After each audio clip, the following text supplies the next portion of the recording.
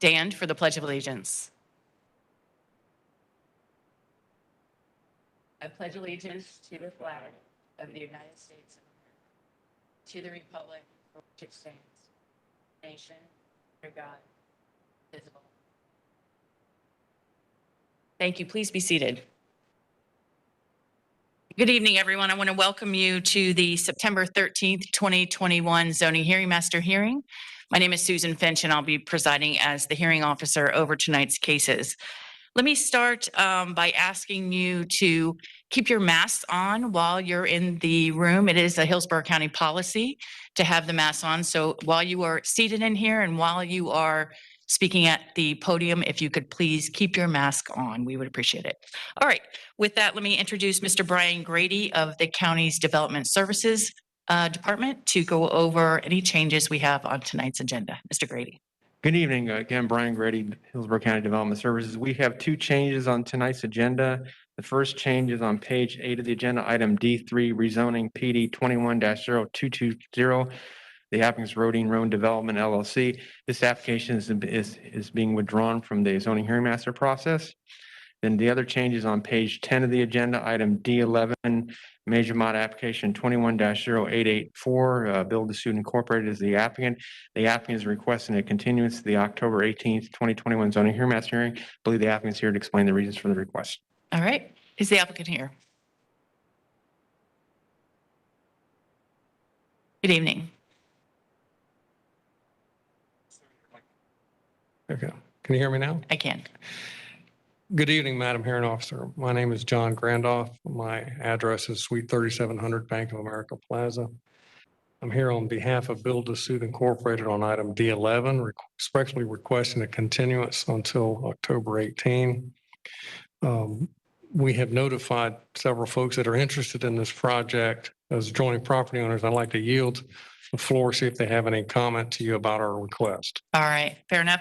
Is there anyone in the room or online that would like to speak to the continuance of agenda item D11, which is major modification 21-0884? Anyone in the room or online?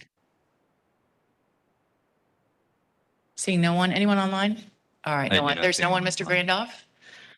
All right, then with that, we will continue major modification 21-0884 to the October 18th, 2021 zoning hearing master hearing at 6 p.m. Thank you very much. I'll now go through the published withdrawals and continuances beginning on page 4 of the agenda. First item is item A1, rezoning PD 18-0798. This application is out of order to be heard and is being continued to the October 18th, 2021 zoning hearing master hearing. Item A2, rezoning PD 20-1142. This application is out of order to be heard and has been continued to the October 18th, 2021 zoning hearing master hearing.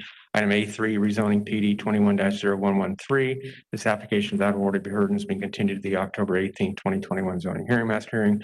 Item A4, major mod application 21-0310. This application is being withdrawn from the zoning hearing master process. Item A5, major mod application 21-0313.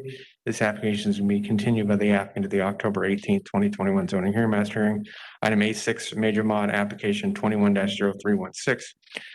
This application is out of order to be heard and has been continued to the October 18th, 2021 zoning hearing master hearing. Item A7, rezoning PD 21-0626. This application is out of order to be heard and has been continued to the October 18th, 2021 zoning hearing master hearing. Item A8, rezoning PD 21-0647. This application is out of order to be heard and has been continued to the October 18th, 2021 zoning hearing master hearing. Item A9, rezoning PD 21-0650. This application is out of order to be heard and has been continued to the October 18th, 2021 zoning hearing master hearing. Item A10, rezoning PD 21-0701. This application has been continued by the applicant to the October 18, 2021 zoning hearing master hearing. Item A11, rezoning PD 21-0744. This application has been continued by the applicant to the November 15th, 2021 zoning hearing master hearing. Item A12, rezoning PD 21-0745. This application is being continued by the applicant to the October 18th, 2021 zoning hearing master hearing. Item A13, rezoning PD 21-0748. This application has been continued by staff to the October 18th, 2021 zoning hearing master hearing. Item A14, rezoning PD 21-0863. This application is out of order to be heard and is being continued to the October 18th, 2021 zoning hearing master hearing.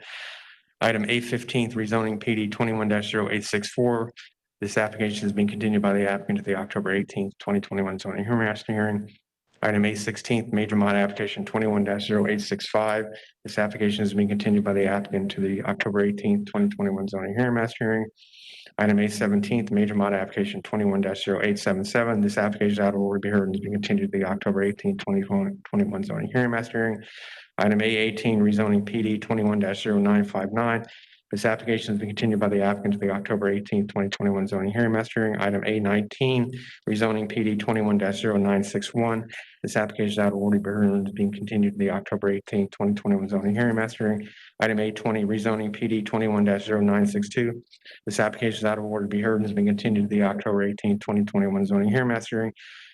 Item A21, major mod 21-0963. This application is out of order to be heard and is being continued to the November 15th, 2021 zoning hearing master hearing. Item A22, rezoning PD 21-0969. This application is being continued by the applicant to the October 18th, 2021 zoning hearing master hearing.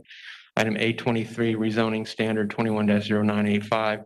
This application is out of order to be heard and is being continued to the October 18th, 2021 zoning hearing master hearing. And item A24, rezoning standard 21-1085. This application is out of order to be heard and is being continued to the October 18th, 2021 zoning hearing master hearing. That concludes all withdrawals and continuances. All right. Thank you so much, Mr. Grady. I appreciate it. Let me start by going over tonight's procedures. Tonight's agenda consists of agenda items that require a public hearing that is to be held before a zoning hearing master prior to the final decision by the Hillsborough County Board of County Commissioners. I'll conduct the hearing tonight as the hearing master and will make a recommendation on each application within 15 business days following tonight's hearing. The recommendations will then be sent to the Board of County Commissioners, who will make the final decision at their public meeting. Our hearing process tonight is informal. I'll ask questions related to the direct testimony. I'll call and question witnesses as I deem appropriate and necessary, and will decide all questions of procedure. Irrelevant, immaterial, or unduly repetitious evidence will be excluded. Any part of evidence may be received in written form, and all testimony must be under oath. Hearsay evidence may be used for the purpose of supplementing or explaining other evidence, but shall not be sufficient in and of itself to support a finding by me unless it would be admissible over objections in a civil action. Our order of presentation tonight is as follows. Mr. Grady will start off. He's with the Development Services Department, and he'll provide a brief introduction of each agenda item. We'll then go to the applicant. The applicant and their entire team has a total of 15 minutes to make their presentation. Next up will be the Hillsborough County Development Services Department planner that was assigned the case. They will have 5 minutes to explain the county staff report and findings. Next up will be the Planning Commission staff. They also have 5 minutes to explain the application's consistency with the county's comprehensive plan. Proponents, next up, proponents have 15 minutes total to speak in favor of an application. And next we go to opponents. Anyone who would like to speak against an application, also total 15 minutes. Next, we go back to county staff, who has 5 minutes to address any issues, comments based on the testimony received tonight. And then finally, we go back to the applicant, who has 5 minutes for rebuttal. I don't believe we'll have an issue tonight with the proponents and opponents timeframe, but if there are a large number of people to speak either for or against a application, we'll take a show of hands and we will divide that 15 minutes amongst them, or you can use a spokesperson to take the majority of the time if that's how you choose to go. For both the county planners, the county's development services staff, and also the planning commission staff, I would ask you to keep your remarks to 5 minutes. That is the prescribed time frame. We had an issue last month where we did not get to all of the cases. I cannot take a case, I cannot open a new case past midnight, and we did not get to the last case. So that applicant is on this hearing. He was continued for a month because we have no choice other than to close the hearing at that midnight hour. When you come up to speak, if you're going to speak either in the room at the podium or if you are online, if you could always start by giving us your name and address for the record. We are recording this hearing and we want to make sure that we have both the information and the transcript correct as to who is speaking to what case. If you are in the room and you are speaking, when you are done, if you could please see Joe to my right, he is with the clerk's office. And if you could sign in both with your name, address, and the application number you are speaking to. Now, next up, let me ask the county attorney to explain the legal requirements that govern your participation at the Board of County Commissioners meeting. Thank you, Madam Hearing Officer. Good evening. My name is Cameron Clark. I'm an assistant county attorney. Tonight's public hearing is the first step of a two-step rezoning process. This hearing is the time for rezoning applicants and interested parties to present evidence and testimony. Any evidence presented tonight will become the complete factual record of each application, and no additional evidence can be introduced after the closing of each application. The second step of the rezoning process is a public meeting before the Board of County Commissioners, where the board will take a decision on each application heard tonight. Tonight's applications are scheduled to be heard by the board at its November 9, 2021 land use meeting. When considering applications, the board will only review the record created at tonight's hearing and the recommendation made by the hearing master for each application. The hearing master will file a recommendation for each application heard tonight on October 4th. The Board of County Commissioners has established a policy that directs which rezoning and major modification applications are to be placed on the consent agenda of the board land use meeting. Applications that propose to add density outside the urban service area and applications that are on roadways with a failing level of service are not qualified for placement on the consent agenda. Applications that do not have consistent recommendations of approval or denial are also not qualified to be placed on the consent agenda. Finally, applications that have had evidence or testimony provided to the record by non-applicant parties of record, either prior to or at tonight's public hearing, are not qualified to be for placement on the consent agenda. The board shall allow public testimony by parties of record at its meeting to consider the hearing master's recommendation for any item on the regular agenda. Any public testimony shall be limited to the record of the proceedings before the hearing master unless additional evidence has been found admissible in accordance with section 10.03.04D of the Land Development Code. A party of record is an individual who fits into one of the following four categories. First, someone who is present tonight and presents testimony or evidence. Second, who is certified by the U.S. Service as having held notice of. Third, one who submitted evidence to the master file at least 2 business days before. Fourth, documented evidence by proxy. Again, the content of oral shall be limited to testimony and other evidence submitted verbally or writing to the hearing tonight. It's the role of the county attorney's office to ensure that only individuals who have met these requirements are allowed to speak before the board, and to ensure that no new testimony is introduced or allowed. For these reasons, all information you can afford to consider public meeting in tonight's record. Thank you. Thank you, Mr. Clark. I appreciate it. For anyone in the room or online, the review process and standing before the ability to speak before the Board of County Commissioners is included in written form in tonight's agenda if you'd like to review it. As I mentioned, all testimony must be under oath. So if you plan to speak tonight, either in the room or virtually, if you could please stand and raise your right hand and I'll swear you in. Do you solemnly swear to tell the truth, the whole truth, and nothing but the truth, so help you God? I do. Please be seated. Mr. Grady, let's call the first case.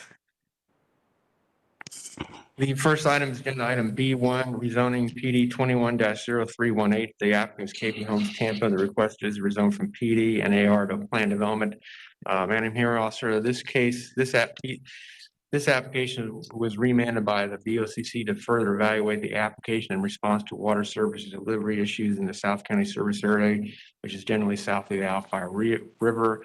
Water Resources Services has submitted revised comments in a statement outlining the water service delivery issues in detail. Those comments were handed out to you in hard copy form this evening. The comments note to address the water service delivery issues that 2 CIP projects are under construction that will improve water pressure and flow to the area.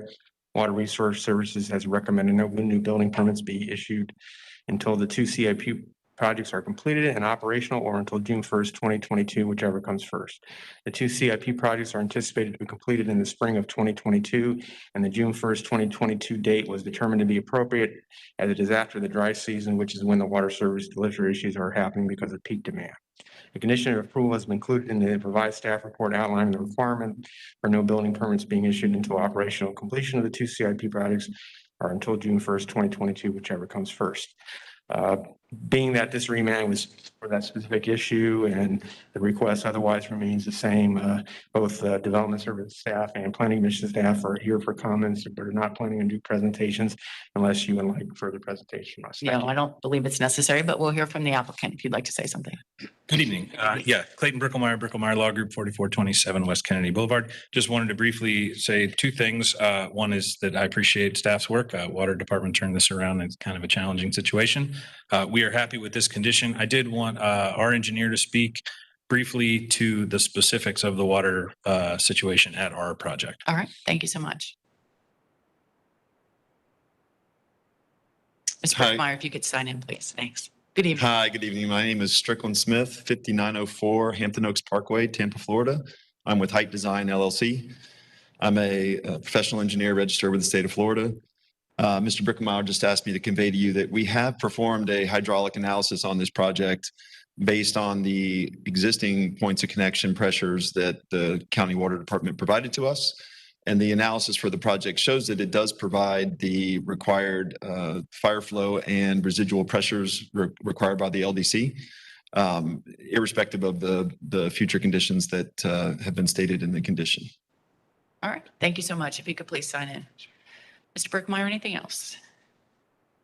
That concludes my presentation. All I right, would ask thank for your recommendation. Thank you. Thank you so much. All right, so we're going to skip the staff reports. Is there anyone in the room that would like to speak to the remand issue, which is the water resource comment, or online, anyone? All right, no one. Then we will close rezoning PD 21-0318 and go to the next case. The next item is agenda item C1, rezoning standard 21-0870. The applicant is John McCary, Five Star Roofing and Construction Incorporated. The request is to rezone from ASC 1 agricultural single length conventional minimum lot size 1 unit per acre to commercial intensive with restrictions. Chris Grandel Leonard will provide staff recommendation after presentation by the applicant. Right, is the applicant here? Good evening, sir. Good evening, staff. And thanks for having me in here and listening to me. I'm from Five Star Roofing. My name is John McCary. I live at 7604 Lakeside Boulevard, Tampa, 33614. Okay, I'm here because I have an agreement to purchase a piece of property from residents consisting of parcel number 060063 and half of 060065. The reason I want to purchase it is to put my roofing warehouse and office on this space. It's a little less than 2 acres. The zoning on it presently is ASC 1 and I want to rezone that to CI, commercial intensive with restrictions. Since, like I said, I'm doing this, and the agreement with Mr. Rolls, who owns the property, is contingent upon approval for me to do this. So I don't have the funds to go through a PD, and I don't think I need to go through a PD on this. So I have no objections from any of the zoning staff at all, except for they did have some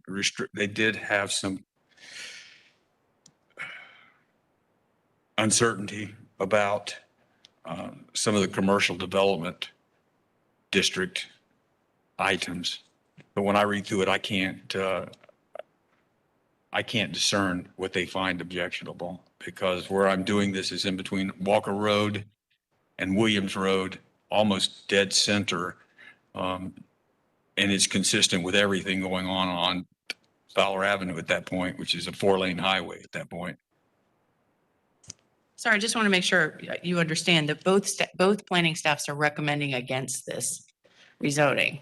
They have objections The Development Services staff is not supporting it, and the Planning Commission is not recommending it as well. So you have both recommendations against your rezoning, just so you understand. Yeah, I've read through all of them, and when I Okay. read what their objections are, Okay. it's like the difference between objecting to, so you're supposed to have 45 or 46 of something, and you have 44 and a half. So I don't understand. When I read through their things, it doesn't add up. So I'm asking for a waiver on the transportation, because they also said the transportation impact or whatever requirements they had. So I asked for a waiver on that. The comprehensive plan, I can't read through it and determine what they find objectionable, because within 400 feet of me, they just approved a pharmacy, a Walgreens, I believe, another gas station, and 9 multifamily buildings on the old Big Top Flea Market site. Across the street from me is a complete area that is basically, in all practical purposes, CI, because it's a storage trailer yard and it's huge. There's also a RV park across the street, a nursery across the street, a huge cubic storage place to the west, and to the east is a liquor store and a public shopping center. All I'm going to do on this side is have a warehouse. My office probably has a total of 20 people coming and going, just office staff every day. When you look at the transportation analysis, there's like 4,500 drivers on that road created by this PD to the west of me. And what kind of business are you in? I have a roofing business. So where would you store the materials? Material stays in the warehouse. The only reason that has to be CI is because my roofing trucks are parked on the site. I have a picture of my plan, which is in the, you can look at it either way. It's on the additional information I put in, which appears to be, remember that all I can get through the intake system is an 8.5 by 11. So I have an 8.5 by 11. Also have a full-size plan that I did, which is basically a blow-up of the 8.5 by 11. You're welcome. There's a overhead right here. You can show whatever graphic you'd like. Mr. Randolph, can I get you to come in and sign in, please?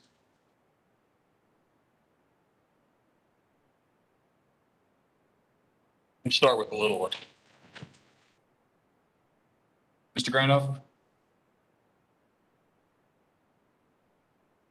You just signed in from earlier, sir. This is Mike, sir. Yeah, you Okay, can use that well- microphone. The roadway out to Fowler, and I've also gone through FDOT and checked with them. Water from Temple Terrace, water and sewer, no objections, and they agree there's that capacity.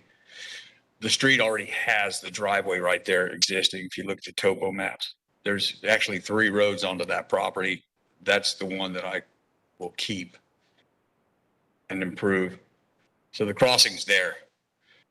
That piece of property is as it is, and as you're looking there, you see the front portion. The front portion will be the office portion. The back will be the warehouse portion. This is a wish list building. It's a covered storage parking area that I would like to leave my equipment under. But if not, it would flow out to, the property is actually a little deeper in the back.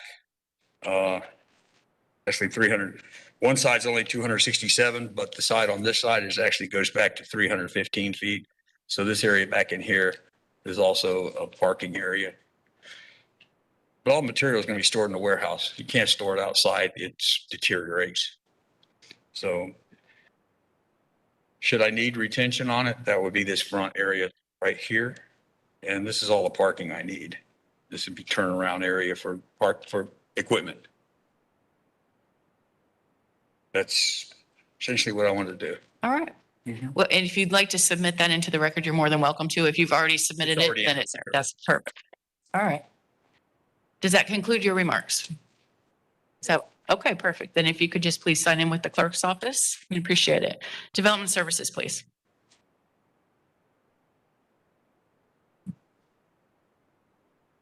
Okay. Good evening. Just getting my presentation up. Just sign in. Let's see. Okay, is my presentation visible? Okay. Yes. Okay. Well, good evening. My name is Chris Graulenard, the planner with Development Services with doing standard rezoning 21-0870. They're asking to rezone from existing ASC 1 zoning district to the proposed commercial intensive restricted zoning district. The general location is at 9440 East Fowler Avenue in Thonotosassa, located on the north side of East Fowler Avenue and 430 feet east of Walker Road. It's located in the urban service area and in the Thonotosassa community plan area. The future land use is suburban mixed use 6. The entire property is surrounded by it. The density is 6 dwelling units per acre, or an intensity of 0.25 FAR. Zoning classification is currently agricultural single family conventional. To the north is ASC 1 and RSC 9. To the south is a PD 890052, which is an RV park. Zoning district to the east is ASC 1, and zoning district to the west is RSC 2 with an MH overlay and commercial neighborhood. Current zoning allows for agricultural and agricultural single family residential, and allows for 1 dwelling unit. And the proposed CI commercial intensive restricted zoning allows intensive commercial, office, and personal services with the restricted, with a maximum square footage of 25,613. And this is a mathematical maximum. Could be reduced by requirements of site development requirements. The surrounding zoning and development pattern consists of single-family residential and an RV park. The subject parcel is adjacent to residential zone properties on every side, except for the west, where it is adjacent to commercial neighborhood district with a current single-family residential use. The proposed commercial intensive restricted use is a commercial intensive restricted use is a contractor's office with an accessory open storage. The open storage would be adjacent to residential homes. The open storage of equipment and materials, the business and trucks, raise compatibility issues and concerns with the neighboring lots. In addition, the general area of the north side of Fowler consists of mostly single-family residential along with a county park. The existing commercial zonings on the north side of the Fowler Avenue do not allow for open storage of materials. Meanwhile, the area to the south side of Fowler consists of mostly commercial, such as retail stores. The proposed CI restricted with open storage would be consistent with the character of the neighborhood on the north side of Fowler Avenue. The Planning Commission found the proposal inconsistent, and in the report mentioned several compatibility concerns regarding the proposed rezoning, such as the subject site does not meet commercial locational criteria, commercial locational criteria. The applicant has requested a waiver, which is in the record. The proposed use does not provide a gradual transition of uses between residential and non-residential land uses located directly north and east of the subject site and described in the neighborhood protection policy 16.2 under objective 16 of the future land use element. The applicant has offered restrictions to mitigate conflicts with the comprehensive plan. Number 1, the use will be restricted to a contractor's office with accessory open storage with no public or retail operation. Number 2, the operating hours will be 8 a.m. to 5 p.m. Monday through Friday. Number 3, the office will have an average of 20 employees at the business location. And number 4, equipment and materials movement and delivery will be done on average of 2 hours a day. Staff has concerns with the restrictions on average number of employees and average equipment material delivery as they appear to be not enforceable. The applicant is requesting to rezone from ASC 1 to CI restricted. Based on the SMU 6 future land use classification, the surrounding zoning and development pattern, and the proposed uses development standards for the CIR zoning district, staff finds the request not supportable. I'm glad to answer any questions you may have. No questions at this time, but thank you. Planning Commission, please. Good evening, Melissa Leinhardt, Planning Hi, Commission yeah. staff. The subject property is located within the suburban mixed use 6 future land use category. It is in the urban service area and also located within the limits of the Thanota-Sassa Community Plan. Objective 1 of the future land use element of the comprehensive plan states that 80% of the population growth will be in the urban service area. According to policy 1.4, compatibility is defined as the characteristics of different uses or activities or design which allow them to be located near or adjacent to each other in harmony. Some elements affecting compatibility include the following: height, scale, mass, and bulk of structures, pedestrian or vehicular traffic, circulation, access and parking impacts, landscaping, lighting, noise, odor, and architecture. Compatibility does not mean the same as, rather it refers to the sensitivity of development proposals in maintaining the character of existing development. The proposed rezoning does not meet the intent of policy 1.4 and is not compatible with the surrounding area, which contains single-family residential directly adjacent to the north, west, and east. Placing commercial intensive uses next to single-family residential presents a compatibility concern. As the proposed rezoning is through a standard zoning district, Planning Commission staff is unable to evaluate a site plan and the placement of each of the uses and how the proposed rezoning would maintain the character of existing development in the surrounding area. Planning Commission staff is responsible for evaluating the rezoning request for compatibility per comprehensive plan policy direction, and we have determined that the proposed zoning to CIR presents a compatibility concern with the surrounding area.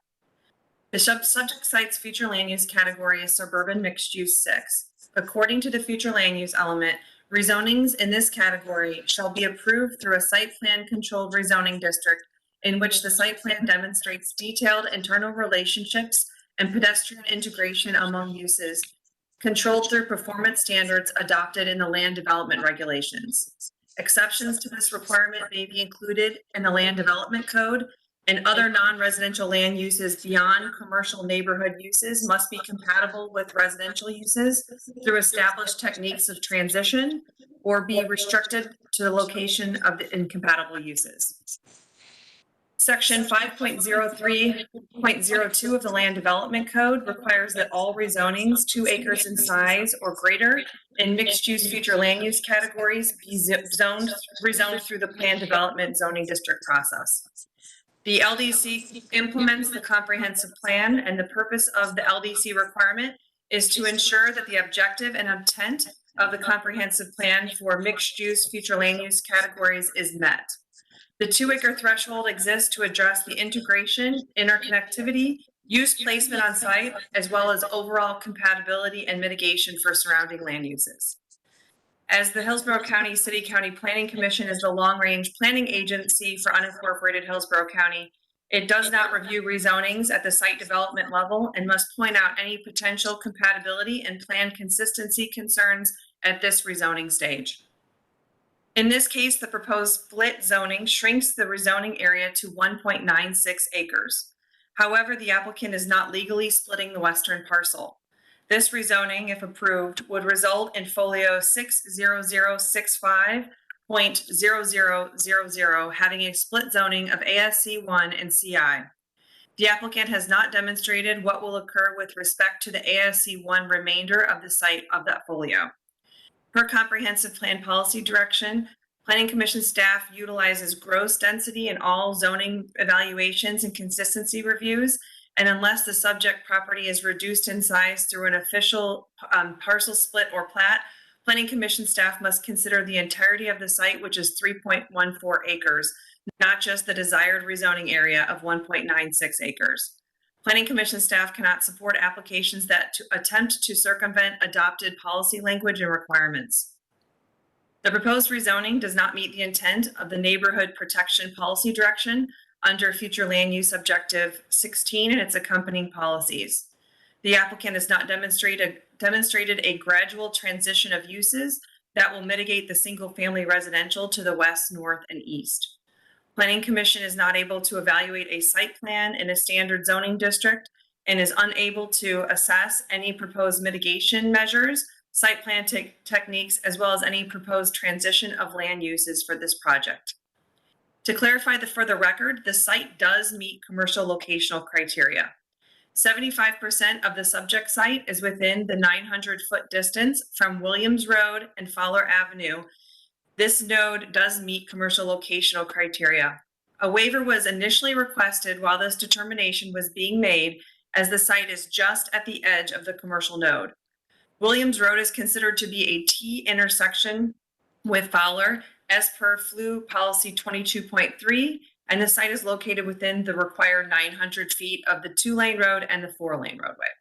However, as per Future Land Use Element policy 22.7, commercial locational criteria is not the only factor to be considered when considering for approval for commercial developments, and the aforementioned compatibility concerns remain.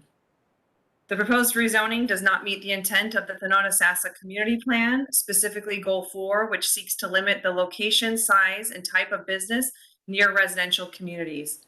Planning Commission staff does not support the placement of warehouse and open storage uses adjacent to single-family residential uses. Overall, Planning Commission staff has compatibility concerns with regard to the proposed use and its intensity adjacent to existing residential development. Planning Commission staff does not support proposals that circumvent adopted policy language within the comprehensive plan. The site does not contribute to a development pattern that is consistent with policy direction. And based upon those considerations, Planning Commission staff finds the proposed rezoning inconsistent with the Future of Hillsborough Comprehensive Plan for unincorporated Hillsborough County. Thank you. Thank you. I appreciate it, Ms. Leonard. All right. Is there anyone in the room or online that would like to speak in support of this application? Anyone that wants to testify in support? Seeing no one, anyone in opposition to this request? No one online? All right. Sir, you have 5 minutes for rebuttal. While the applicant's coming up, I just want to note something for the record. As you know, this is a standard zoning district, so there's not a site plan associated with it. I would note that, again, in the applicant's testimony, he made reference to the open storage area being limited to, I guess, vehicles or commercial vehicles.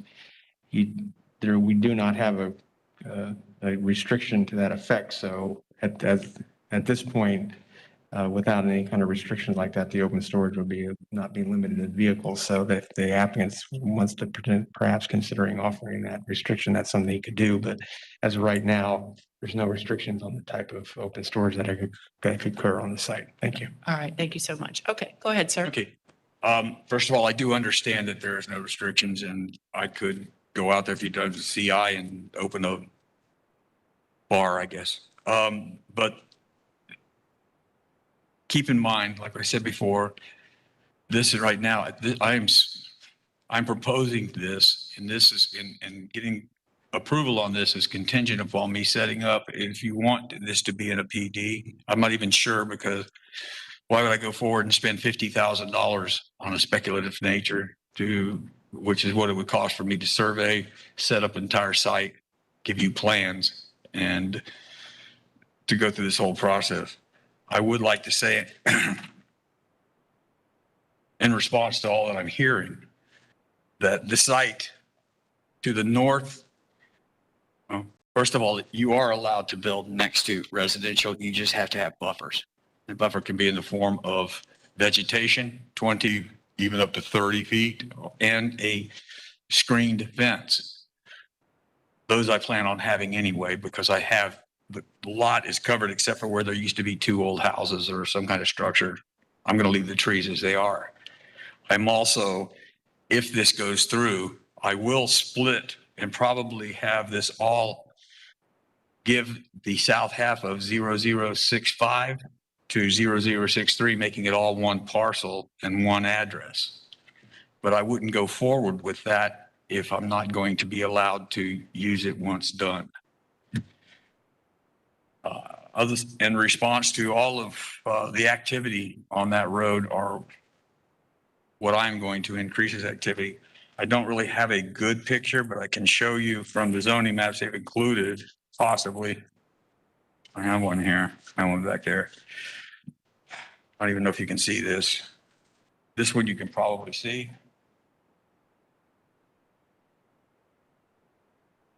This north half is not part of this. That's the north half. That's the north half of 0065, which I intend to. This is 0062. This is 0064.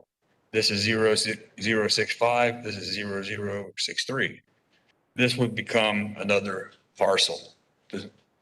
That's what the whole splitting of this lot is. I don't want to be back here. This is a small, older subdivision. I don't know if you call that a neighborhood. It's next to the old dump that was back there. Right here, there are houses. This is a gun range. This is the project, the PD that we were talking about. It's going to be the new all commercial plus multifamily. This is another commercial building. I'm not sure exactly what they do, but it's a large storage area. It's all brick structure. This is another CM storage structure. If you start this way, this is a RV park. This is entire RV and storage. I'm not sure what they do out of this building. Right here is a liquor store, and there's Winn-Dixie. Across the street on this side was a Family Dollar. I don't think it's occupied right now. If you're talking about the park, this park is back here. It's buffered by this entire 1 acre lot, this 1 acre lot, and this 1 acre lot border all this. This is an FDOT piece of property that they own. Not sure what this one is, but I think it's commercial. So I don't think I'm encroaching upon any neighborhoods. This is a 4-lane highway, Fowler Avenue. This is Fort King or 301 right here. This is Jefferson, large intersection, and Terrace Community is farther down the road, all the way over to the bypass canal. Quite frankly, I don't think anybody's going to know I'm there, but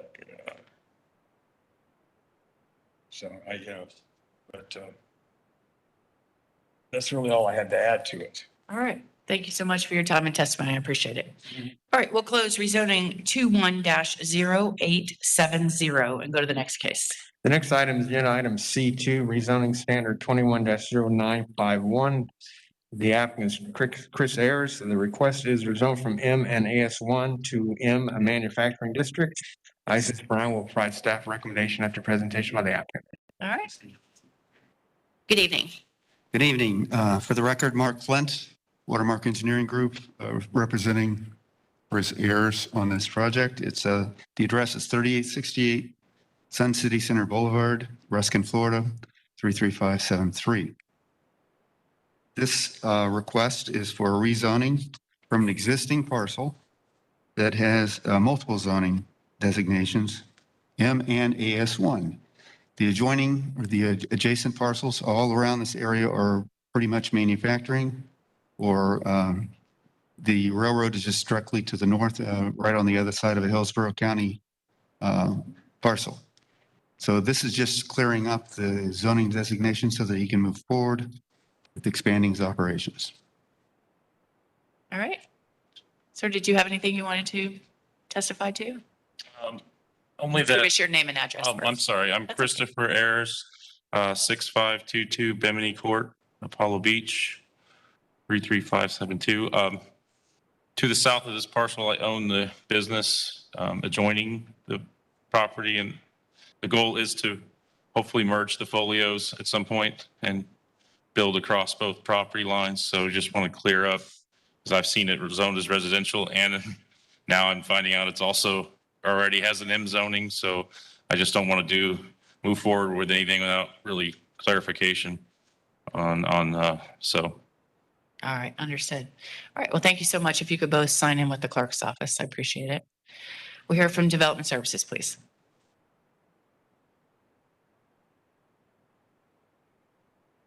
Good evening, Isis Brown, Hillsborough County Development Services. Reporting case RCSTD 21-0951. The applicant is requesting to rezone from agricultural single-family residential and manufacturing M zoning districts to the proposed manufacturing zoning districts. The site has no current address with folio number 65619.000, approximately 450 feet southeast of the intersection of East Broadway Avenue and North Falkenberg Road North. It's located west of I-75 and in the urban service area, and located in the Brandon Community Plan area. Current future land use designation category, it's urban mixed use 20, UMU20. To the immediate north, south, east, and west, it's UM20 as well. The current density is 1 dwelling unit and the per acre and the 0.75 floor FAR. The proposed density would be the 0.75 FAR. Currently, as said, the zoning district is AS1 and M. To the immediate north, it's ASC1, and to the southeast and west, it's all manufacturing. These are just mathematical maximum entitlements, which may be for the showing the current and the proposed zone rezone. The surrounding zoning and development pattern consists of light industrial, mixed, and commercial uses. A majority of the area to the north and south of the subject site is within the UMU20 film category, which has the potential to permit light industrial and commercial office and multipurpose uses.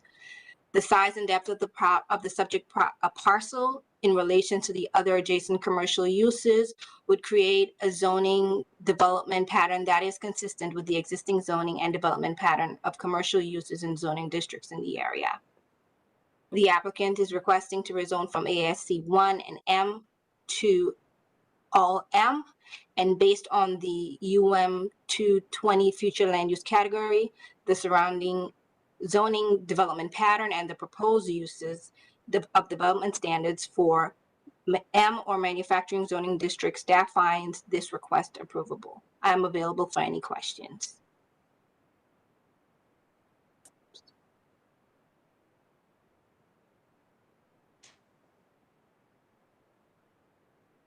Go ahead, Planning Commission. Thank you. Sorry, did not hear my cue. Melissa Leinhardt, Planning Commission staff. The subject property is located in the urban mixed use 20 future land use category. It is in the urban service area, and the subject property is also located within the limits of the Brandon Community Plan. The subject site is part of a small cluster of parcels with agricultural single family 1 zoning that are surrounded by manufacturing zoned parcels. As policy 1.4 states, compatibility does not mean the same as, rather it refers to the sensitivity of development proposals and maintaining the character of existing development. The subject property is located in an area with heavy industrial, light industrial, and public institutional uses. The proposed rezoning to manufacturing is therefore compatible with the character of the surrounding area. The proposed rezoning also meets the intent of the neighborhood compatibility and protection policies outlined in future land use element objective 16 and its accompanying policies. These policies emphasize the need to protect differing uses and achieve compatibility through site planning, buffering, screening, gradual transitions, and locational criteria. The subject site is located in an area where existing uses are intense in nature.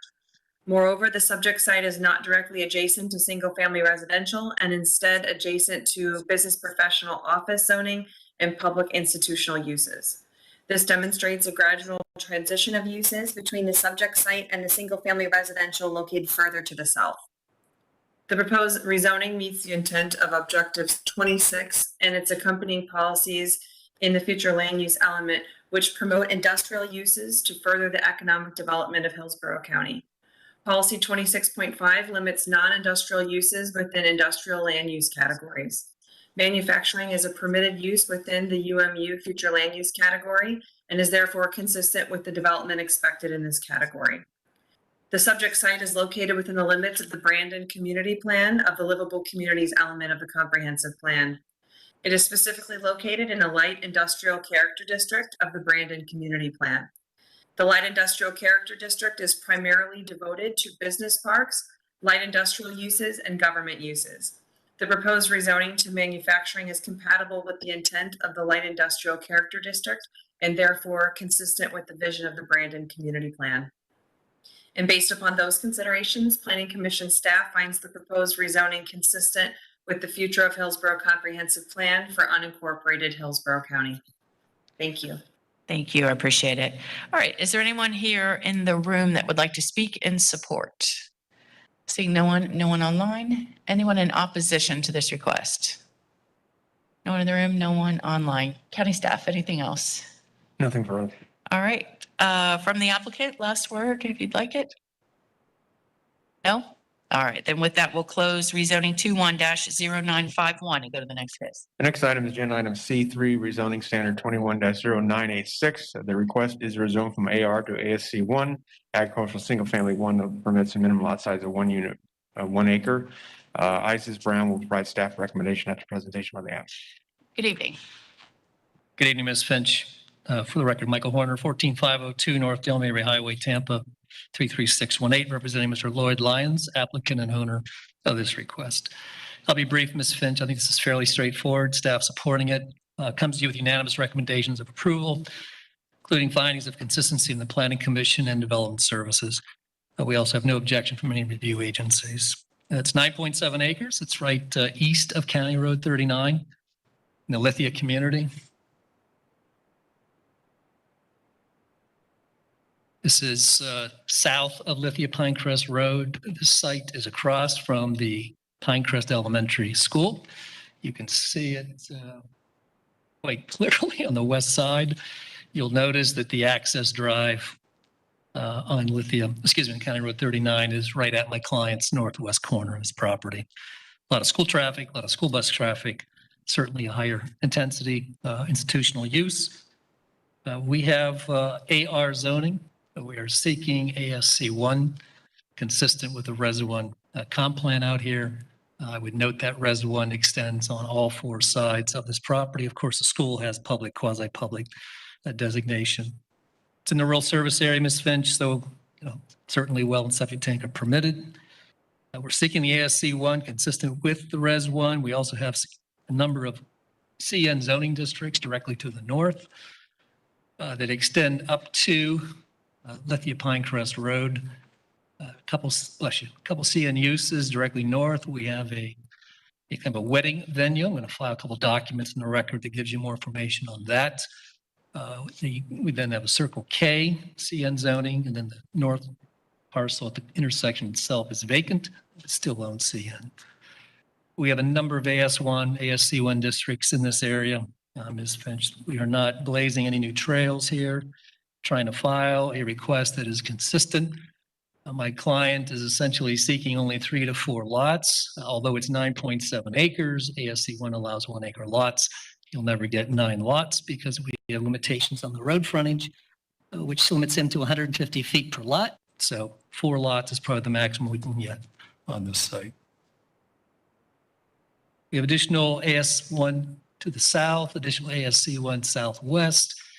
Then you pass a couple AR tracks. I did a couple sketch zoning districts for you. I'm not going to go over them on the record, but I will file them into the record so you can see that AS1 and ASC1 pattern continues. I'm not aware of any objections, any opposition, Ms. Finch. Consistent with all plan policies. I'm not aware of any objections from any review agencies. Happy to answer any questions. Thank you. No questions. Thank you. Development Services.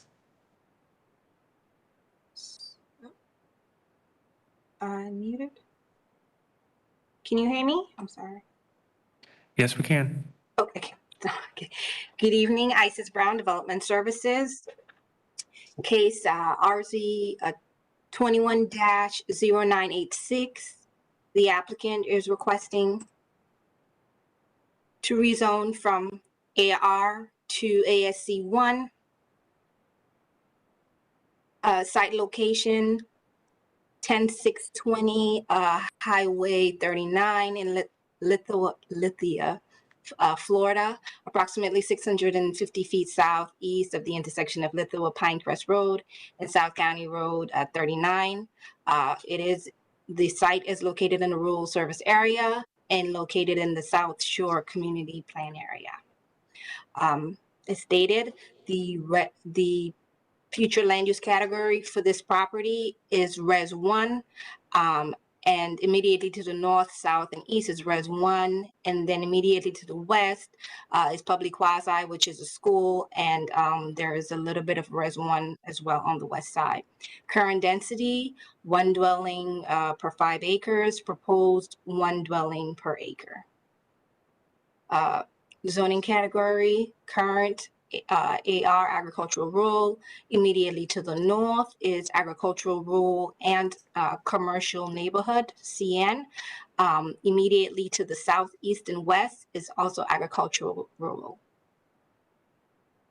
And these are the mathematical maximum entitlements for the property.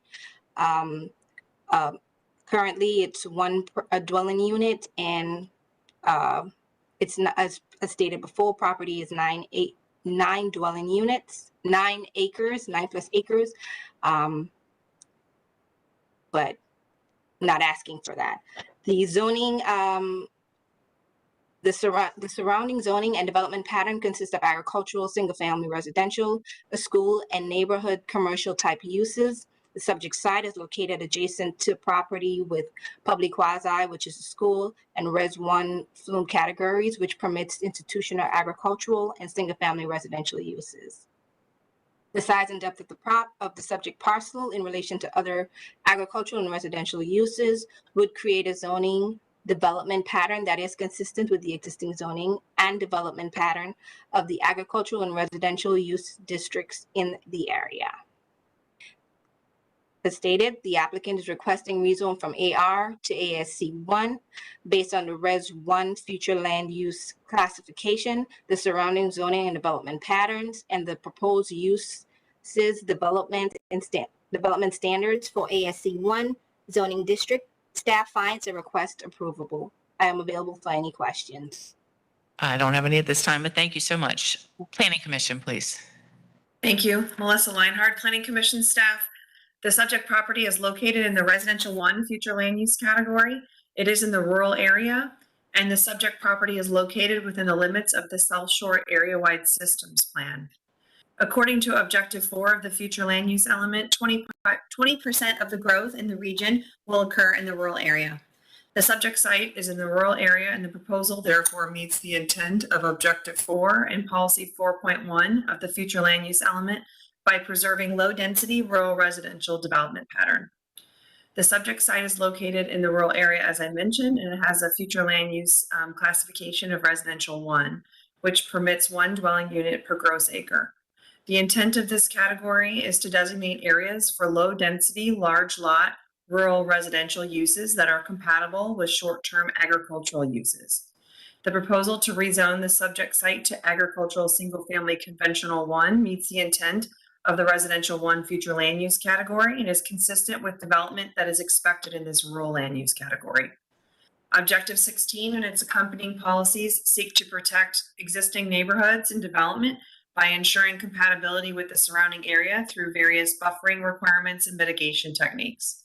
Policy 16.8 specifically requires the density and lot sizes of the surrounding area to be compatible with new development. The existing uses in the area are agricultural, which are compatible with the scale of the proposed residential uses. In this case, the surrounding area also has existing agricultural zoning districts in the immediate vicinity and preserves the existing rural residential character of the area. The proposal is therefore compatible with the surrounding area and is consistent with policy direction. The proposed rezoning also meets the intent of the agricultural general and retention policies under policy 29.4 and 30.6 of the future land use element. These policies provide for the preservation and expansion of agricultural and related uses, especially in the rural area. The subject site is in the rural area and is seeking to rezone to a rural and agricultural scale residential zoning district, ASC 1. The proposed rezoning also meets the intent of the cultural goals of the South Shore Area-Wide Systems Plan that seeks to balance residential growth with existing agricultural scale activities. The proposed rezoning also meets the intent of the economic goal regarding the future conversion of land in the rural area to be at a rural scale and agriculturally related.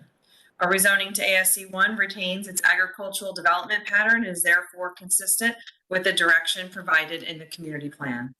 Based upon those considerations, Planning Commission staff finds the proposed rezoning consistent with the future of Hillsborough Comprehensive Plan for unincorporated Hillsborough County. I was going to say subject to conditions, but I will take that back. It is a standard rezoning, so there are no conditions. Thank you. We do get on autopilot sometimes. A little bit. All right. Thank you so much. Is there anyone in the room or online that would like to speak in support? Seeing no one, anyone in opposition to this request? No one. All right. County staff, anything else? Nothing further. Mr. Horner, you have the last word. Nothing further, Ms. Finch. Thank you. Thank you. I appreciate it. We'll close rezoning 21-0986 and go to the next case. The next item is agenda item C4, rezoning standard 21-1050. The request is rezoned from agricultural rural to ASC 1, which allows for a minimum lot size of 1 unit, 1 acre. Sam Ball will provide staff recommendation after presentation by the applicant. All right. Is the applicant here?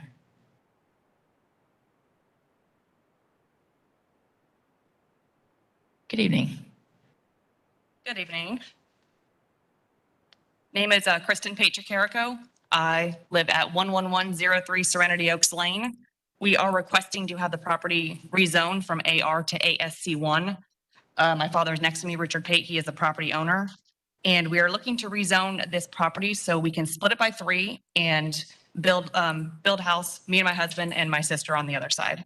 So keeping the property in the family, and that's all we're looking to do. All right. Thank you so much. If you could please sign in. Awesome. Sir, did you want to add anything? You don't have to. Okay. If you could please sign in, please. Development Services. That's okay. Okay. Can you see the presentation? Yes, we can. Oh, thank you. Okay. Good evening. Sam Ball of Hillsborough County Development Services. The applicant is requesting to rezone from AR agricultural rural to ASC 1 agricultural single family conventional.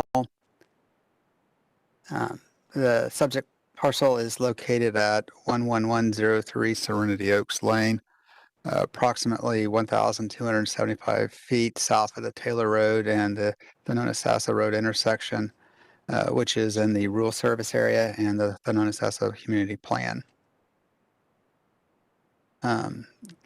The property associated with standard rezoning 21-1050 has a future land use designation of R1 residential 1. The R1 category permits consideration of residential densities up to a maximum density of 1 unit per acre and non-residential intensities up to a maximum floor area ratio of 0.25. Nearby future land use categories include R1, R2, and R6.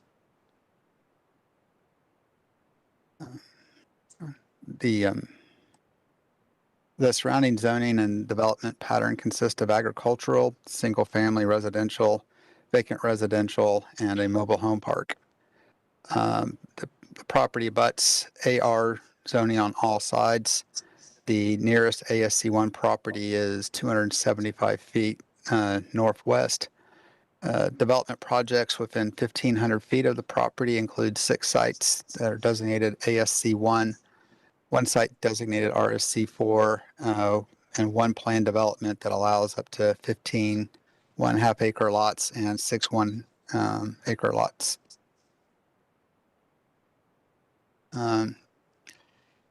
ASC 1 requires a minimum requires a 1 acre minimum lot size, which could potentially allow for 5 lots on the 5 acre site. And, um, and based on the R1 future land use classification, the surrounding zoning and development pattern, and the proposed uses and development standards for ASC1 zoning district, staff finds the request approvable. That concludes my presentation. I'm available for any questions. No questions at this time, but thank you so much. Planning Commission, please. Thank you. Melissa Leinhard, Planning Commission staff. The subject property is located in the Residential 1 future land use category. It is in the rural area and also located within the limits of the Thanota-Sassa Community Plan. Objective 4 of the future land use element of the comprehensive plan notes that 20% of the growth in the region will occur in the rural area. The subject site is in the rural area, and the proposal therefore meets the intent of Objective 4 and Policy 4.1 of the future land use element by maintaining the low density, large lot residential character of the rural area. The subject site is located in the Residential 1 future land use category, which permits 1 dwelling unit per gross acre.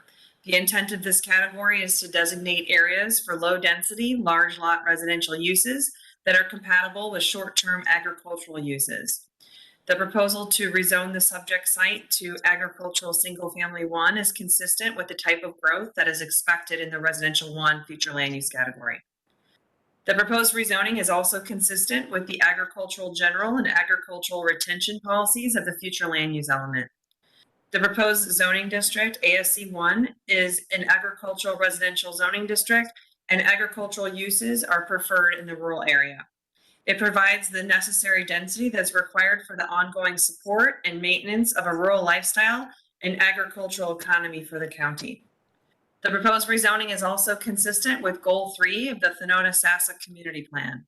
This goal urges the preservation and development of rural, low-density residential development.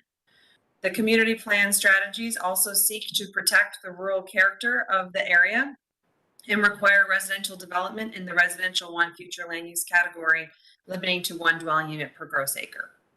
The proposed rezoning to ASC1 meets the intent of the goals and strategies of the Thanota-Sassa Community Plan. Based upon those considerations, Planning Commission staff finds the proposed rezoning consistent with the Future of Hillsborough Comprehensive Plan for unincorporated Hillsborough County. Thank you. Thank you. I appreciate it. All right. Is there anyone that would like to speak in support of this application? Seeing no one in the room, no one on. Oh, there is one person. Sir, come back. The podium blocks my view. Sorry. Please come forward. Give us your name and address, please. Good evening. My name is John Tricarico, address 11103 Serenity Oaks Lane, Thanota-Sassa 33592. First and foremost, I'm a career firefighter with 6 years of service with the intent of minimum of 25 plus years in the Tampa Bay area community. In regards to the rezone hearing at this address 11103 Serenity Oaks, I am in full support of Kristen Tricarico and the property owner, Mr. Richard Pate. Okay, thank you so much. Thank you for your service. If you could please sign in with the clerk's office. Anyone else that would like to speak in support? All right, anyone in opposition to this request? Seeing no one. County staff, anything else? Nothing further. All right, ma'am, you have the last word if you need it.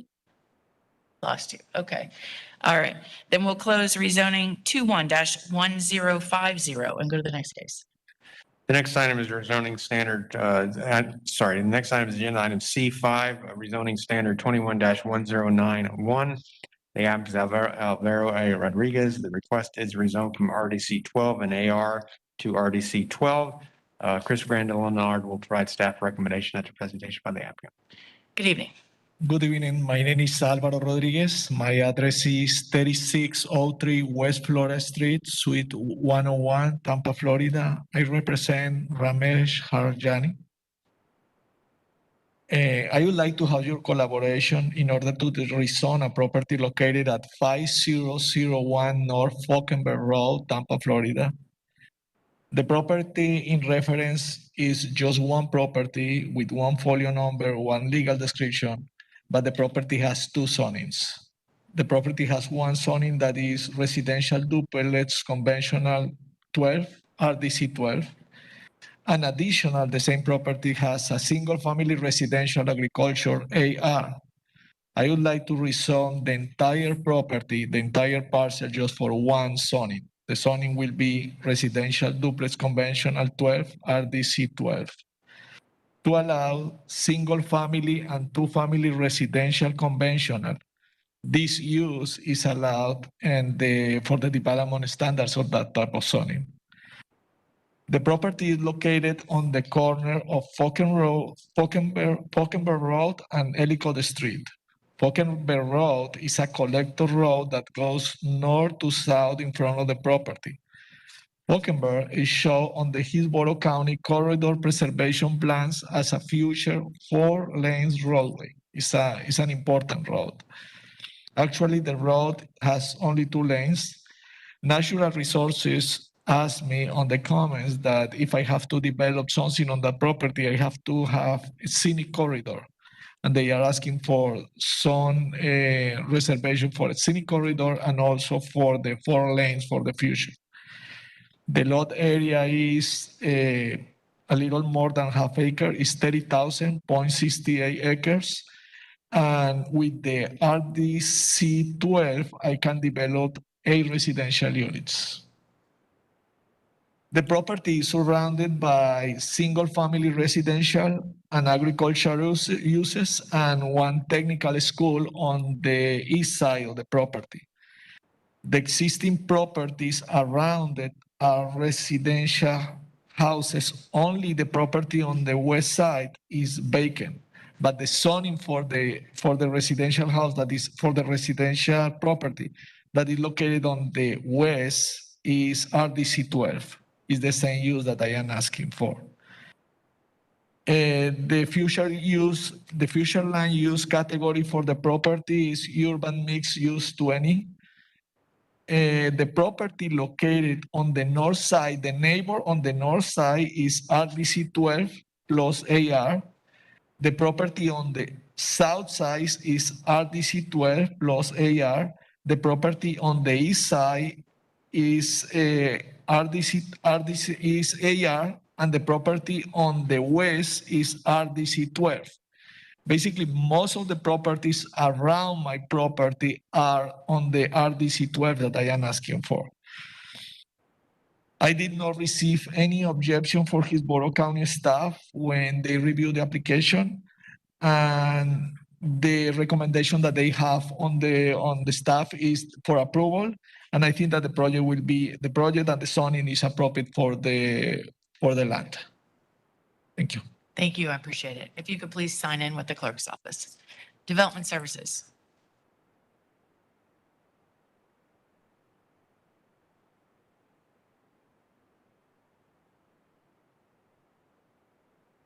Okay, just 1 second.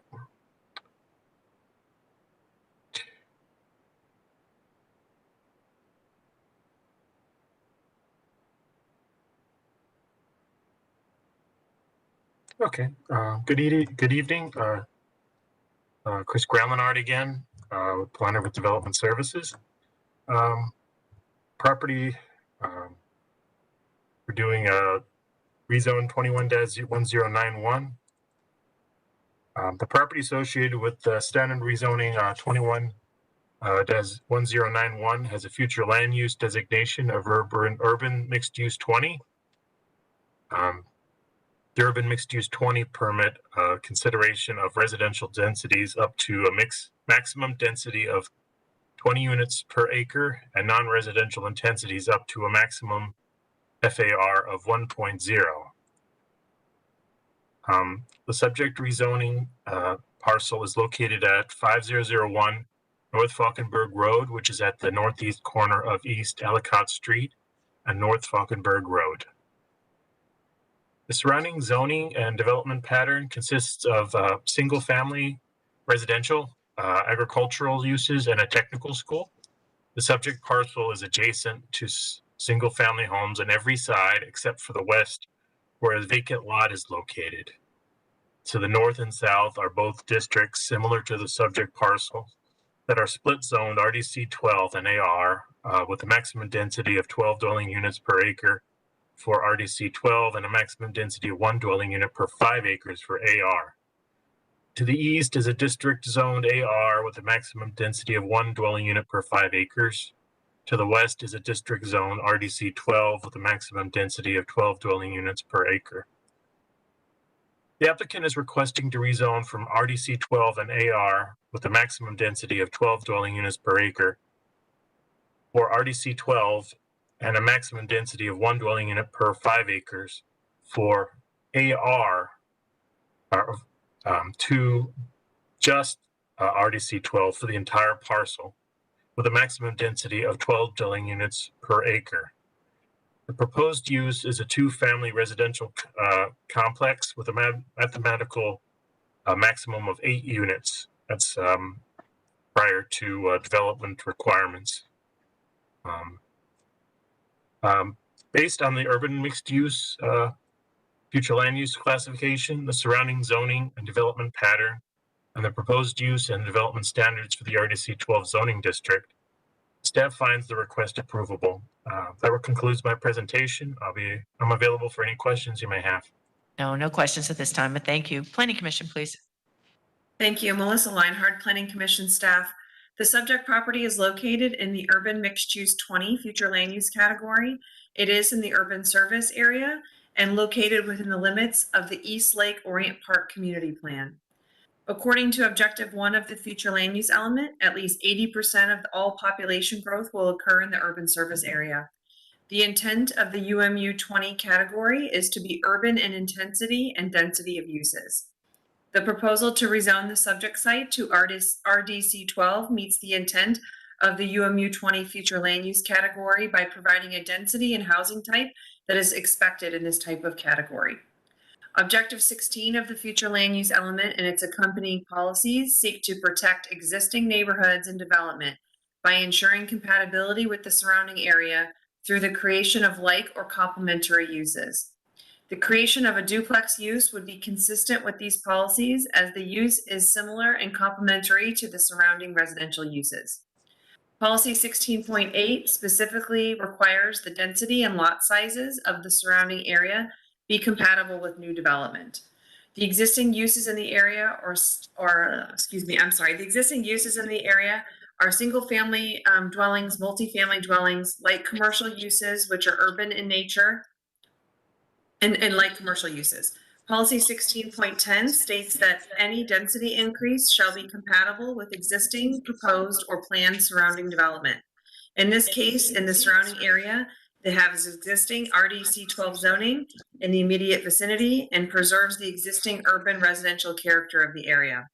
The proposal is therefore compatible with the surrounding area and meets the intent of Objective 16 and its accompanying policies with regard to compatibility. The community design component in the future land use element provides policy direction in Goal 5 regarding neighborhood level design. Goal 12 and Objective 12-1 directs new development to relate to its predominant character of the surroundings and be designed to be compatible with the area. As the surrounding land use pattern is primarily residential with a residential density that is urban in nature, a rezoning request to allow RDC 12 would be compatible with the surrounding area and the existing development pattern. The proposed rezoning is consistent with the vision of the East Lake Orient Park Community Plan, which seeks to develop housing opportunities. Rezoning the AR portion of the parcel to RDC 12 provides an opportunity to create a new residential development option. This further supports the goals in the plan that seek to create affordable housing opportunities that accommodate a diverse population and income level and promotes home ownership and allows higher density quality residential dwelling units. Based upon those considerations, Planning Commission staff finds the proposed rezoning consistent with the Future of Hillsborough Comprehensive Plan for unincorporated Hillsborough County. Thank you. All right, thank you. I appreciate it. All right, is there anyone in the room that would like to speak in support? Anyone in favor? Seeing no one online. Anyone in opposition to this request? No one? One person? Mr. Rojas? All right.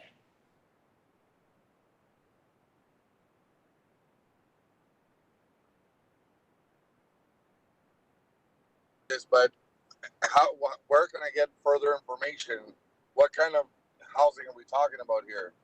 We just Mr. bought Rojas, the property. Yes, Mr. Ross, can if you I hear me? could stop you, excuse me, if you could just give us your name and address before you begin your testimony, please. Thank you. Yeah, Juan Rojas, and my address is 5005 North Falconberg Road, the property adjacent to the property in question. The property applying for the rezoning. All right. And do you have a camera that you can turn on? You're required to have that on to speak. Okay. Let me see. Audio only. I had the camera on earlier.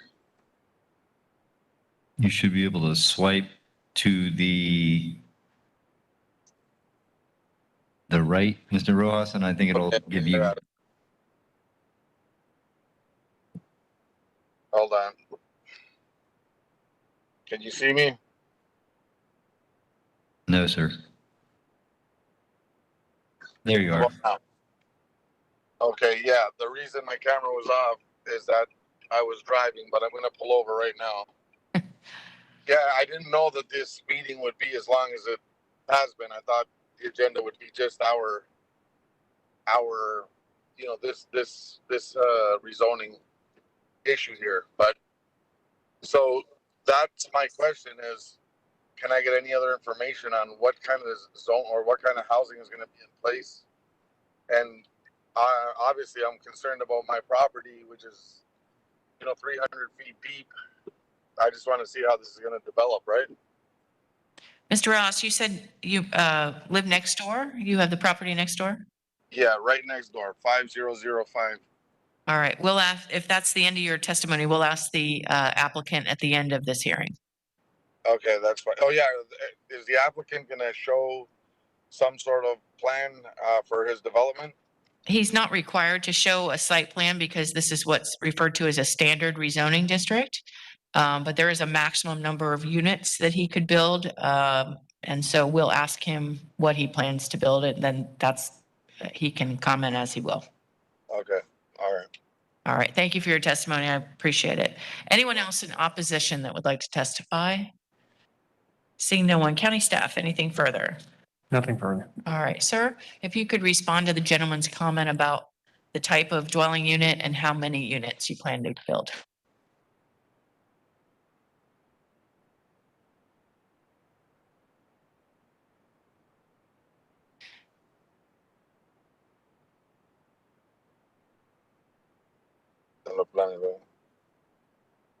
Okay, we just try to get a general idea how many units we can fit there, but the maximum number of units that we are thinking will be 8 units. Will be only 2 buildings and will be 16 parking spaces, 2 parking spaces for each unit.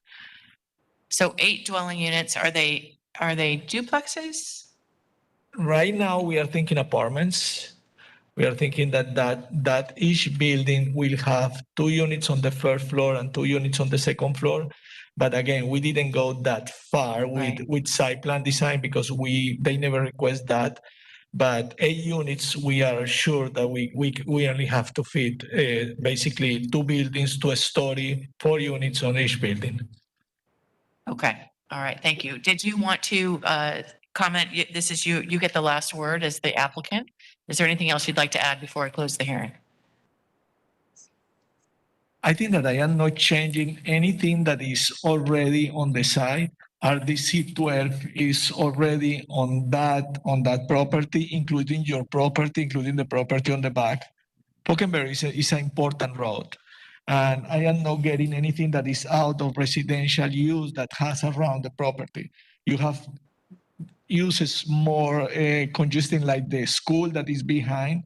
This will be just for 4 houses or 4 apartments or 8 houses or 8 townhomes or 8 apartments.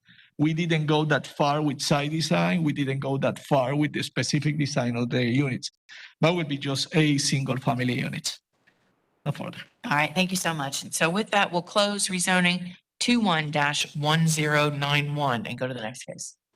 The next case is agenda item D1, rezoning PD 21-0749. The applicant's Cheryl Curry Killion. The request is rezone from CG to a planned development. Tanya Chappelle will provide staff recommendation after the presentation by the applicant.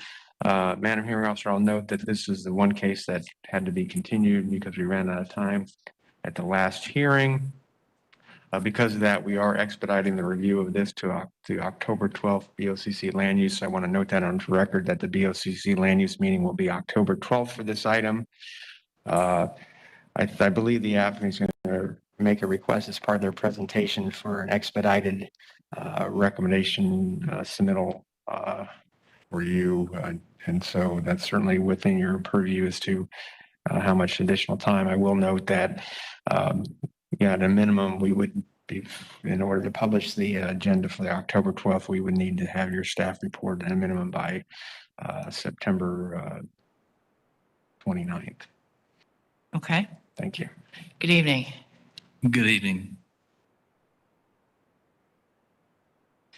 Good evening, Madam Hearing Officer.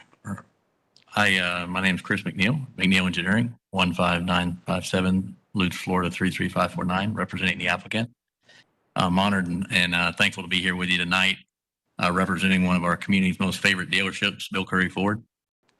I'm also accompanied by Les Craft of Dealership Solutions, who is the contractor for this project.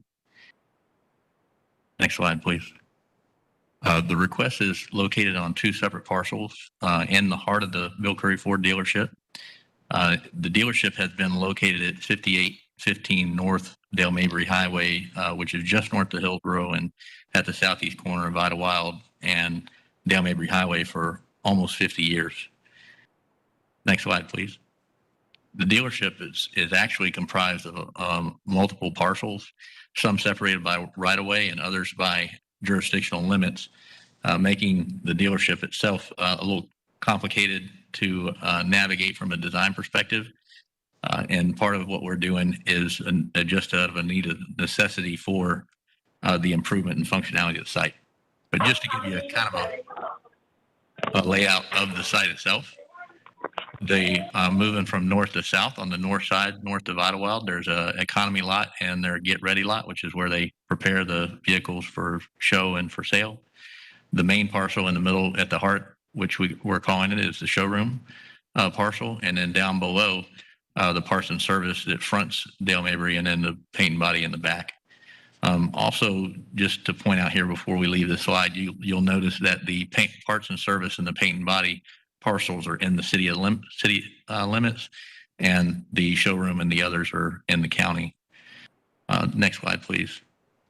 For years, the Curry family and the dealership have been working towards planning a major improvement that will bring relevancy to the dealership today and provide momentum for the future. The proposed improvements is a major undertaking, and we are fortunate to have Dealership Solutions leading the design team. We've put in countless hours with them and they themselves working on the building, inside the building, outside the building, to try and just get the very best possible solution that we could have, not only for the dealership and its customers, but for the neighbors in the community as well.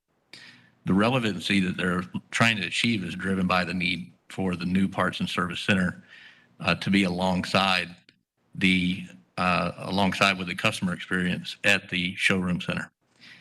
That's really the only location that we can put the new parts and service center. As you can tell by the location of the existing parts and service center, that's really the only land that would be available to build it while maintaining the service that they currently provide ongoing basis. So we really honed in on that particular area, and that then drives the limitations of the site by being pinched by not only the existing showroom location, but also the southern and eastern boundaries of the site. Next slide, please. Since the parcels, we initially tried to put together a unified site plan, but because of the different jurisdictions, that wasn't possible. And so that then drove the need for the PD. So really the PD is just limited this part of the dealership. And that's why it's these two parcels. So next slide, please. With the PD limits then being established, we'll now focus down in on the actual detail of the general site plan of what is proposed.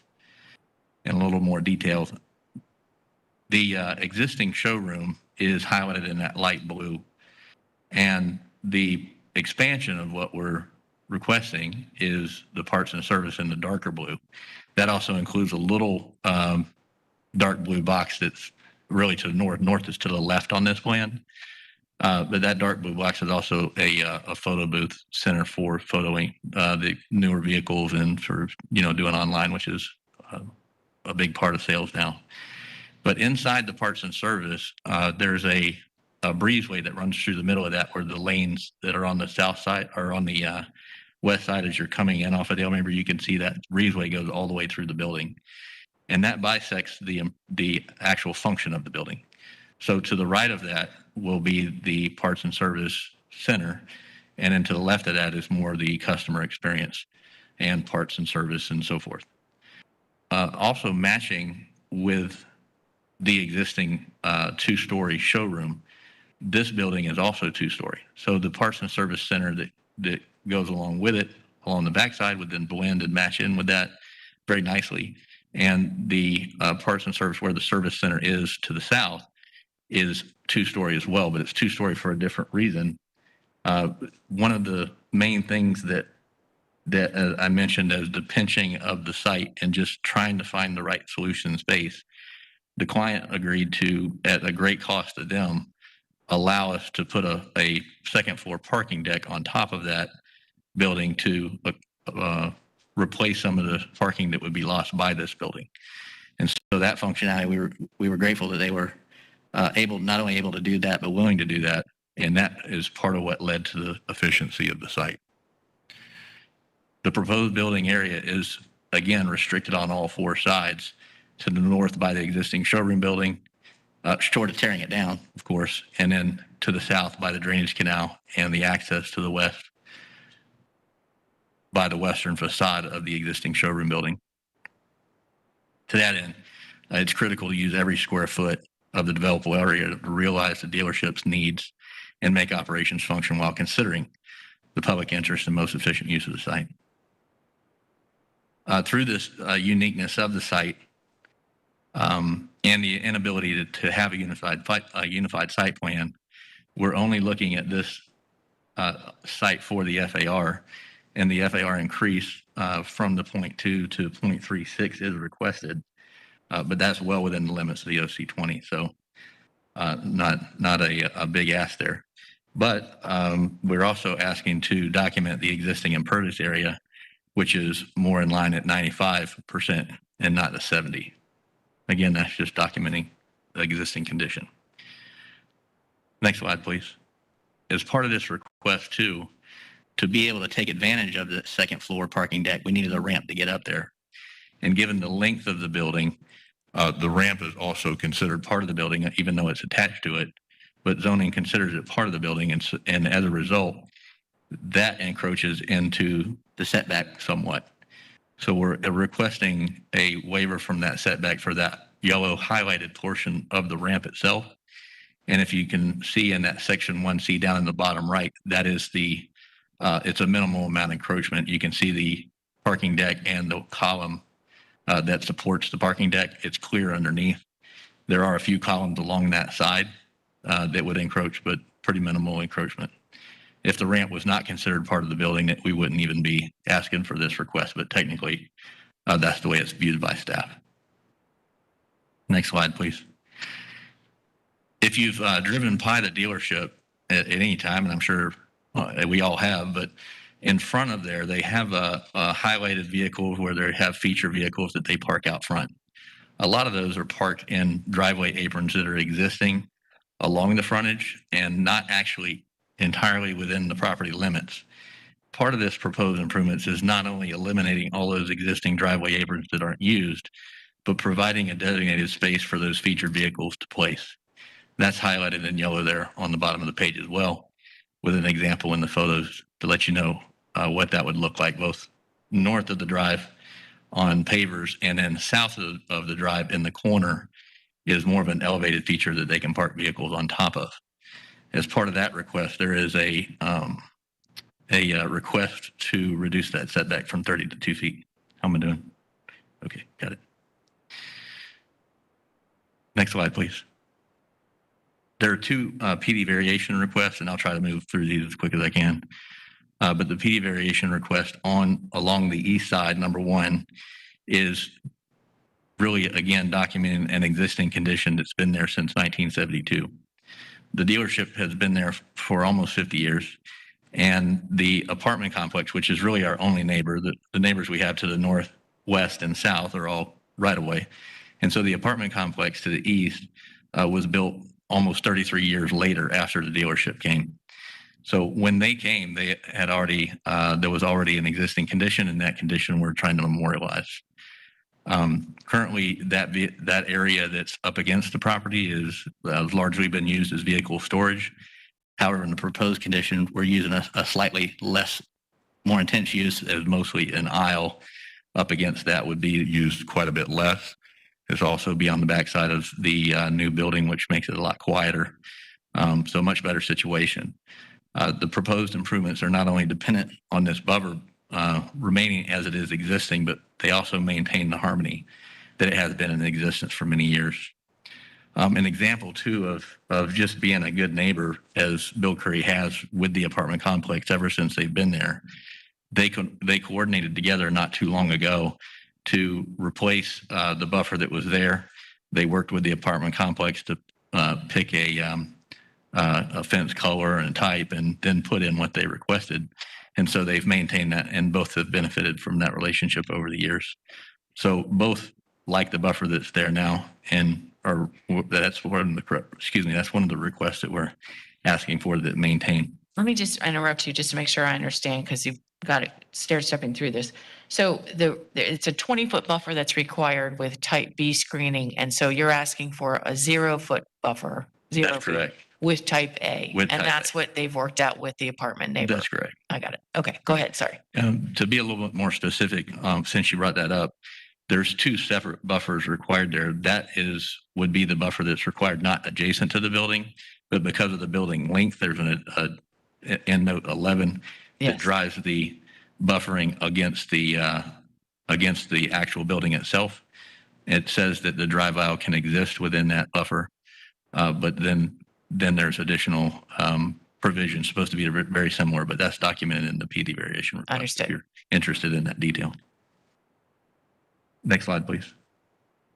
The second variation request is to reduce the vehicle use buffer along the north, west, and south side.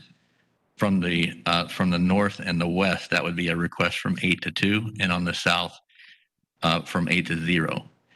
The ones that are on the north and west, the actual limits of the display area encroaches somewhat within the limits of the right-of-way.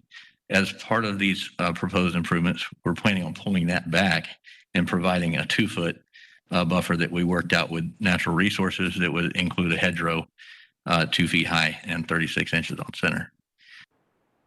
Again, this condition has existed ever since the dealership has been there. And now the proposed improvements that we're showing along those sides will be greatly an enhancement to that. So as part of the proposed improvements and enhancement, trying to get creative towards that 8-foot buffer, we also provided some internal landscaping islands, which I don't have highlighted, but you can see them in there. Along North Dale Mabry internal, there's a row there that is 4 feet, and then another one, 3 feet, and then another one on the north that's 5. So we're really providing 7-foot of buffer, trying to get creative there on the north, and 5 on the west. Those are both enhancements to the existing improvements. And we've also pinched, just so you know, we've pinched in the aisles of the display area. Normally we want 18 feet for the parking and 24 for the drive aisle. And we've already pulled that down to just bare minimum to operate. So we've tried to pinch it everywhere we could, just to make it give as much as we could, but still have some, maintain the function of it. The local area consists of heavy commercial. And so with that, we feel as though we're in harmony with the neighborhood properties. And again, this property would substantially improve the dealership and the corridor for the aesthetic view from all drivers passing by. Next slide, please. As part of the, I'll mention this, I'll carry this through and mention the south buffer being from 8 to 0. And along with this, you may recall, recently we were presented a wetland setback encroachment request that you heard and later approved on 524 for the wetland setback encroachment, which was adjacent to the canal. And the reasoning for that largely was that the canal will be filled at a later date by DOT. They have a project to fill the canal and convert it to a underground pipe network system. And so for that, it will no longer be a wetland. But as part of that, while we are maintaining that existing condition, we're concerned that if we reduce any of the buffer along the south side, that we could end up with an erosion problem into that ditch. And so we don't want to touch anything along that south side. So we're requesting that buffer to remain as is today. Next slide, please. This again is just documenting a part of the exhibit that we presented to you for that wetland setback encroachment, with the top of bank being very sheer and dropping off into the canal, and the improvements going up along that side. If you could just wrap it up. Yes, ma'am. Skip the next slide, please. Go ahead and skip that. So the last thing I want to mention is that there's an administrative variance request. This is the main picture that I'd like you to see. This is Idlewild along the north side of the subject site. There's been great expense from the county and effort to maintain a safe and pedestrian calming corridor. So any improvement to that we feel would take away from that safety. So we requested that it be maintained in that existing condition, which has been supported and approvable by staff. Okay. One of the driveways, there's 2 driveways on the north side currently. We'd be eliminating one of those with this project. And then last slide, please. Just want to thank you again for the opportunity to be here. The Curry family and the dealership has had such a positive impact on the community over the years. And we're just thankful to be able to represent them. And we appreciate the county's past, present, and future support. And so we would like to respectfully request your recommendation for approval. And if we could, as Brian noted earlier, if we could request that be done, report provided, I don't know the right way to say that, but in time for. Yeah, it's referred to as an expedited review, and certainly in light of the fact that you sat here till midnight last time and was not heard, it's certainly what I can do to apologize for that. So I'll file my decision by September 29th, so you can meet the October 12th Board of County Commissioners hearing. Wonderful. Thank you. Absolutely. Yes. And that was my only question, was what I already asked you, unless you had anything else. No, ma'am. All right. Thank you so much. If you could please sign in. Development Services, please.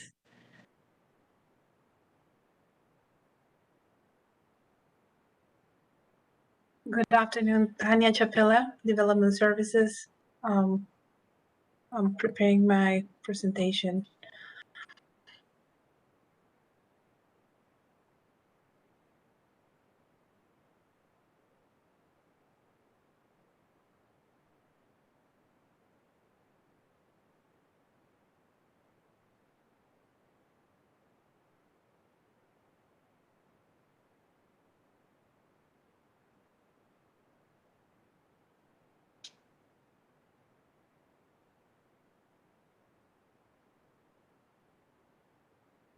Good afternoon, Tanya Chapela. This is rezoning application 210749.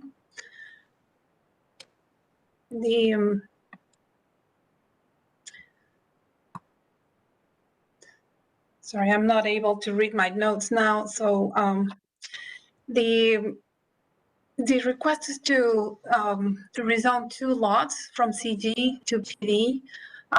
Is to increase the FAR on the existing car dealership. It's located in the North Mabry area in Tampa, near Hillsborough Avenue. It's a 6.5 acres site. The future land use category is OC20. We have a maximum of 20 dwelling units per acre and a maximum of of one, I'm sorry, of 0.75 FAR ratio. The surrounding areas, we have a CG and commercial uses to the north, to the west across Del Mabry and to the south. And we do have multifamily development to the east with a maximum density of up to 20 dwelling units per acre.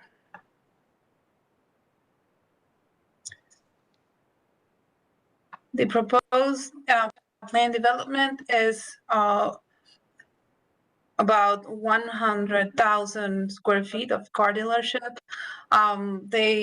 They propose some accessory uses, but no open storage is allowed.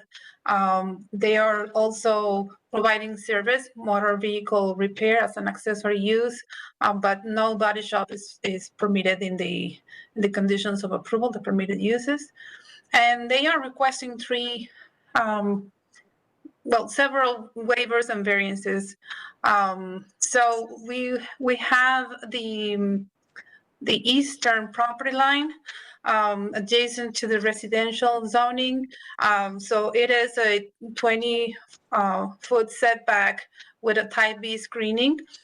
They are requesting to eliminate that buffer to get a 0 feet buffer with a type A screening. They do have the fence along that property line. They are also requesting a waiver to the Land Development Code Section 60101 and notes 8 and 11 is because the height is exceeding 20 feet. So per every foot above 20 feet, they need to increase the buffer, the required buffer. So we work on that so they can obtain the waiver. And they also have variations, but it's for another section of the code, is for the off-street parking. Lot development standards is 60604. So they're requesting 0 foot to the south required buffer from 8 to 0. And then to the north and west, they're requesting to decrease the required buffer from 8 to 2 feet. I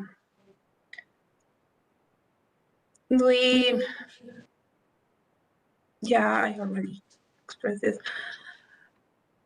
So overall, the request is approvable, is comparable with the existing development, is compatible, and they're maintaining the same uses. So staff considers this request is approvable. I'm available for questions if you have.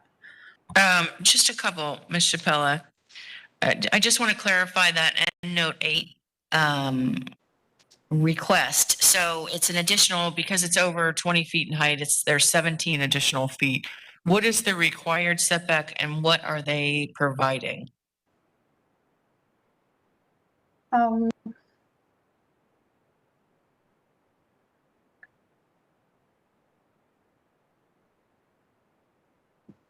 Ms. Chappelle, if you could just advise on what their proposed setback is, because they have the figures on what would the code would require. Mr. Grady? Yeah, it is in the site plan, but as far as I recall, I'm sorry, I cannot read my notes right now. But they have a section of the ramp is 21 feet, so it will be 2 feet over the required 20.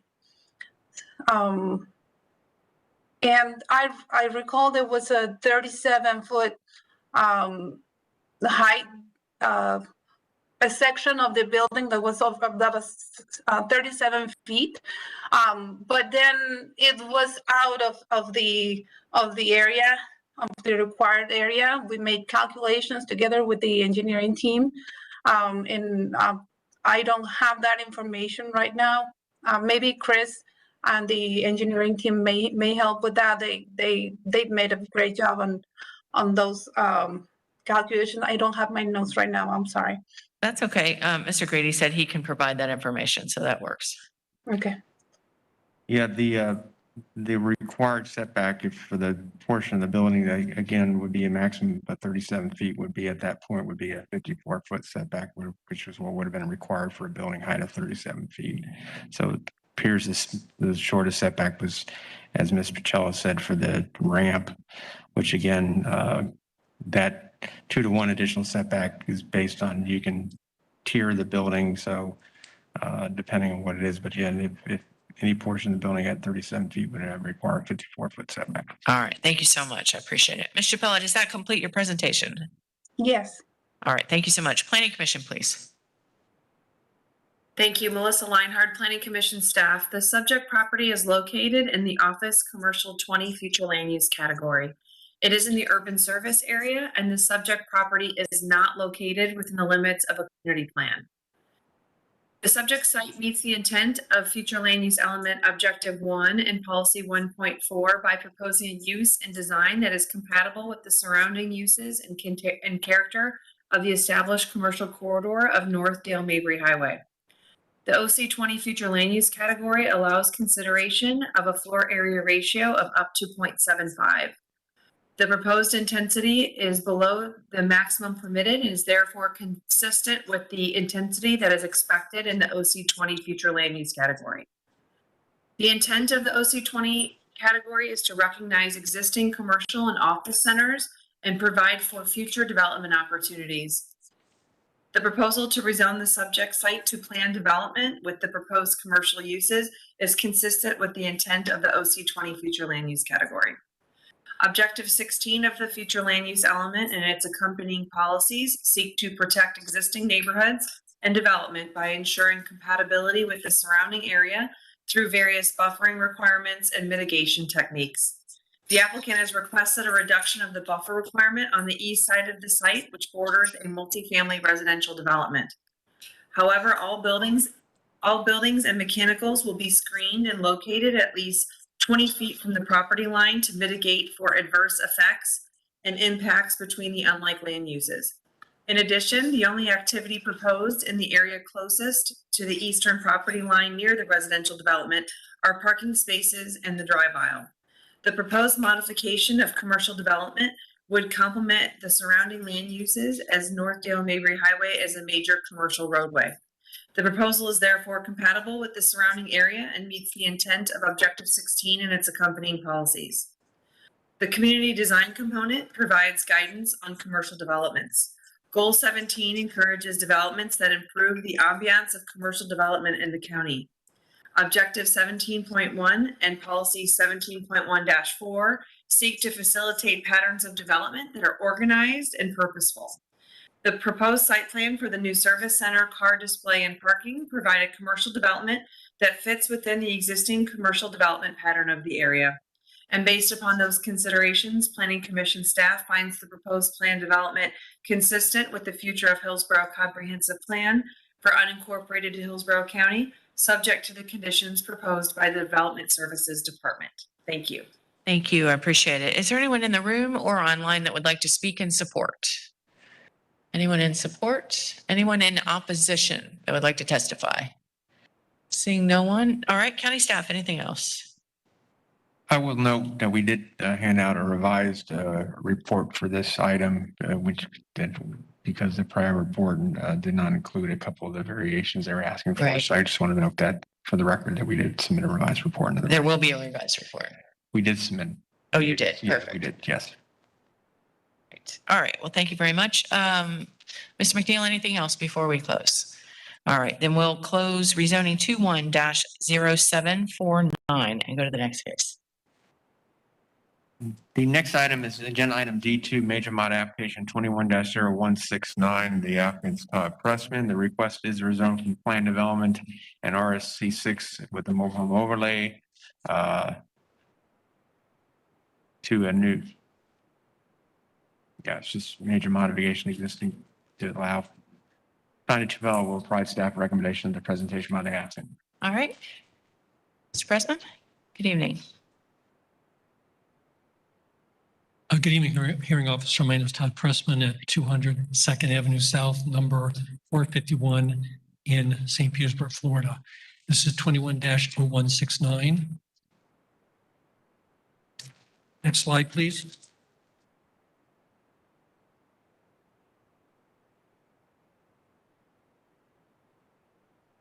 Major modification to PD 000170, currently 62 multi-family dwelling units and 5, actually that should be mobile homes, allowed at 35-foot height, proposing 2 5,000 square foot warehouses, which the property's total acreage is 21.8 acres. Next slide, please. Located on the Mango-Seffner area. Next slide. A little closer. And next slide. And you can see that the site contains a lot of wetlands and conservation. Next slide, please. In fact, the huge majority of the property is conservation wetlands. The little yellow square up in the corner is the only area that is before you tonight, and that has been in the past. Next slide, please. This is the original site plan. Again, 62 multifamily units and 5, it says single family homes, but they're mobile homes, 35-foot height, laid out in a multifamily fashion. Next slide, please. And this is just to give you an idea of some of the nearby uses. If you would go, you can go through these photos pretty quick here. This is mostly up at the intersection. And then as you get a little closer to the site here, and then you'll see some of the residential uses in the immediate area. Next slide, please. Just to give you an idea of the vicinity. So we're proposing 2 conditions for the 2 5,000 square foot warehouses. One is a maximum height of 20 feet. The second is that it would be residential character. I have a couple elevations that are part of the file. Next slide, please.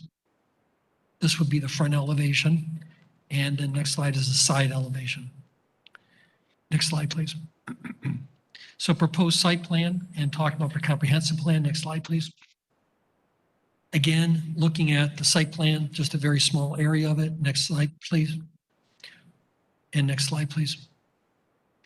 So it's the use, again, is 2 separate 5,000 square foot warehouses. Next slide, please.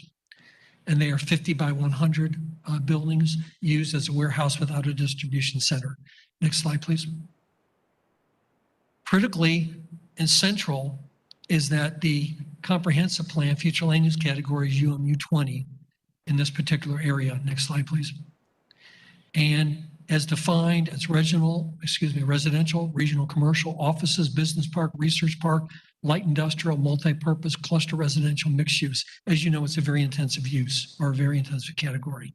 Next slide, please. And some of the zoning in the immediate area, including a older zoning that allows trucking and such. Next slide, please. A little closer view of that little one zoning area. Next slide, please. Staff comments. Next slide. PGM staff. They do say they recognize the proposed light industrial use is permissible in the UMU 20. They also acknowledge the commercially zoned properties along Williams Road and light industrial properties near the PD property. Next slide, please. Williams Road, by the way, carries 8,633 vehicles per day. So it's a pretty busy roadway. Next slide, please. Planning Commission, and this is important, also notes, recognizes 239,580 square feet of maximum density is permitted. We're requesting roughly about 10% of that, primarily because of the environmentally sensitive areas in the property. So we're requesting far less than what can be considered on the site due to those conditions. Next slide, please. Planning Commission also notes that we are consistent with the vision of the Seffner Mango Community Plan by directing commercial development to the US 92 corridor. Next slide, please. Now, the Planning Commission does refer to policy 19.1, which says that there should be 2 land uses when applied to properties 10 acres or greater in the UMU 20. Next slide, please. But I would say to you that we really don't apply that policy in the least, because this property is not a very large, massive, mixed-use shopping center project. It's very unique in that the vast majority is environmental and wetlands, and what's being developed is very small, far below the 10 acres required under that policy. The building area is only 23,000 square feet. So I would suggest to you that typically the policy in the UMU 20 refers to a very large center. In this case, this property is very unique and different and doesn't really apply that policy. And because only a very small amount, less than 10% is being developed, that policy doesn't apply itself well. And I think you could also say, this is my own thought, that there is a use, there is a conservation wetlands use on the property, and a second use is what's proposed. Next slide, please. Refers to objective 19, those points that development and mixed-use categories shall be integrated and connected with each other. Next slide, please. Compatibility. Next slide, please. So we all know very well, policy 1.4, how compatibility is defined. And when you look through all those items, when I looked through all those items, I came to a very strong conclusion that what we're proposing is much more compatible than what was there and is a very compatible use. Next slide, please. So looking at 64 townhomes and the proposed 10,000 square warehouse, and also in regard to the residential uses in the immediate area. Next slide, please. When you look at height, we're 20 feet, prior plan allows 35 feet. In scale, we're much less, 10,000 square feet versus 23,000 square feet. In mass, look at the prior two items and we're less. In terms of bulk, we're less. In terms of vehicular traffic, which I'll talk more about, we are tremendously less. Circulation is less. Parking is less. Landscaping will be more, as a use of this nature would require more landscaping.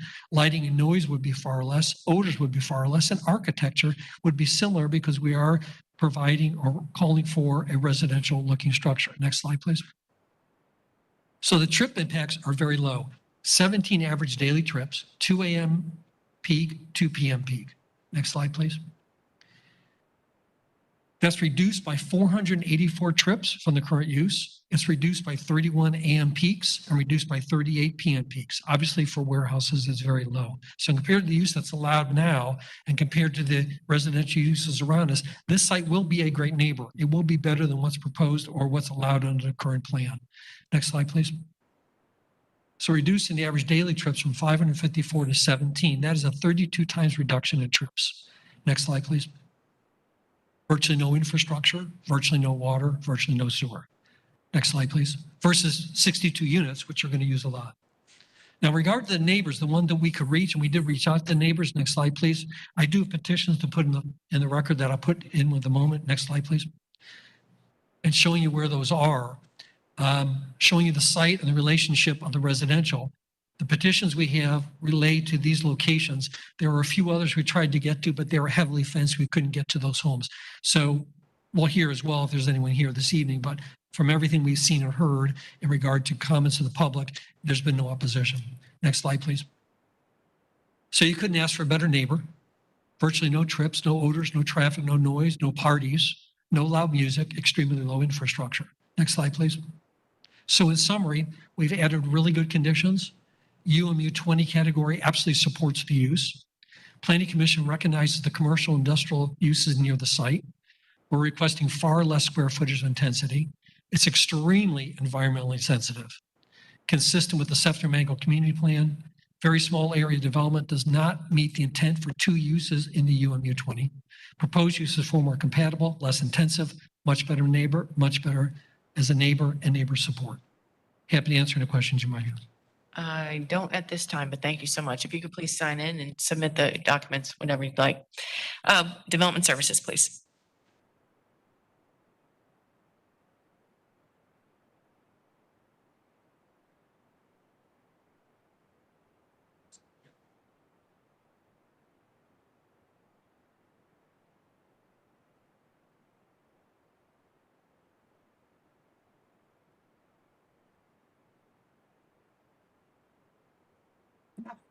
Tanya Chapela, Development Services.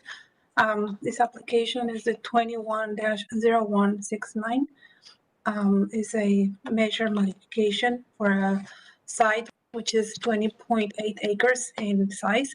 The existing zoning allows for residential uses. And the applicant is requesting to modify the existing PD to allow up to 10,000 square feet of warehouse uses without distribution center. The future land use in the site is UM20. There is a maximum of 20 dwelling units per 1 acre, and there is a maximum of 1 FAR. Across the street to the east is a future land use category Res 9 for up to 9 dwelling units per acre. And there are no commercial entitlements allowed. Then the surrounding areas for this site, this section of the PD, which is the only area in uplands for the PD, we have the parcels to the north, the south, the east are zone single-family residential. The areas to the west are zone agricultural, and we do have a park to the south. It's a conservation area to the south of the PD area. And we do have light industrial and commercial uses located to the northwest of the property. We have PD zoning, where CG, CI, and commercial neighborhood restricted. So yeah, the request is to eliminate the residential uses, proposing 10,000 square feet of warehouse, cross access to accommodate future commercial development to the north and the south. And the applicant submitted architectural drawings expressing the intention of mitigate the impact, the visual impact in the surrounding area. The staff considers the project is not approvable. The existing light industrial uses are all oriented towards the Hillsborough Avenue to the north. There's no access directly connecting to the residential area. Then this road, the northern access to the PD is closed, is not improved, and then the access to the PD to that road that will be connecting to other commercial districts, it is occupied by wetlands, so there's no way to develop that section of the PD. So the only option they have is to orient their site towards a residential area that's to the east. So additionally, we do have other commercial areas which are not light industrial on the same road, but they're decreasing in the intensity of the use. So we do have CI right up to Hillsborough Avenue, but then we have other parcels, zone CG and CN. So we see that change, that decrease of the intensity of the uses. So this site would not be adjacent to an existing commercial zoning or development. It is totally surrounded by single family zone properties. So we consider this project is not comparable to the residential uses, which were approved by Measure Modification 051008, and is creating incompatibilities with the surrounding area.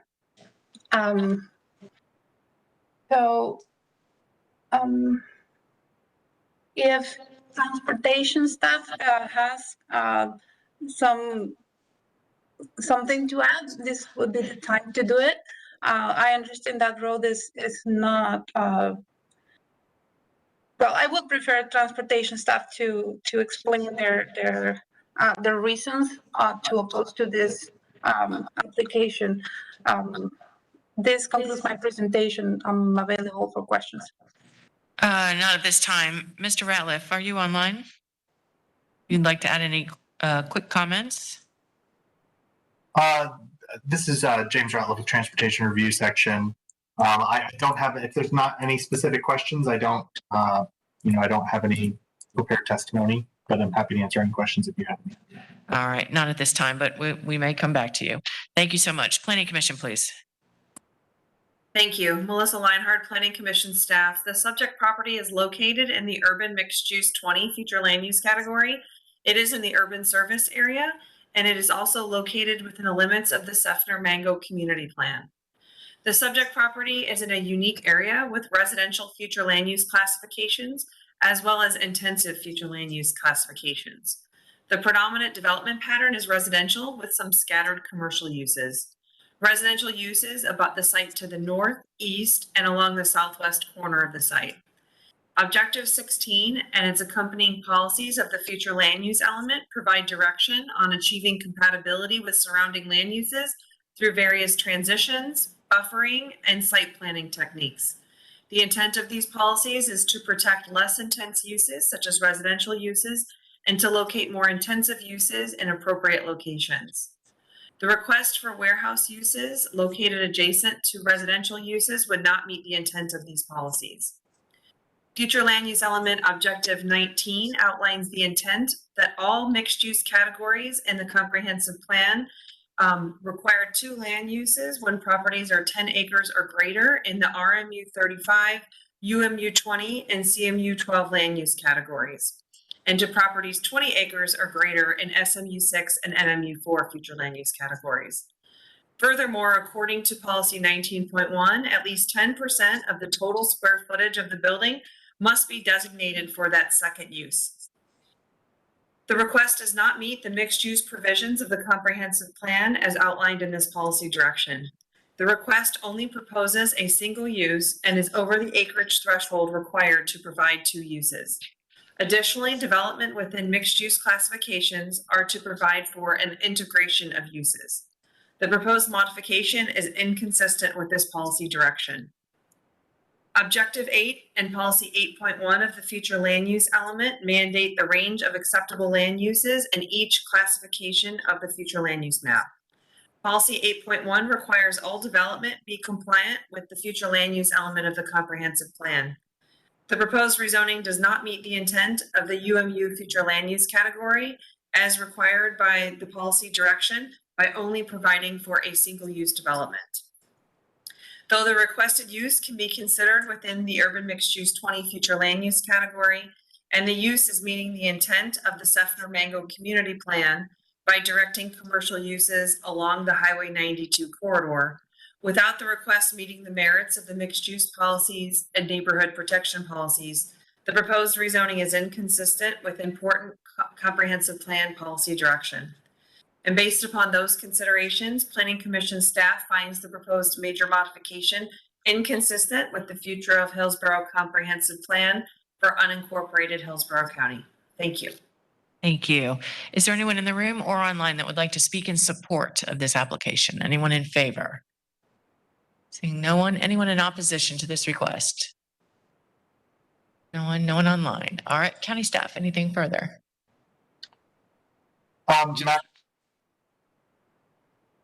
Madam Hearing Officer, sorry, this is James Ratliff, Transportation Review Section. I did go back and check, and I was confused briefly. Just to clarify for the record, Transportation is recommending or has no objection to this case subject to conditions. So we aren't objecting, just to clarify for the record. All right. Yes, I did see that. Thank you so much. I appreciate it. Mr. Grady, anything further? Nothing further. All right, Mr. Pressman. You have 5 minutes for rebuttal. If you could address the Planning Commission comment about the lack of a mixed use, the second use. Yes, and as I've indicated, let me go to that one page here.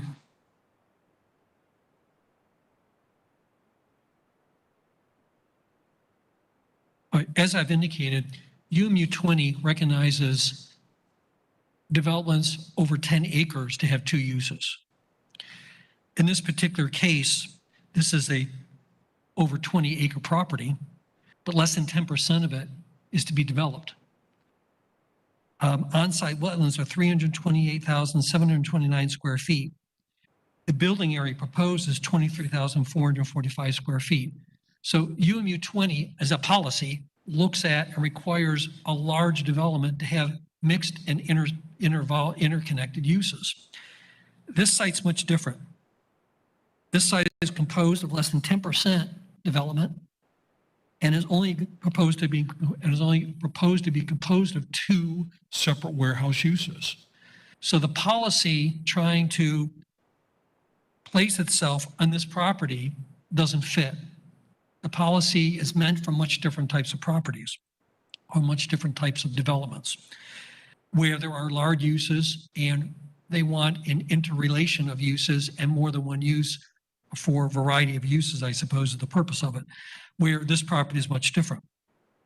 I think it needs to be really exaggerated that the environmental sensitivity on the site is vast and is not being touched. I think that's a tremendous part of the presentation of this development, and nothing is being sought to be mitigated or changed. It was very easy for us to say, well, we'll put in 10% of office, which would be very small office use, and that would meet the criteria, but that doesn't meet the purpose and the policy or the purpose and intent of the policy. That's all I have. All right. Unless you have other questions. No, that was it. Thank you so Oh, much. I will say, I do want to place exaggeration. I want to place emphasis that when you look at all the compatibility factors, literally everyone, as I went down the one by one, there's absolutely no question that what we're proposing is a better neighbor and a better use. Thank you. Thank you. I appreciate it. So with that, we'll close major modification 21-0169. I've got about 8:15 on my watch, so let's take a 5-minute break. We'll give the court reporter a 5-minute break. So if you could come back at 8:21, and we'll resume the hearing and hopefully push through to the end. Thank you.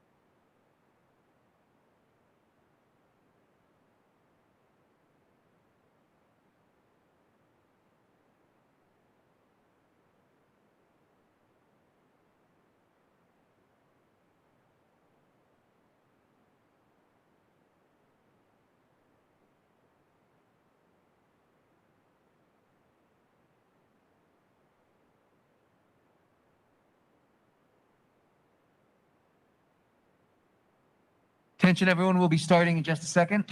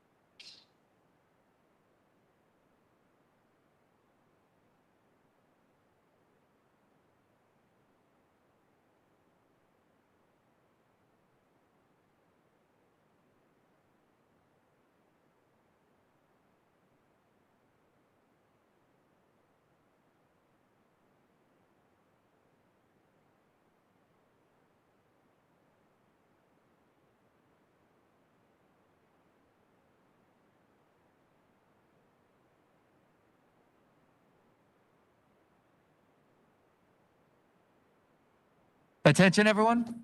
We are live in 3, 2, 1.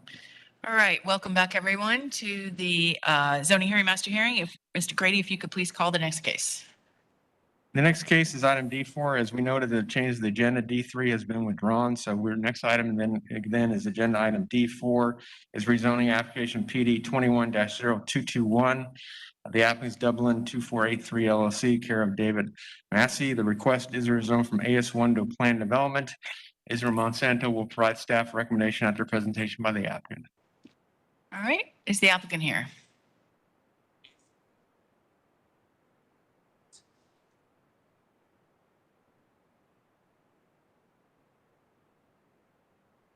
Good evening. Good evening, JD Al Sabah, Sycamore Engineering, 8370 West Hillsborough Avenue, Suite 205, Tampa, Florida 33615. The subject property located at 6119 West Limbo Avenue. It's on the north side of Limbo Avenue, about 1,000 feet west of Anderson Road.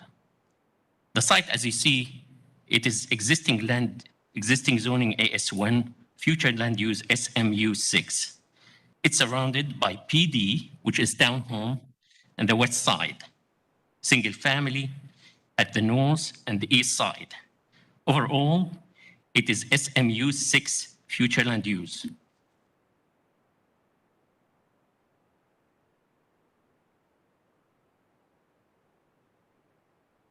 So the whole area is SMU6.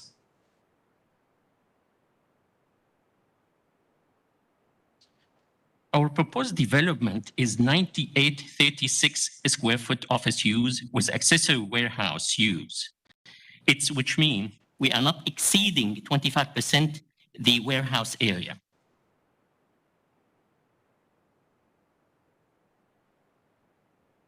So, and of course, the height will not exceeding 30%. Any loading and unloading area will be on the side or in the back area. Access, we propose one access on Limbo Avenue, cross access to the east for the future development. Of course, we could not have to the west because existing townhome. We are not proposing any variance on 6.05, section 2 parking or loading, and not also on 6.07, fence or wall. We are proposing a variance on 6.05 landscape. So what we're asking, as you see, to the east and west, single family, so the required buffer is type 20-foot type B buffer. We're proposing to the west 10-foot type A buffer. The reason for this, because there's existing 170 feet of man-made screening or existing natural buffer. So in addition to the 10-foot, so plenty of screening. On the east side, we, instead of 20-foot type B, we're proposing 20-foot type A buffer. Of course, still there's about 40 feet existing buffer and screening. We have orchestrated the condition related to the architectural look with the staff. We have reviewed the condition and report, and we are in agreement with that. Nothing to add, except if you have a question. No, you answered my questions, but thank you. Development Services, please.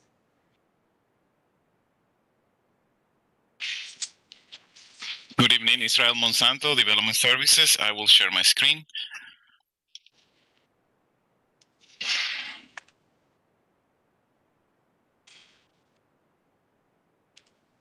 One second here.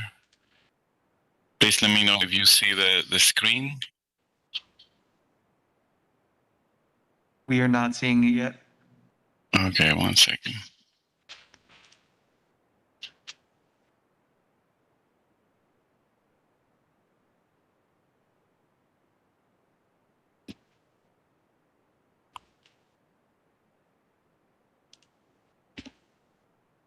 Can you see that? Yes, we can. Okay. Israel Monsanto Development Services. The request today is to rezone parcel size 3.3 acres located on the north side of Limbaugh Avenue, approximately 1,000 feet west of the Anderson Road. And the rezoning is from agricultural single family AS1 to a planned development. The applicant intends to develop the site with an office building with accessory storage warehouse space. The site is in the urban service area and is in Tampa. The site is within a future land use classification of SMU 6, which allows up to 6 dwelling units per the gross acre, suburban scale development, office commercial meeting locational criteria, and mixed use projects with a 0.35 floor area ratio. Areas to the west has a future land use of Res 9, and across the street to the south is industrial. The site is in the greater Northdale Carolwood area, planning area. The area mostly consists of properties zoned agricultural and for multifamily. Residential uses exist to the northeast and west. Commercial and office districts and uses are in the general area to the east and west of the site. There's also manufacturing zoning districts to the south across West Limbaugh Avenue. Areas to the north and west, including the subject site, are covered by wetlands. The request is to allow a new planned development for the construction of an office use with accessory storage space area. To your right, you see the overall PD site. The red line is the PD boundaries, and this area to the left is a snapshot of the developable area, which is the upland. The upland is adjacent to West Limbaugh Avenue, which is the frontage of the site. The applicant has proposed restrictions to the project, including designing the building with a residential appearance, loading areas placed to the back or west side of the building, limiting the accessory storage space and building height to 30 feet, and the warehouse as a storage space will be no more than 25% of the total building area. The applicant submitted PD variations to reduce the buffer area, as he stated, along the west from 20 feet to 10 feet, with a type A screening, and along the east, the required 20-foot buffer will be maintained, although the applicant is requesting a type A screening as well. The staff has reviewed the justifications provided as part of this rezoning application and find them reasonable. There is extensive vegetation and open space to the west, separating the subject site with the structures to the west for the multifamily, and the screening proposed to the east will be required to provide at least 75% of opacity. There is also existing vegetation that would be permitted to be maintained, subject to review and approval by Natural Resources. Staff finds the proposed office use compatible with the area. The proposed conditions limiting and restricting size, storage space, building orientation for the loading areas, height, in addition to building design standards, among other elements, would ensure that the project is in harmony with the area. The proposed intensity is less when compared with nearby non-residential uses and serves as a proper transition between established multifamily and residential uses to the north and west, and more intense manufacturing and commercial uses along West Limbaugh Avenue, an industrial and commercial corridor.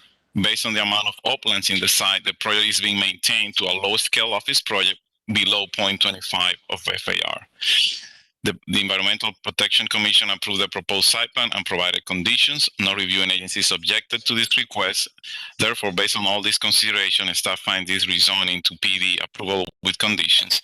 Madam Hearing Officer, we have provided an updated report We're amending condition 4.2 to fix a typo. The 20-foot buffer will be maintained along the east and not to the west as the condition today states. So that will be updated.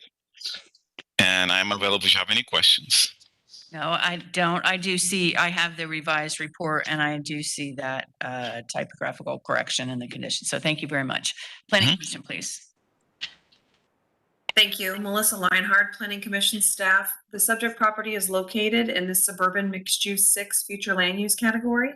It is in the urban service area, and the subject property is located within the limits of the Greater Carrollwood Northdale Community Plan. The site is not within a qualifying intersection and does not meet commercial locational criteria as outlined in future land use element policy 22.2. A commercial locational criteria waiver request has been submitted for staff review. The waiver request states that the proposed development is located in the SMU 6 future land use category, which extends eastward on Anderson Road to include the existing gas station at the northwest corner of Anderson and Linebaugh.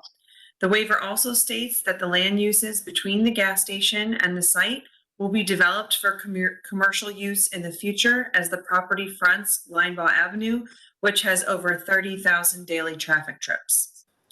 The subject property is in the SMU 6 future land use category, and immediately to the north and east are existing single-family residential and mobile homes. Objective 16 and its accompanying policies 16.2 and 16.3 provide direction on achieving compatibility with surrounding land uses through various transitions, buffering, and site planning techniques. There are light industrial and commercial developments east of the proposed site at the Linebaugh Avenue and Anderson Road intersection. The proposed office warehouse use is more than 900 feet from the qualifying intersection, and as I mentioned, does not meet locational criteria. However, the SMU 6 future land use category allows for a variety of uses, including commercial, and the proposed office development with an accessory warehouse would provide a gradual transition from the more intense commercial uses at the node to the adjacent residential uses to the west. The applicant has stated that the proposed development is a personal office and the warehouse use would be an accessory use for inventory and would not exceed 25%. There will be no wholesale distribution permitted on site. The loading areas and doors will be restricted to the north and or west. The applicant has agreed to memorialize these restrictions in the conditions of approval. These conditions of approval help render the proposed use compatible with the surrounding existing development and provide a gradual transition from the more intense uses toward the commercial node at the intersection of Linebaugh and Anderson Road. Based upon the agreed upon conditions of approval, Planning Commission staff does recommend that the Board of County Commissioners grant the waiver for commercial locational criteria. The site is also located within the limits of the Greater Carrollwood Northdale Community Plan, and Goal 2 of the Community Plan states that new development shall use compatibility techniques to ensure the appearance, mass, and scale is integrated with the existing suburban nature of each neighborhood. The proposed development will have a residential appearance, be constructed as a one-story building, and will have a 20-foot buffer to the east adjacent to the existing single-family properties. Therefore, the proposed development is consistent with the vision of the community plan. And based upon those considerations, the Planning Commission staff finds the proposed plan development consistent with the future of Hillsborough Comprehensive Plan for unincorporated Hillsborough County, subject to the conditions proposed by Development Services. Thank you. Thank you. I appreciate it. Is there anyone in the room or online that would like to speak in support? Anyone in favor?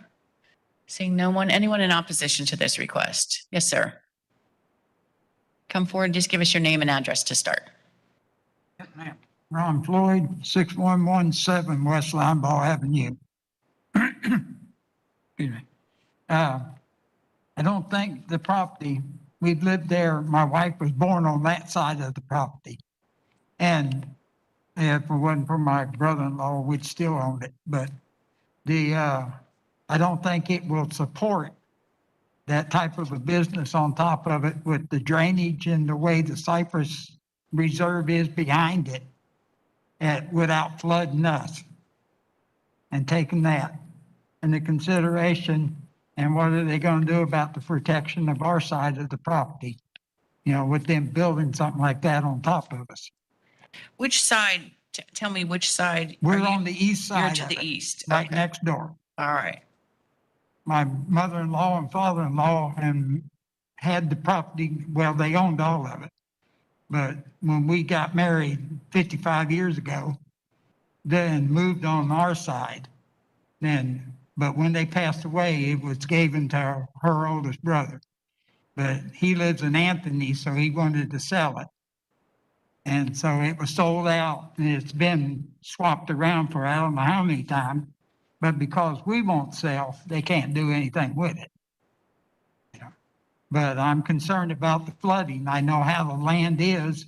And with the Cypress Pond that's in the back, which is part of our drain off and stuff, if they do all that development on that side, I'm either gonna have to have dump truck loads of dirt brought in to protect my side or what? Okay. All right. Thank you for coming down. If you could please sign in with the clerk's office, I appreciate it. All right. Anyone else that would like to speak in opposition? Seeing no one, county staff, anything else? All right, sir, you have 5 minutes for rebuttal. If you could please just address the gentleman's testimony. Again, JD Altabal, Sycamore Engineering. Just, I think to mention, the property is a 3.5 acre more or less, and we have 0.77 acre is developable area. So that wetland you see, it's already delineated by SWIFT and approved by the agency. So we're talking about the front area, developable area only. And as you notice to the west is excessive screening and buffer. And to the east also the same way. Because if you look to the east partial, in the middle where is located the single family or trailer in that partial, where we proposing development, we have 40 feet of existing buffer plus the 20 foot we propose there. So, and our operation, as you notice, will be mostly an office for his own use and will not be any customer or more than guest to visit the place for his own use as the owner of the property. Nothing to add, except if you have question.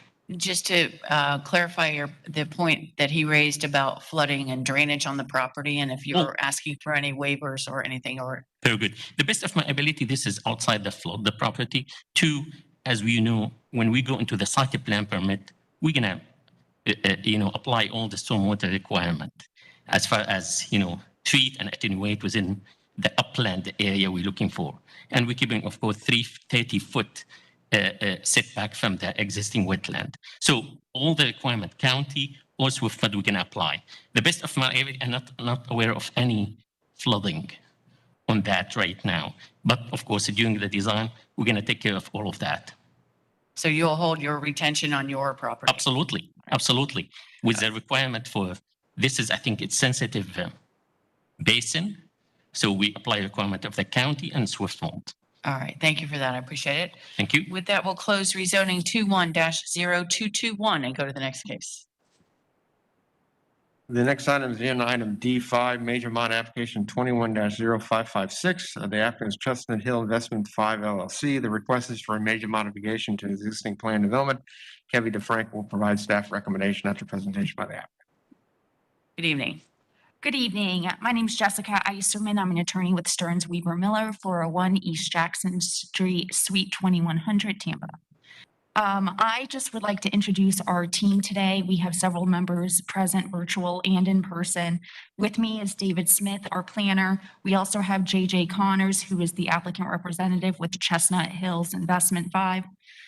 We also have the engineer, Jason Lewis, and our traffic engineer, Stephen Henry. So if you have any questions pertaining to those areas, we have our experts available. And with that, I'll turn it over to Mr. Smith. Thank you. Okay, thank you. Good evening. Good evening, David Smith, 401 East Jackson Street, 33602, Suite 2100, for the applicant, Director of Development and Zoning for Stearns Weaver Miller. The application we have tonight, if you can go to the first slide there, is it's located just off the Veterans Expressway. It's north of Johns Road. Go ahead. Okay, wrong, sir. East of Johns Road. And George Road. And this is a proposal for rezoning of a piece of property that is currently approved for 72. And actually, the correction should be 73. I think there was a Scrivener's error on that originally, but 73 single-family units split between townhouses and single-family units. If you can go to the next slide.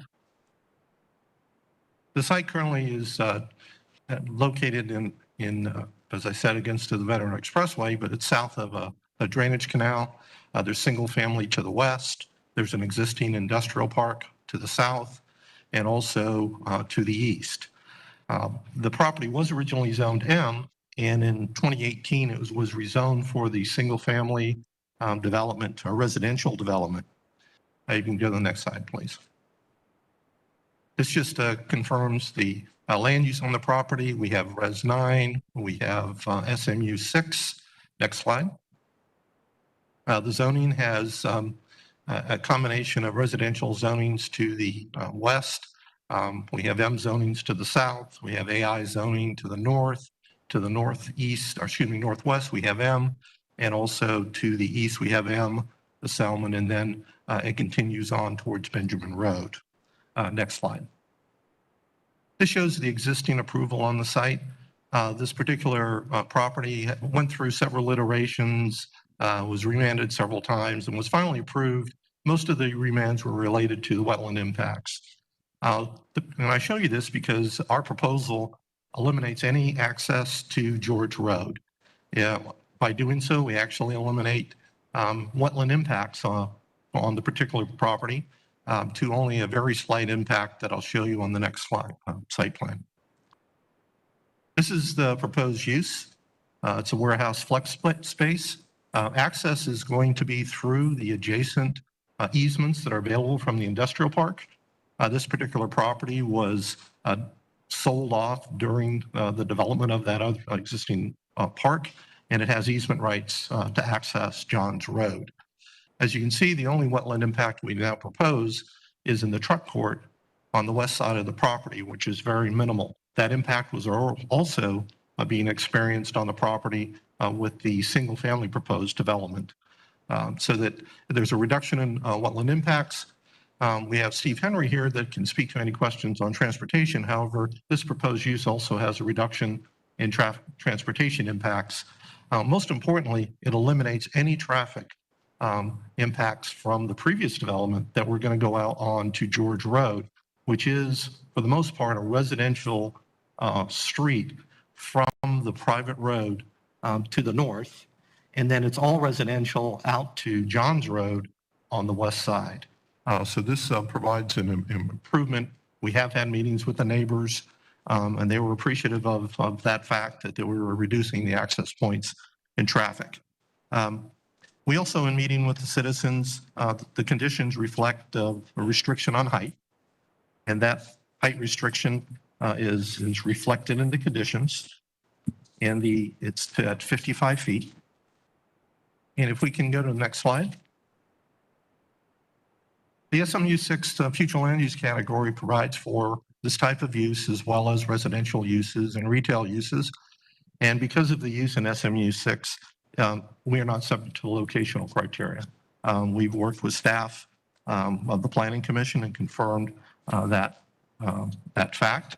The wetlands, as far as the transition of uses, we have the wetlands on the west that provide as a transition or a buffer to the single family uses. And then we also have slight wetland to the north.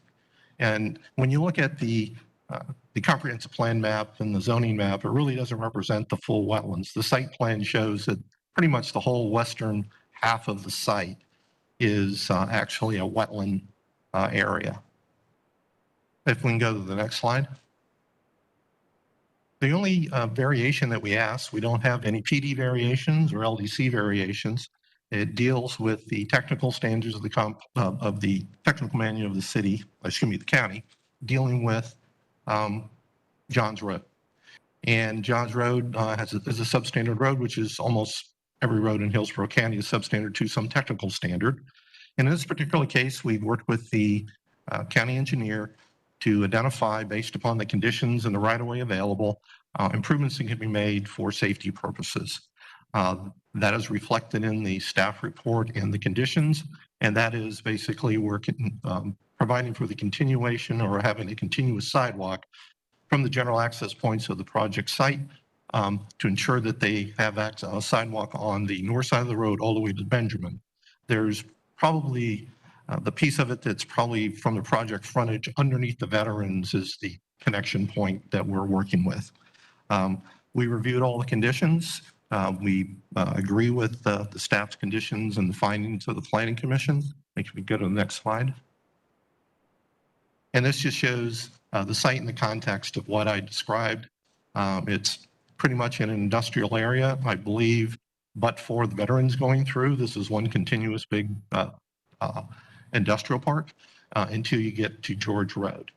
We think this completes the development in this area and provides a development that's compatible and consistent with the neighborhood and is sensitive to the community in that area. And we're here to answer any questions you may have. So just the only, not a PD variation, but rather a design exception that's been deemed approvable? Correct. And that's reflected in the conditions of approval by staff. Okay, that was it. Here to answer any questions. No questions at this time. Does that complete your presentation for the team? Yes, ma'am, unless there's questions. No, not at this time. Thank you. Development Services, please. Good evening, everyone. Kevin DeFrank with Development Services. I'm going to share my screen.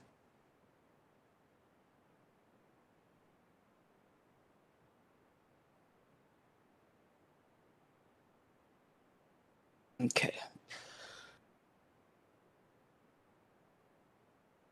Can you see my screen, everyone? Yes. Yes, we can. Awesome. Alrighty, so for this case, the applicant, as stated and as explained, is requesting a major modification to the existing PD to allow for a warehouse distribution facility. And the subject property is located in Tampa, which is on the east side of the George Road, approximately 820 feet north of the Johns Road and George Road intersection. And the subject property has a flu category of SMU6, and the maximum FAR within the SMU6 flu category is 0.50 for light industrial uses. And the nearby flu categories are at 6. And the subject property is adjacent to property zoned M to the north, east, south, and west, AI to the north, RSC9 to the west. But within the general area, there are other properties zoned SPI, AP5 to the east, and RSC6 to the northwest. And the subject property is located in an area comprised of industrial, utility, and residential uses.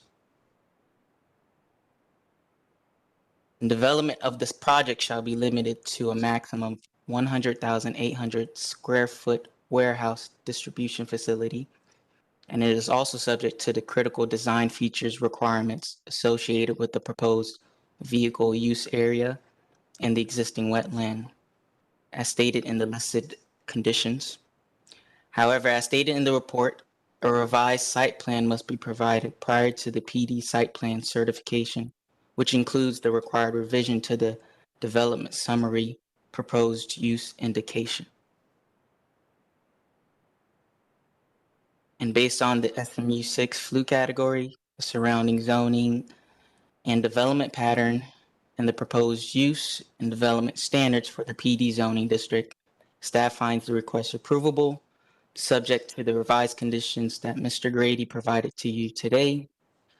And the reason why he provided you with the revised staff report is because last week, Mr. Smith and his team brought to our attention a few minor issues with the staff report that included a correction resulting in the locational criteria waiver not being applicable for the proposed request, as the applicant stated, and a revision to the proposed condition number 7 for clarification purposes to what is being required for of the developer for the improvements on Johns Road, and a revision to the condition number 2 to remove the language referring to the airport height limitation requirement due to the proposal not exceeding the maximum height restriction. And with that said, that concludes my presentation and I'm available for questions. Thank you. Just a quick question to clarify for the record. So I have your revised staff report, and on the front, it talks about a warehouse with a maximum of 110,000 square feet, but the actual condition reads, as you said in your testimony, 100,800 square feet. So that is the maximum. Yes, 100,800. All right. Thank you so much. I really appreciate it. Planning Commission, please. Thank you, Melissa Leinhard, Planning Commission staff. The subject property is located in the suburban mixed-use 6 future land use category. It is in the urban service area, and it is also located within the limits of the Town and Country Community Plan. The applicant is requesting a planned development to accommodate 110,000 square feet of warehouse distribution uses. This requested use can be considered within the SMU 6 future land use category. The intent of this category is to develop areas at an urban/suburban level of intensity or density. Office and warehouse uses in SMU 6 are not subject to commercial locational criteria. The subject site and properties to the east, south, and north are designated SMU 6 on the future land use map. Further east is designated light industrial, and to the west is designated as residential 6. The character of the immediate area is a mix of uses, including light commercial, light industrial, heavy industrial, and single-family residential, but transitions to predominantly a residential character west of the subject site. The subject parcel abuts manufacturing zoning and heavy commercial and industrial land uses on the east and south. The proposed development would complement the surrounding land uses and is therefore consistent with Objective 16 of the future land use element and its accompanying policies with regard to compatibility. The subject site contains a substantial amount of wetlands on the western portion of the site. Due to this, the planned development proposes that the development will be oriented toward the eastern portion of the site. This will act as a natural buffer to the single-family residential uses to the west of the site, mitigating impacts to the single family in the area. The site is located within the Town and Country Community Plan limits, and there are no goals, objectives, or policies within that community plan that apply to this request. Overall, the proposed rezoning would allow for development that is consistent with the comprehensive plan and that is compatible with the existing and planned development pattern found in the surrounding area. Based upon those considerations, Planning Commission staff finds the proposed modification consistent with the future of Hillsborough Comprehensive Plan for unincorporated Hillsborough County, subject to the conditions as proposed by Development Services. Thank you. Thank you. All right. Is there anyone in the room or online that would like to speak in support? Anyone in favor? Seeing no one, anyone in opposition to this request?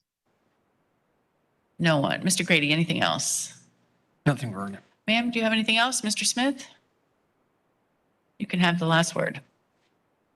Thank you very much. Just to confirm, we've reviewed the conditions of approval, the critical design features that are relevant, and we agree to make the changes requested by staff relative to the square footage of the building. Other than that, that's all we have. All right. Thank you for putting that on the record. I appreciate it. Then with that, we'll close major modification 21-0556 and go to the next case. The next item is agenda item D6, rezoning PD 21-0557. The applicant is AMQ International Intersectional Corporation. The request is to rezone from AS1 to planned development. Michelle Heinrich will provide staff recommendation after presentation by the applicant. Good evening. Good evening. Colin Rice, law firm of Shoemaker, Loop and Kendrick, 101 East Kennedy Boulevard, Suite 2800, Tampa, Florida, 33602. Some materials for the overhead.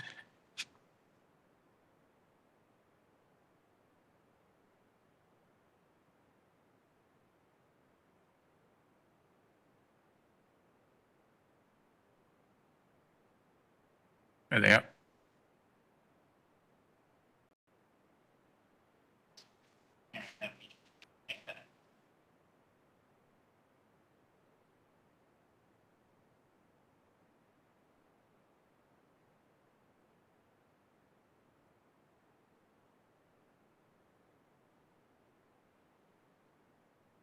Right. Just stay here. Okay. All right, so I'll be brief. I know it's been a long evening, but I'll be happy to answer any questions. So our request this evening is to rezone the site from AS1 agricultural, single-family residential to planned development multifamily residential with a maximum of 39 units. The property is accessed via Lakewood Drive here. Our site is in purple, down to Martin Luther King, over to I-75, just to orient you. Lakewood Drive is operating at an acceptable level of service. Our future land use map, again, we're highlighted in purple just to give you a sense of the surrounding areas. Residential 9 is a future land use category.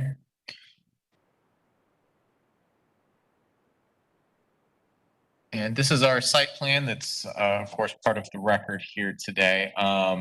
Again, 39 dwelling units proposed, a 2-story residential structure. You can see oriented to the north and to the west as depicted on this site plan. The unique thing I want you to see here, I've added these red circles to 2 proposed shared access transportation facilities, which is pretty innovative.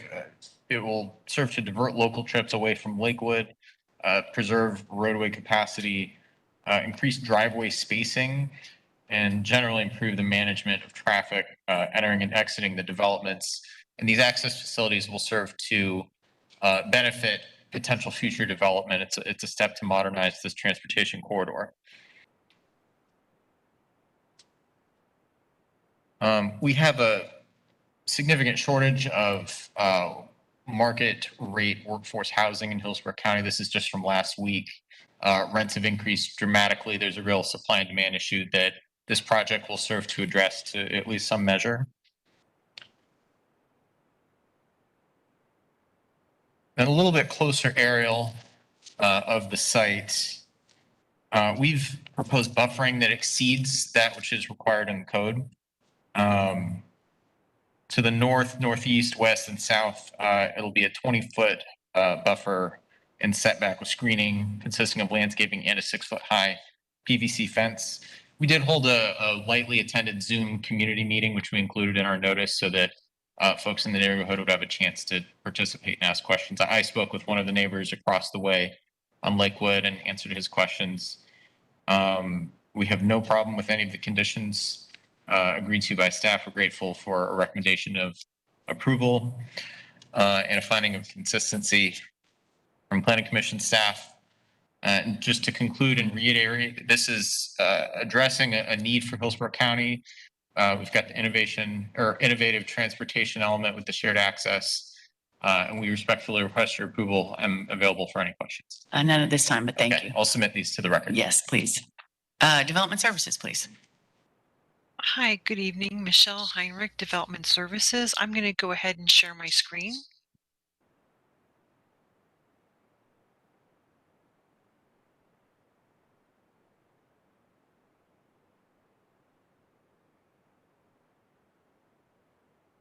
And hopefully you're able to see that. Yes, we are. Great. As you heard, this is a rezoning 21-0557. The property is currently zoned AS1, and the request is to a planned development to allow for a maximum of 39 multifamily residential units. The property is 4.37 acres in size, and it is located on the west side of Lakewood Drive, south of Clay Pit Road. As you can see on the aerial, there is a very development pattern in the area with a variety of zoning districts from as intense as RSC 9 to those requiring 1 unit per acre, the AS1 zoning district, as well as PDs. The future land use category of the property is Res 9. This is a urban suburban land use category. It allows for both residential and non-residential uses, and the maximum permitted density is 9 units per acre. This map here shows the immediate zoning and uses around the property. To the north is single-family residential, and the zonings consist of AS1, RSC6, and RSC2. To the south is single-family residential and a mobile home park, and those are found in the PD and AS1 zoning districts. To the west, there is PD zoning, and it is developed with an existing townhome project. And to the east is Lakewood Drive and single-family residential in the AS1 zoning district. This illustration here is a close-up of the proposed site plan, which was shown to you earlier by Mr. Rice. And just briefly to go over what is proposed here is a maximum of 39 residential units. Building setbacks are proposed to be 20 feet with an internal parking area, which is shown here on this plan in the dark gray. A 20-foot buffer is proposed along the north, southwest, and parts of the east. Building heights have a maximum of 35 feet with an additional setback when they're over 20 feet in height. Primary access is along Lakewood with a shared access point to the property to the north and a cross-access stub out along the south. After reviewing the application, staff does recommend support and finds it approvable subject to proposed conditions. And this is based upon the fact that the property is located in the appropriate land use category. It is compatible with the surrounding area as demonstrated with the setbacks, height, and buffering and screening. The project meets the minimum density requirements of the comprehensive plan and is also located in the urban service area where more intense development is directed. It has been provided with a finding of consistency with the comprehensive plan, and we received no objections from reviewing agencies, including transportation staff, which includes approval of an administrative variance. And that concludes my presentation, and I'm available if you have any questions. None at this time, but thank you so much. Planning Commission, please. Thank you. Melissa Leinhard, Planning Commission staff. The subject property is located in the Residential 9 future land use category. It is in the urban service area and also located within the limits of the Seffner Mango Community Plan. The subject property is located within the urban service area, and per future land use element policy 1.2, the site must satisfy minimum density requirements. The maximum allowable density on the subject site is 39 dwelling units, and the minimum allowed is 29 dwelling units. The application requests 39 dwelling units and satisfies this policy direction. The subject property is designated as residential 9 on the future land use map, and the intent of this category is to designate areas that are suitable for low to medium density residential. The proposed use is consistent with the density and uses expected in this future land use category. The proposed residential development would allow for uses that are compatible with the surrounding development pattern and satisfies the intent of Objective 16 and its accompanying policies in the future land use element with regard to compatibility. The application proposes an access to Lakewood Drive, and the application has demonstrated sufficient connectivity to nearby neighborhoods, satisfying the intent of future land use element policies 16.7 and 16.8. As mentioned, the subject property is located within the limits of the Seffner Mango Community Plan, and the proposed residential development furthers the goal of this community plan, which seeks to enhance community character and ensure quality residential and non-residential development by supporting infill development and redevelopment within the urban service area, while also providing for compatibility with existing uses. Overall, Planning Commission staff finds the proposed use and density to be compatible with the surrounding area. The proposed residential development also meets the intent of the Seffner Mango Community Plan, which supports infill development within the urban service area and also with compatibility with the existing uses. The proposed development is also consistent with the density that is expected in the Residential 9 future land use category.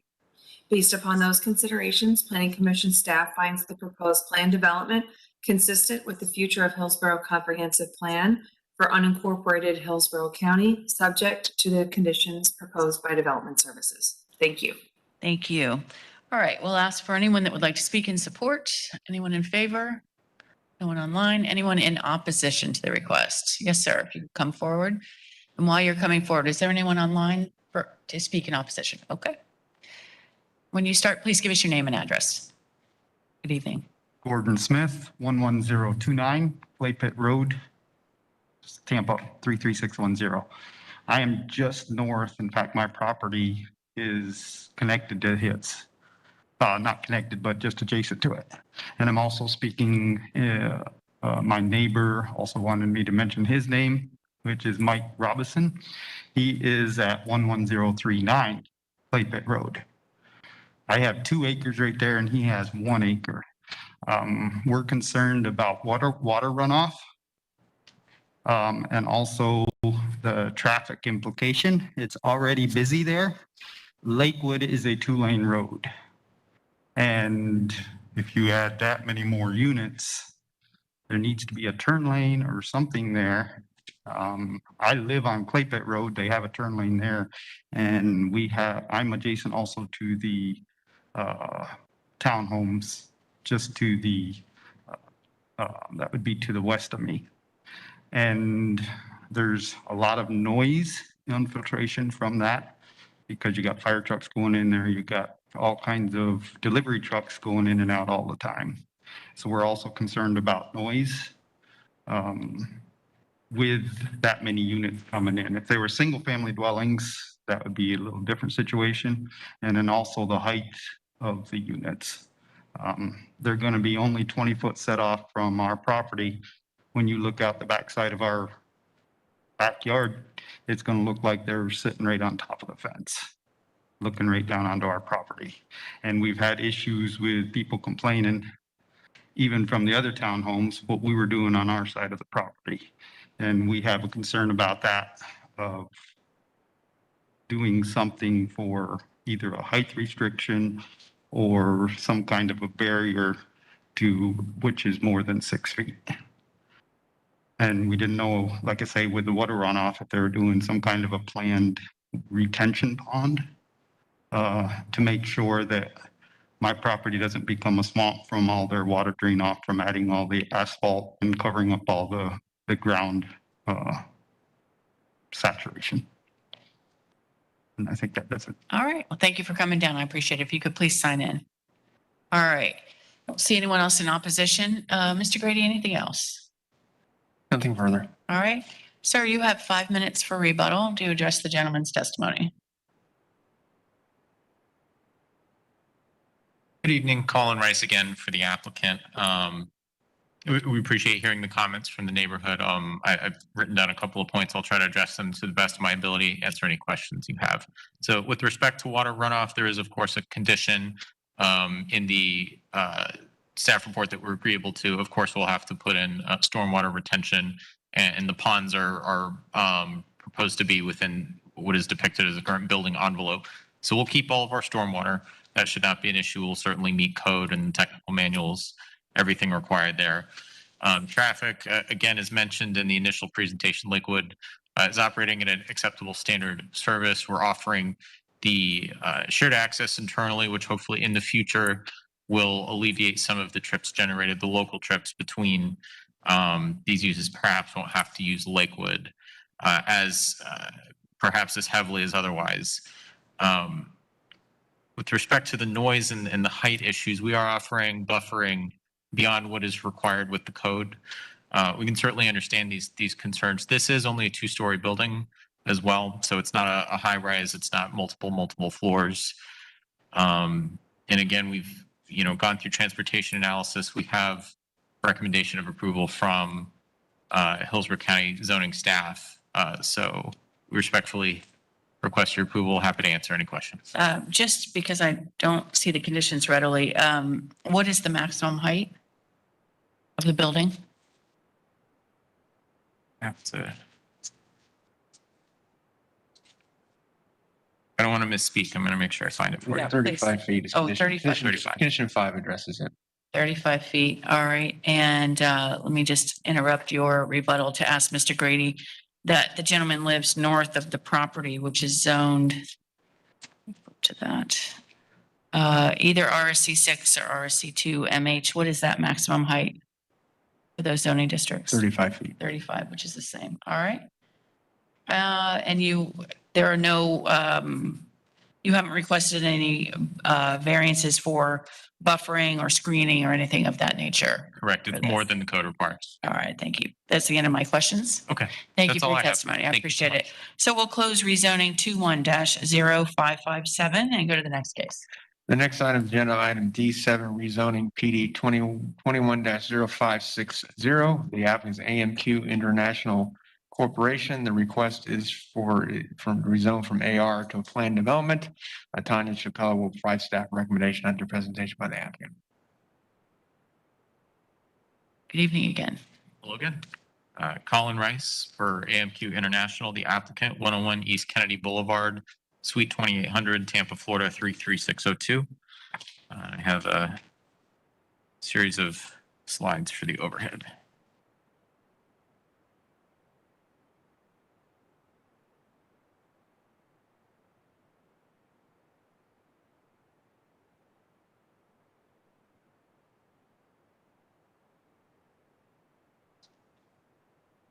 Okay. All right, so similar to the previous request, this is a request to rezone from agricultural, single-family residential to planned development, multifamily residential. We're in a different land use category here, so it's a maximum of 20 dwelling units per acre. We're proposing a maximum of 97 dwelling units. To orient you, our property is shaded here in purple. Access comes via Bryan Road to Falkenberg, down to Martin Luther King into I-75. So we're about 2 miles from the previous project. And before I shift, we'll come back to this later, but these white roofs here, this is a high-intensity employment center subject to a DRI that we'll address in a moment. Future land use map, we have very high intensity here at the intersection of MLK and I-75, gradually stepping down to lower intensity. Our site is here in purple, represents a transition between high intensity offices, our site, to residential, some single family, some all single family, some attached, some detached. So it's a nice bridge as we get further from the I-75 corridor.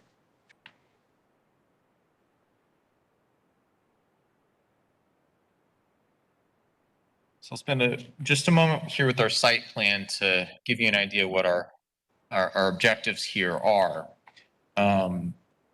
We really went to some lengths to keep the massing of the building away from residential the best we could.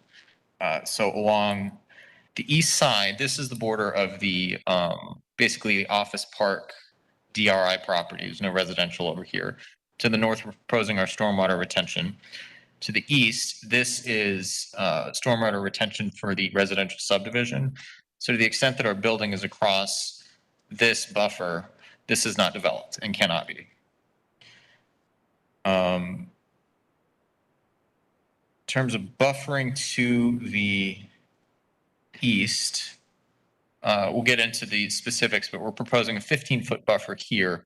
The DRI is already zoned to require a 30-foot buffer, so that's a functional 45 feet. Down here, we have the Powells. I spoke with Ramona Powell over the phone a couple of times. She submitted some questions for the record. I hope I answered all of her questions. And in fact, she produced some good feedback. We did a little bit of a redesign to address those concerns. Initially, we had like an amenities facility proposed near this area. We removed that and incorporated it to the primary structure to be sensitive to those concerns. In addition, we've added a condition to limit the hours of operation no later than 10 p.m. for non-enclosed amenities, anything that's outdoors. There'll be no amplified music. So the site reflects what's there and sensitivity we're trying to keep for the neighborhood.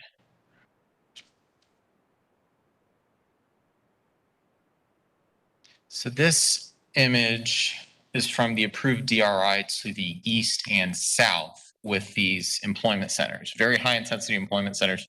Our site is here in purple. What we are proposing is sidewalk connectivity between our site, the potential 97 units of market rate workforce housing for these high intensity employment centers. So you could, and we're proposing a sidewalk, which I'll speak to as we get into one of the variation requests.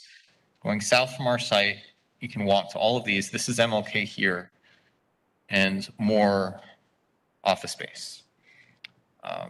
So it's potentially very exciting in that we can tie into the intent of this DRI and provide tripless workforce housing in terms of vehicle traffic. So the first variation we are seeking here is a reduction in the buffer to the west. And this will show you the composition of what is proposed to go in place to accommodate this sidewalk to create that interconnectivity. Basically, we're going to have to lose some trees, but I want you to understand what is proposed to go there. We have 3 feet of maintained right-of-way. An 8-foot clear zone is required by the Transportation Technical Manual for safety reasons. Our sidewalk, 5-foot buffer of vegetation here, another 2-foot clear zone to keep the sidewalk clear, and a PVC fence. So we have 23 feet up to the right-of-way, 25 feet of actual road to the opposite property line. So it's a request for variation from the buffering, really be structure more to the east, away from the residences.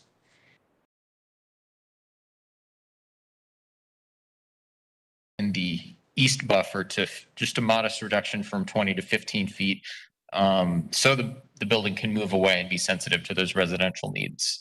And again, it's moving towards the DRI property. We have a functional 45-foot buffer there.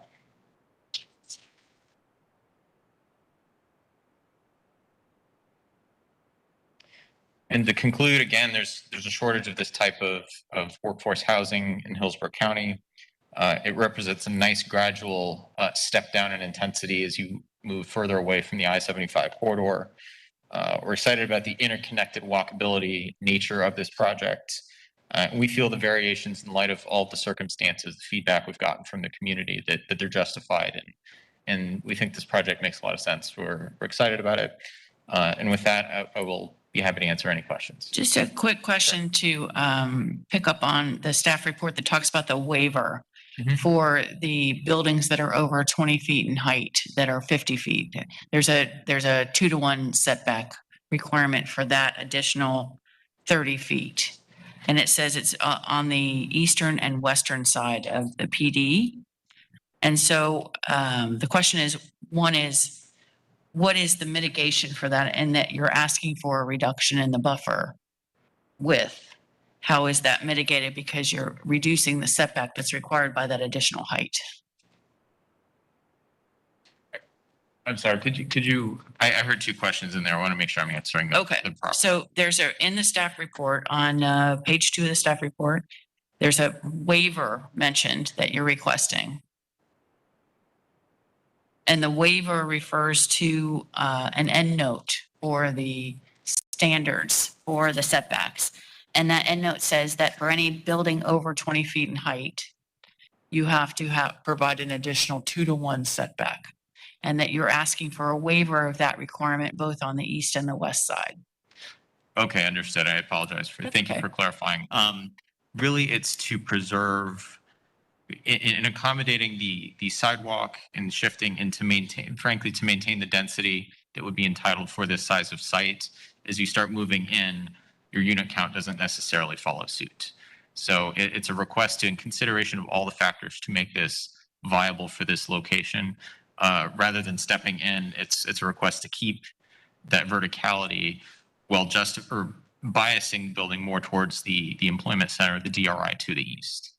And that sidewalk provides that connection to the DRI, and that's your justification. Exactly. On that side. Yeah. So we have to move it over, make room for the sidewalk, frankly, keep the project viable. But we think in total, all of the factors really fit in a nice package. All right, understood. Thank you. That was my only question. Development services, please.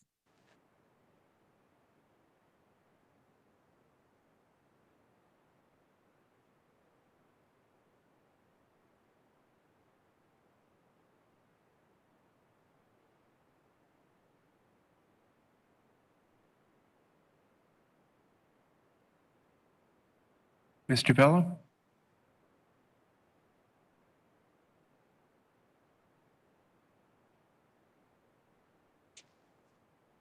I'm not seeing her on the call. Oh. You must have lost it. I can go through the presentation. All right, go ahead, Mr. Grady. Thank you.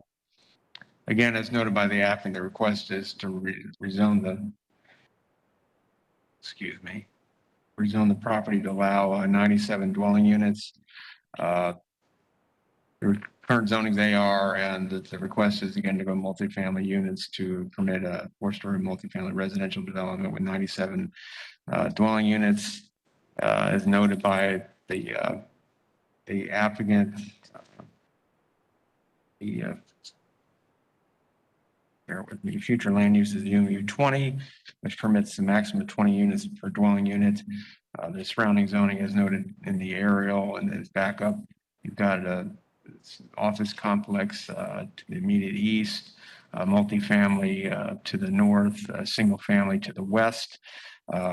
Staff did find that the proposed requested multifamily is compatible and consistent with the existing development pattern in the area. I would note, to add on to your question regarding the 2-to-1 setback, I mean, the requirement would be for an 80-foot setback with that 2-to-1 for the building height at its maximum height of 50 feet would require an 80-foot setback. I would note in the areas where the buildings are along the eastern and north and western property boundary, along the western area where that building is located, there's retention pond to the immediate west, so there's a significant building separation from the single family that's located to the west. And to the east, again, is the large office complex, and there's those buildings are not located in close proximity to the project boundary. So again, those are also mitigating factors from our perspective to be supportive of not applying that 2-to-1 in those areas. Again, overall, staff did find the requested approval subject to conditions. And we're available for any questions. No, thank you, though. I appreciate you doing the testimony. All right, Planning Commission, please. Thank you. Melissa Leinhardt, Planning Commission staff. The subject property is located in the urban mixed use 20 future land use category. It is in the urban service area and also located within the limits of the East Lake Orient Park Community Plan. The subject property is located within the urban service area where 80% of growth is to occur according to Objective 1 of the future land use element. The maximum allowable density of the subject site is 97 dwelling units, and the minimum allowable density is 73 dwelling units. The application requests 97 dwelling units and satisfies this policy direction. The subject property is designated as urban mixed use 20 on the future land use map. The intent of this category is to be urban in intensity and density of uses. All rezonings in this category, 2 acres or greater in size, must be approved through a planned development rezoning process. As the rezoning proposes an urban level density achieved through a planned development zoning district, it meets the intent of the UMU future land use category. The proposal of a 4-story residential building with 97 multifamily residential units would allow for residential uses that are compatible with the surrounding development pattern. The surrounding area includes varied housing styles, including single-family residential detached, mobile homes, and multifamily residential developments. The proposed rezoning satisfies the intent of the compatibility policies of the future land use element. The community design component in the future land use element provides policy guidance on designing neighborhoods that are compatible with the surroundings and reflect the character of the surrounding neighborhoods. The proposed rezoning reflects the character of the surrounding area that includes multifamily housing and therefore meets the intent of the policy guidance in the design component. The East Lake Orient Park Community Plan supports affordable housing opportunities that accommodate a diverse population and income levels and promote home ownership. The proposed residential development will provide additional housing opportunities within East Lake Orient Park and is therefore consistent with the vision of this community plan. Based upon those considerations, Planning Commission staff finds the proposed plan development consistent with the future of Hillsborough Comprehensive Plan for unincorporated Hillsborough County, subject to the conditions proposed by Development Services. Thank you. Thank you. Is there anyone in the room or online that would like to speak in support? Anyone in favor? Seeing no one, anyone in opposition? No one? All right, Mr. Grady, anything else? Nothing further. All right, sir, anything else before we close? Nothing further. Thank you. All right, thank you for your time. We'll close rezoning 21-0560 and go to the next case. The next item is agenda item D8, rezoning PD 21-0592. The applicant is Tom Matter. The request is to rezone from commercial general to a planned development. Tanya Chabot will provide staff recommendation on the presentation by the applicant. Good evening, sir. Good evening. My name is Roland Dove with Spring Engineering, 3014 Highway 19, Holiday, Florida. We're requesting a rezoning of this particular piece of property. It's 0.86 acres, houses an existing furniture store, and we want to rezone from CG to a PD. The purpose of the rezoning is twofold. Number one, we want to be able to renovate and expand the store by about 3,800 square feet. And secondly, we're trying to bring the existing setbacks into compliance with what is actually out there with the existing building. And this rezoning will allow that to happen. We have more parking than the code requires, and we've asked for a variation to allow some of that to remain and yet still comply with the 30% green space requirement. I'll be So happy to answer. that was my question. I didn't understand the reason for it. So if you could just elaborate on that issue.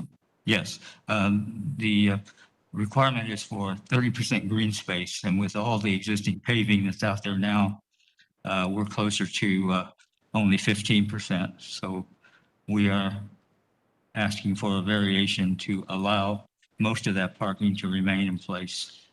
So it's a 30% requirement and you would ask for 15% Yeah. to leave the paved parking. Yeah. I understand. Okay. Thank you for that. That's all I have. All right. Well, thank you for coming down. I appreciate it. If you could please sign in with the clerk's office. Development Services. Brian Grady, Hillsborough County Development Services, as noted by the applicant, the request is rezoned from CG to planned development, basically to allow an expansion of the existing furniture store that's on the property. Currently under the CG, the maximum square footage that could be developed is 9,304 square feet. Under the proposal, they're requesting 13,112 square feet.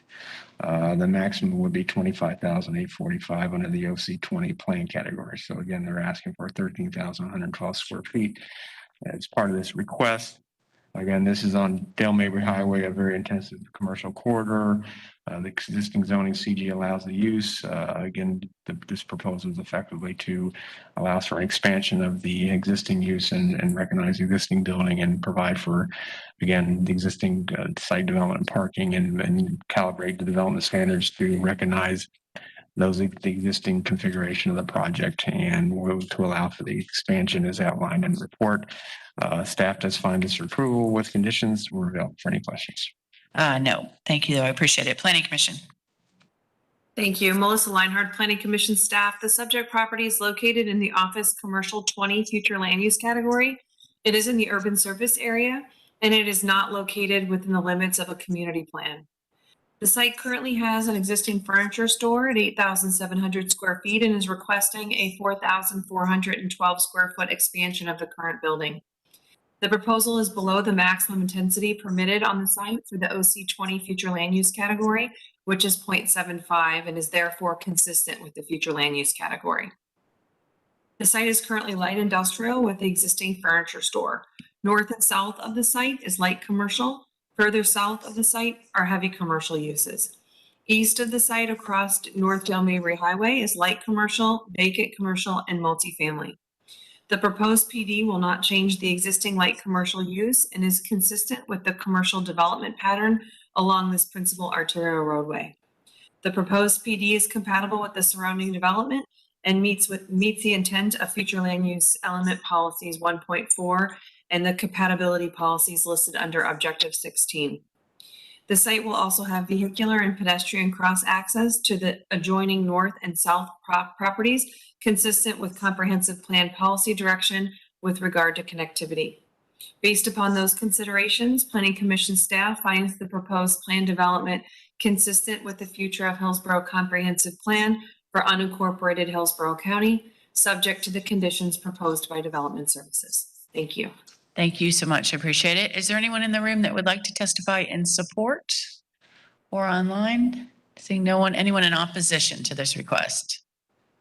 No one online? All right, Mr. Grady, anything else? Nothing further. Sir, anything further before we close? All right, thank you. We'll close, when I get the right word, rezoning 21-0592 and go to the next case.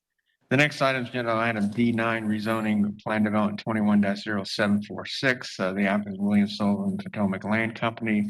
The request is rezoned from ASC 1 AR and RSC 3 to plan development. Staff has handed out a revised staff report. There's revisions to the conditions specifically dealing with the water services comment. And just real quickly to be consistent for the record with the previous case, we also had this condition. I just would note that in response to water service delivery issues in the South County service area, generally south of the Alphi River Water Resources has submitted revised comments and a statement outlining the water service delivery issues in detail. And again, those comments were handed out tonight in hard copy and are also being placed in the electronic record. The comments note to address the water service delivery issues that 2 CIP projects are under construction that will improve water pressure and flow to the area. Water Resource Services has recommended no new building permits be issued until the 2 CIP projects are completed and operational, or until June 1st, 2022, whichever comes first. The 2 CIP projects are anticipated to be completed in the spring of 2022, and the June 1, 2022 date was determined to be appropriate as it is after the dry season, which is when the water service delivery issues are happening because of peak demand. A condition of approval has been included in the staff report of outlining the requirements for no building permits being issued until operation completion of the 2 CIP projects, or until June 1st, 2022, whichever comes first. The revision submitted was to add the June 1st date to the conditions. And again, Steve Beachy will provide staff recommendation after presentation by the applicant. Thank you. Good evening. Hi, William Sullivan. My address is 1350 Orange Avenue, Suite 201, Winter Park, Florida, 32789. First, I was told to bring copies of the presentation for the clerk.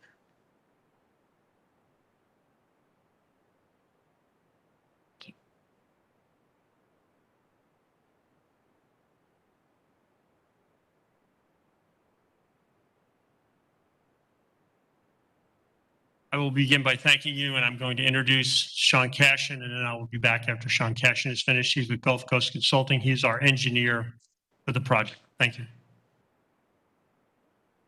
Thank you, Bill. Good evening. Sean Cashin, Gulf Coast Consulting, 13825 ICOB Boulevard, Clearwater, Florida. We're here for a PD rezoning request. On the screen right now is an aerial photograph. North is pointing down. Boyette is on the top of the page. Carr Road is bounded on the east side of the property, which is to the left. Next slide, please. As an overall project location map, gives you an idea where the property is. We're north of Boyette, west of Bell Shoals, south of Bloomingdale Avenue. And again, the detail on the right-hand side, Carr Road bounds the eastern side of the property. Next slide, please. Future land use is R4 for the site as well as surrounding area. Next slide, please. Zoning, this is a request to rezone from AR to PD. We have ASC 1 to the north, AR, which is a church, down to the south. Single family to the southwest, PD, single family off to the west. As you head down Carr Road, there is another PD single family subdivision, Camellia Estates. Next slide, please. We are in the urban service area. Next slide, please. Existing land use, our site's right in the middle. The institutional to the south is the Redeemer Church. Again, the residential is off to the west. We have the Equestrian Riding Academy to the north. We have actually 3 single-family lots that abut the property to the east. And again, as you go down to the south on Carr Road, there's a mixture of single-family and then that PD, which again is Camellia Estates. And eventually, continuing south, you run into Boyette Road. Next slide, please. Flood zone, there is a small area off to the west where we abut the creek that is in Zone A. The rest of the site is Zone X. Next slide, please. That is just an aerial depicting the wetland areas that are off to the west, and a small isolated wetland is located off to the northwest. Next slide, please. Traffic analysis. We did do a traffic analysis for the site, even though we did not meet the threshold of 50 peak trips an hour. We did this just to examine any potential project impacts that we may have. Our peak AM was 24 trips, 33 PM. Next slide, please. These are just exhibits of some of the traffic counts that we did at the intersection of Boyette and Carr Road. Next slide, please. Next slide. And there's just a lot of different documents regarding the traffic counts that we performed. Next slide, please. Functional classification, Boyette is an arterial road. There are collector roads that bound the east and west. Carr Road is not shown on this map. It is not a classified roadway. Just going back to the traffic analysis, the analysis did show us that the existing left turn, eastbound left turn lane on Boyette Road was sufficient. There was no need for a right turn decel. And we did perform a signal warrant analysis, even though that is usually performed after a site has already been constructed. But based on the projected traffic and existing traffic, there was not, a signal was not warranted at the intersection of Carr Road and Boyette. Next slide, please. That is the PD plan. Just pointing out a few things on the left-hand side there. 33 single-family lots, 7,000 square foot minimum lots. The proposed conditions that we did receive had detailed 6,000 square feet minimum lots. I just need that to be corrected to be 7,000 square feet minimum lots. Landscape easements, we will have a 5-foot landscape easement to the north, abutting the equestrian facility, and also to the east where we abut single family lots. Next slide, please.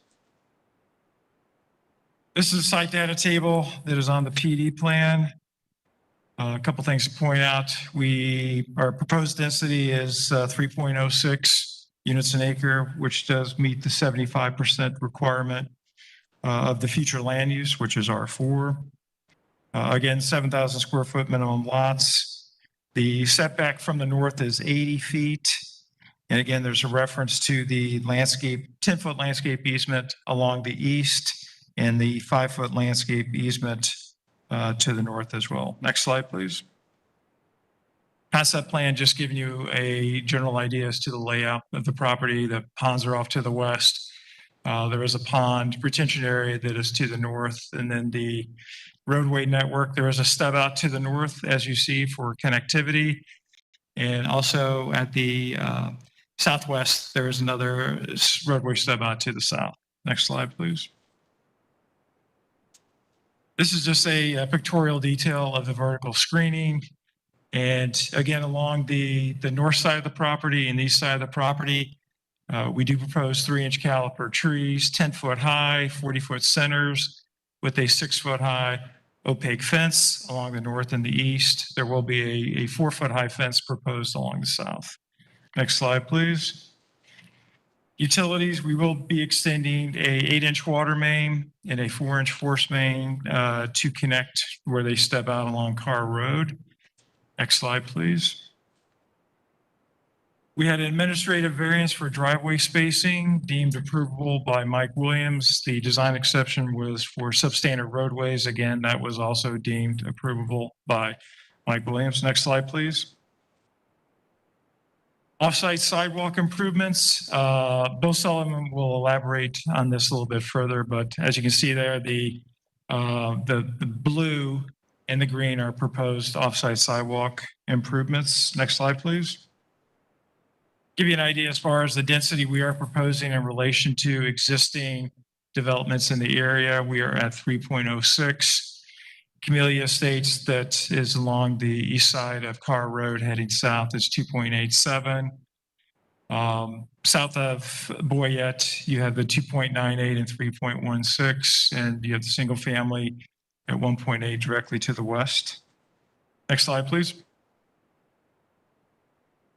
Riverview Community Plan map. I just want to point out that we are in the yellow section residential, where that is set up to encourage attractive residential development that complements the surrounding character and promotes housing diversity. Next slide, please.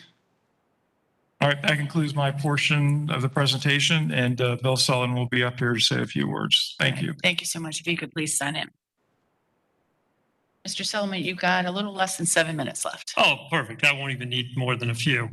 So we had 2 community meetings. The first was attended, and you can see the attendance on this, the area. And then we had a second meeting where hardly anybody came. We had some clarification on the density. We raised the density, maximum density a little bit to accommodate the rule by the Planning Commission for the 3 units the acre minimum, because it's 75% density rule. If you could please move up 2 slides. One more. And then I wanted to present to the clerk. You need to be on the record. Talk off the microphone. You can hand in whatever you'd like, but you need to be on. Sorry about that. This is a petition signed by a majority of the adjacent residents to our community, and also they got enthusiastic over it. The cabana, the Canine Cabana, and all 20 employees of them signed the petition as well. So here's the petition. This is in support. These are petitions in support of our. Okay. You know what? You can turn in everything when you're done, just to save time. Perfect. Okay, and if you could go back to the slide that dealt with the sidewalk, please. Keep going. One more. There we go. When we first arrived in the area, I immediately identified that the kids in this area didn't have sidewalk to get out to Boyette Road so they could walk to school.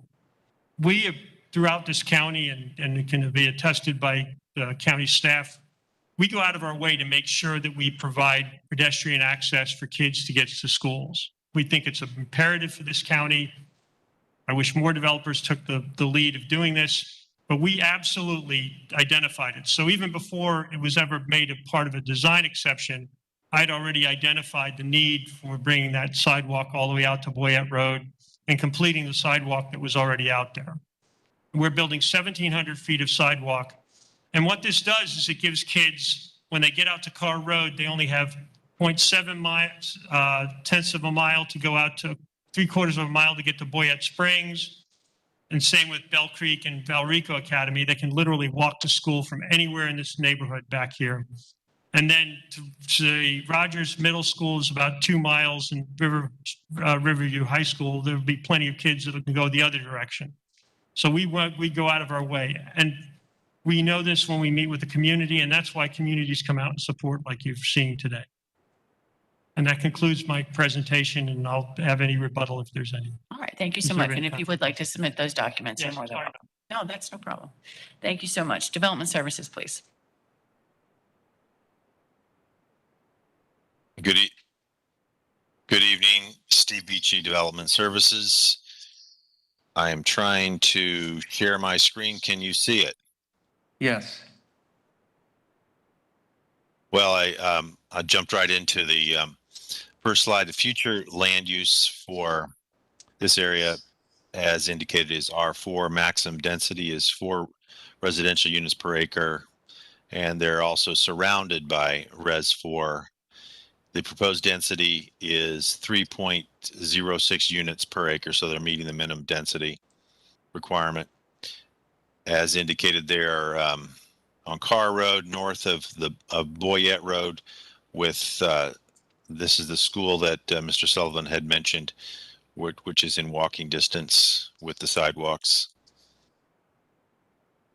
The the site is 10.79 acres. Existing zone is ASC 1 and RSC 3 in the front and to the north. And the majority of the site is currently zoned AR. It's vacant. And the request is to rezone to a PD. Current zoning allows 2 residential units, 2 residential lots in this AR area. They're proposing 33 lots. As they indicated, the majority of the home sites are in the middle of the PD project, avoiding the higher environmentally sensitive areas to the west. And these 2 yellow, the parcels in yellow are not part of the planned development.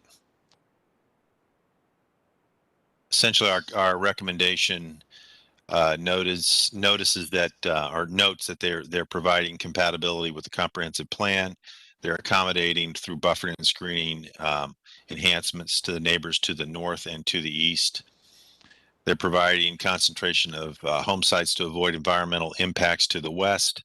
And as Mr. Sullivan indicated, they're providing off-site improvements consisting of 1/3 of a mile to support the area and pedestrian safety. Our recommendation is approvable subject to the conditions, and I'm available for any questions. Just a quick one, Mr. Beachy. I am in receipt of your revised staff report, but Mr. Cashin noted that there's a still mention in the conditions of a 6,000 square foot lot, but they were agreeing to 7. Correct. So Yeah, we there'll can be make that a revision to Yes. that as well. Okay, Yes. perfect. I would also note, I noticed in the header on the other pages has an incorrect application number. We'll correct that also. All right, perfect. Thank you so much. Planning Commission, please. Thank you. Melissa Leinhard, Planning Commission staff. The subject property is located in the residential 4 future land use category. It is in the urban service area. And the subject property is also located within the limits of the Riverview Community Plan and the South Shore Area-Wide Systems Plan. The intent of the residential 4 future land use category is to designate areas that are suitable for low-density residential development. The proposed use of 33 single-family residential dwelling units is consistent with the residential 4 future land use category. The proposal meets the intent of Objective 1 in policies 1.2 and 1.3 of the future land use element by providing growth within the urban service area. The proposed plan development meets the minimum density required for properties within the urban service area by providing 33 dwelling units on a 10.78 acre site, which is consistent with the density that's expected in the residential 4 future land use category. The applicant requests a minimum lot size of 7,000 square feet. The subject property is surrounded by predominantly agricultural, vacant, and single-family lots. The request is compatible with the surrounding area and consistent with the residential 4 future land use category. The applicant is also providing a stub out to the south, providing for a connectivity in the area, meeting the intent of future land use element policy 16.7. The request is consistent with goal 2, bullet 5 of the Riverview Community Plan, which outlines specific development patterns that are to occur within specific districts. The request is within the residential district and for a residential use and is therefore consistent with the vision of the Riverview Community Plan. Based upon those considerations, Planning Commission staff finds the proposed plan development consistent with the future of Hillsborough Comprehensive Plan for unincorporated Hillsborough County, subject to the conditions proposed by Development Services. Thank you. Thank you so much. Is there anyone in the room that would like to speak in support? Or online? Anyone who would like to speak in opposition to this project? No one online? All right, Mr. Grady, anything else? Nothing further. All right, Mr. Sullivan, you can have the last word if you choose. And just to confirm that the changes regarding the water resource comments are acceptable. Absolutely. All right. Yes, and we thank the staff for working with us to get to the comments. Thank you so much for your testimony. Thank you, and thank you all for your time tonight. Appreciate it. All right, then with that, we'll close rezoning 21-0746 and go to the next case. The next item, agenda item D10, rezoning PD 21-0867. The applicant's Hutton Real Estate Holdings LLC. The request is rezoned from IPD2 and to plan development. Kevin DeFranco will provide staff recommendation after presentation by the applicant. Good evening. Good evening, Jessica Iserman with Stearns Weaver Miller, 401 East Jackson Street, number 2100, Tampa, Florida. I am here today and I'd like to introduce our team. With me is Mr. David Smith, our planner. We also have applicants representative from Hutton, which are Michael Ann Heffelmeyer and Jonathan Renfro. We also have our engineer, Ben Barry, and the owners of the property, Fred and Linda Joseph, are here as well. So if you have any questions pertaining to them, we'll be happy to bring any of them up. Thank you. All right. Good evening. Good evening, David Smith, Director of Development and Zoning, Stearns Weaver Miller, 401 East Jackson Street, 33602, Suite 2100. This application, as described by staff, is rezoning IPD, which is very rare. You've been around long enough. You remember the Interstate Plain Corridor designations and the UL designations. This is one of the zonings that was in that corridor. But that zoning classification is basically inactive at this time. The request is for PD zoning, as we indicate on this first graphic. It's located in the north of Bloomingdale, and it is east of Gornto Lake Road, right across from the Target Supercenter. The next slide, please. This gives a little bit more orientation. As you can see, there's retail uses to our west, to our south. What doesn't show on this is existing zoned property to the east that is for warehouse, office, contractor's office, commercials, open storage, as well as an office building for Dale Merriman, which is to the south of this subject property. Next slide. The current land use on the property is SMU 6. SMU 6 is a significant reduction in what was on the UL2 designation that was originally on the property when it was zoned in 1989. The property across the street is UMU 20, which is a significant up category from the SMU 6. Next slide, please. As indicated, it's IPD 2 zoning currently. We have PDs to our east, we have PDs to our west, PDs to our south, and then, as I mentioned, Dale Merriman owns the property that is the AS1 property that is going to consist of a cell tower site immediately abutting our site, and then his office on Bloomingdale. Next slide, please. We've worked with the Planning Commission staff and Development Services staff to come up with a plan of development that proposes a group of uses in essentially development lots or pods. One of the concerns was how we were transitioning away from the intersection relative to locational criteria and intensity of uses. And if you'll move to the next slide, this will give a better visual as to where these uses are proposed. So moving from the south of the property site plan is Lot 4. Lot 4 is proposed for an automated car wash facility. Hutton develops the Mod Wash product. There's several of them going up in the county right now. The next block up, which is Lot 3, is the automotive tire service, car repair. And these are the closest to the intersection, transitioning from the south to the north. This is also our main access point, which aligns with the Target access point across Gornto Lake Road. And then we have Lot 2. Lot 2 is proposed for a retail center of 6,525 square feet. And the uses have been selected so that they provide for less intense retail uses moving from the south to the north. And we have Lot 1, which is comprised of a retention pond and wetland area. And Pod C is particularly important because this is a guarantee that this is going to be in a conservation easement to the benefit of the county. This will never be developed, and this will provide a guaranteed transition from this retail development to the residential to the north.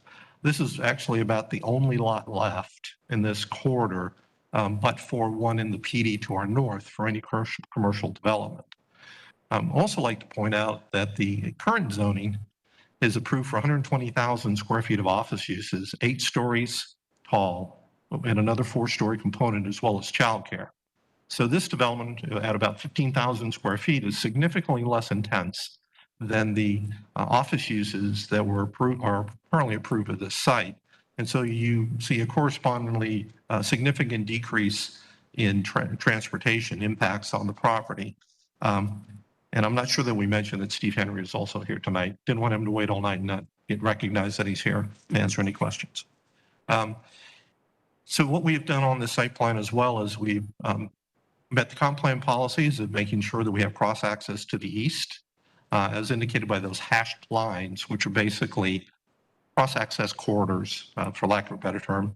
And we also provide cross access to the south of the property as well.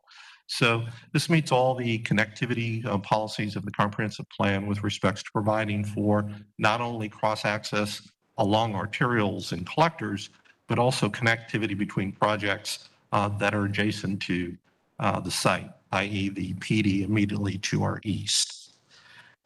Next slide, please. In looking at consistency with the comprehensive plan, the project at 15,911 square feet is well under the maximum allowed intensity for this particular project. The locational criteria, we meet on a couple bases. We meet the exception criteria for the amount of the frontage, the use of the property in commercial use, since we're preserving all of the wetland, which is on the northern end of the property. Therefore, at least 75% of the project use for commercial is within the locational criteria, meeting those locational waivers. Important to the Planning Commission and consistent with policies is also the transition that I discussed previously. We have more intense uses on the south, which are clearly within the 900 feet. And then as you move north, it transitions down. One of the uses that was really a concern was fast food with drive-through. That was eliminated, and we've gone to just sit-down restaurant uses only. As I mentioned, also, we have the vehicular and cross-access. The next slide, please. So from transportation, this just gives you the raw numbers of what we were looking at relative to differences in the currently approved project and the proposed project. As you can see, on a volume basis, trip generation, we're talking about 1,517 less trips. AM, PM, peak hour, 342 less AM and 298 less PM. So there's a significant reduction in impact as a result that would result from approval of this project. Next slide, please. So just going over what the Planning Commission staff has found, the application consistent with the comprehensive plan. I might mention that this is also in the Brandon Community Plan. As part of the Brandon Community Plan, it's in the general urban commercial area, and we're consistent with the uses that are allowed and found throughout that comprehensive plan, special area plan. Development services is found at approvable, subject to conditions. And we respectfully request you recommend approval to the Board of County Commissioners. We have the applicant, the property owner, all consultants available to answer any questions you may have. I just have a quick question. Yes, ma'am. And it pertains to Lot 1. Yes. In your presentation, you talk about that it's, and on the site plan, it shows it as a stormwater pond. And you mentioned wetland area as well, I believe? Yeah, Lot 1 is the wetland area and then the pond. And then Pod C of Lot 1 is the wetland conservation area, the wetland that's going to be preserved. I see. So I know, though, in the conditions, it mentions every lot except Lot 1. So is it your intent that Lot 1 would never be developed other than to be used as a stormwater pond? Is that correct? Under this plan of development, number one, Lot 1 would be the stormwater pond. I guess technically it does have the cross-access point for it, but as far as any developable uses, square footage, we're not allocating any use to those areas. Okay. All right. Well, I'll ask staff about that in the next part, about restrictions on it. All right. Thank you very much. I appreciate it. Does that conclude your presentation? One quick item, again, Jessica Eisterman for the record. I'd like to introduce the certified site plan for PD 12-0258, which is the PD directly adjacent to the east of the subject property, with the exception of Dale Merriman's property, which is to the southern part of it, as well as the certified site plan for PD 19-0934, which is a larger residential PD to the even further east of the site, just into the record. Okay. Thank you. All right. Thank you very much. All right. We'll go to Development Services. Good evening again. Kevin DeFrank with Development Services. I'm going to share my screen.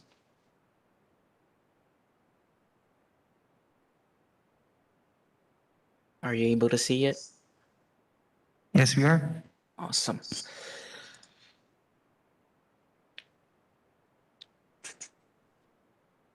So for this case, the applicant, as presented, is requesting to rezone the subject property from the existing IPD2 zoning district to the proposed new PD to allow for a retail center with restricted uses, automated car wash, and oil change / auto repair business use.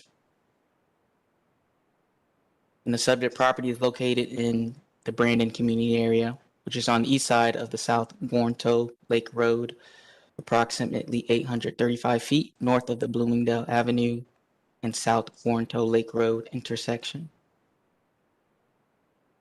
And the property has a fluke category of SMU 6, and the maximum FAR within the SMU 6 fluke category is 0.25 for suburban scale neighborhood commercial uses. And the nearby fluke category is UMU 20. And the subject property is adjacent to property zone PD to the north, east, south, and west, AS1 and ASC1 to the east. And within the general area, there are other property zone RSC3 and RSC6 to the southeast.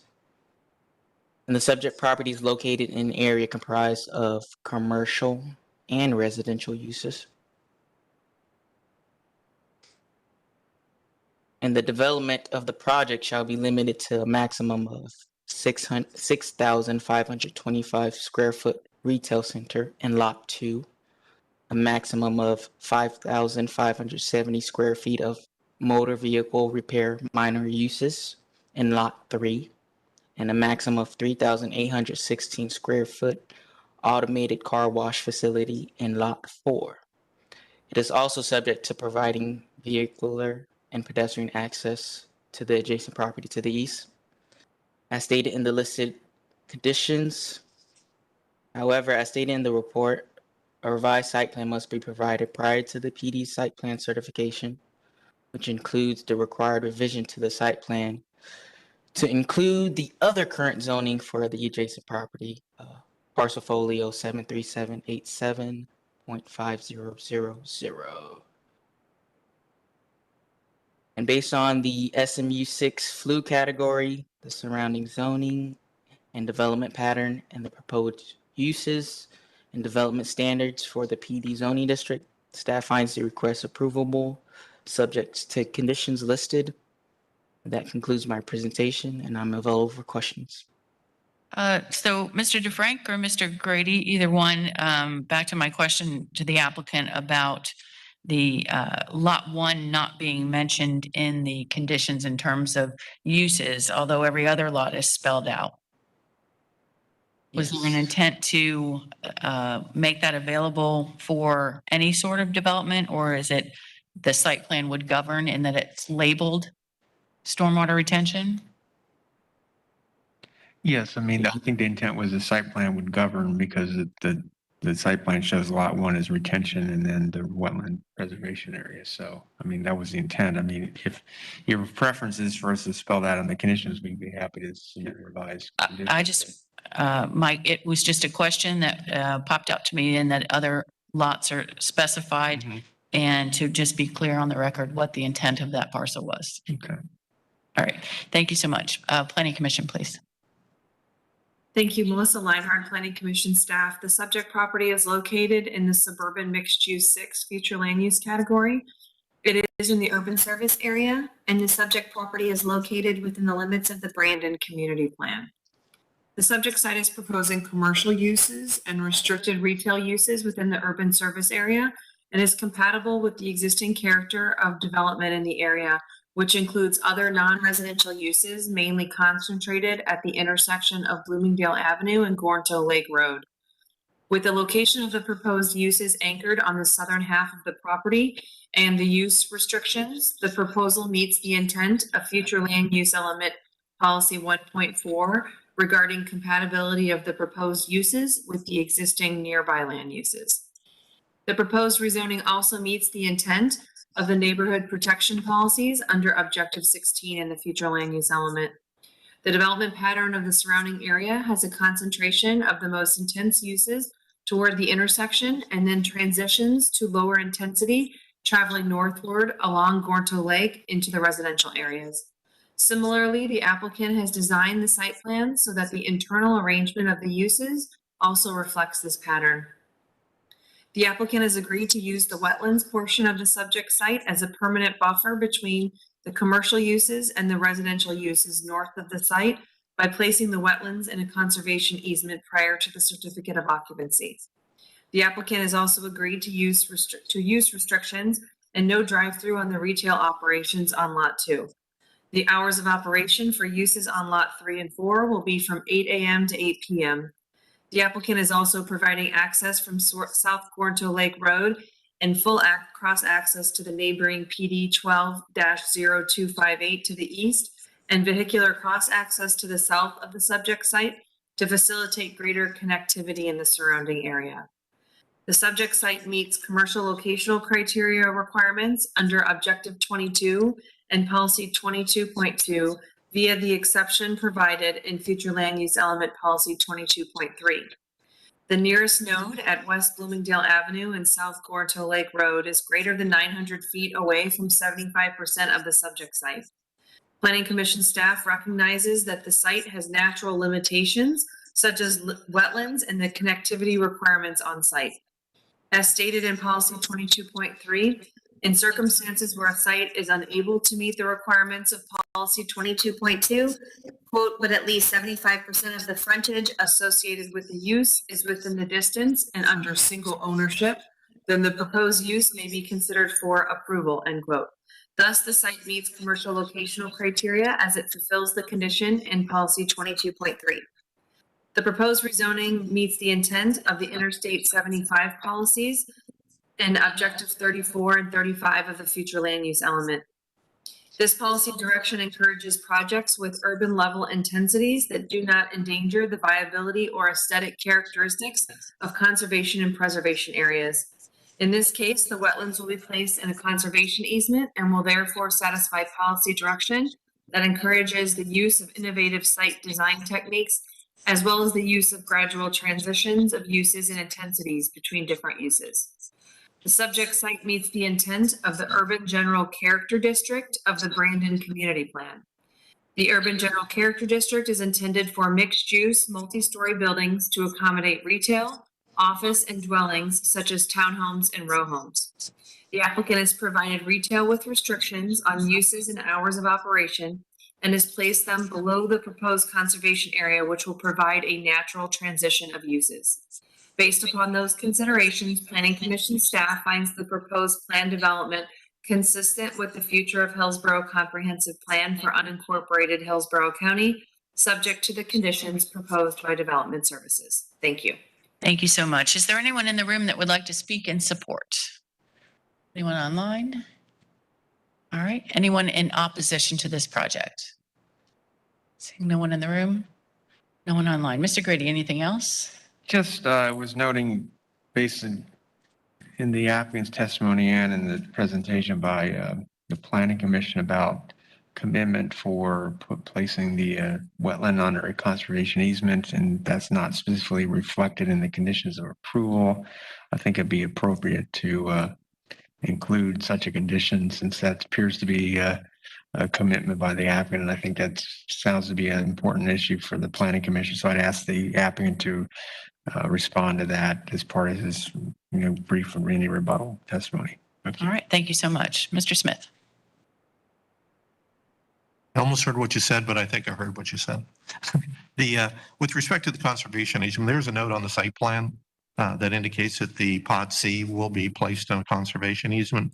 So that is clearly the intent of the use for that property. I think the site plan reflects what Lot 1 can be used for: stormwater pond, the cross access that's required by the county, and the conservation easement in the wetland.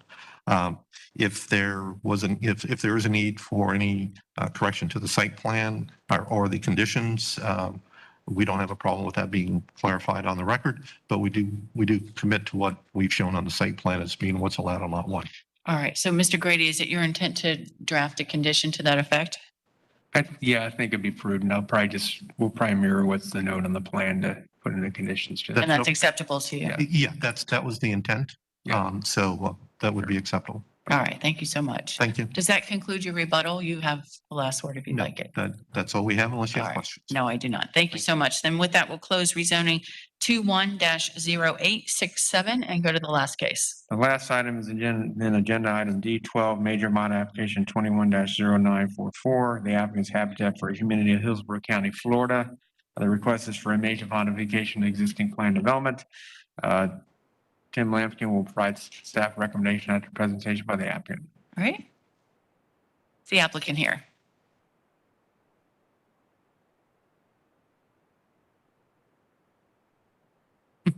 If you could come forward. It's your turn.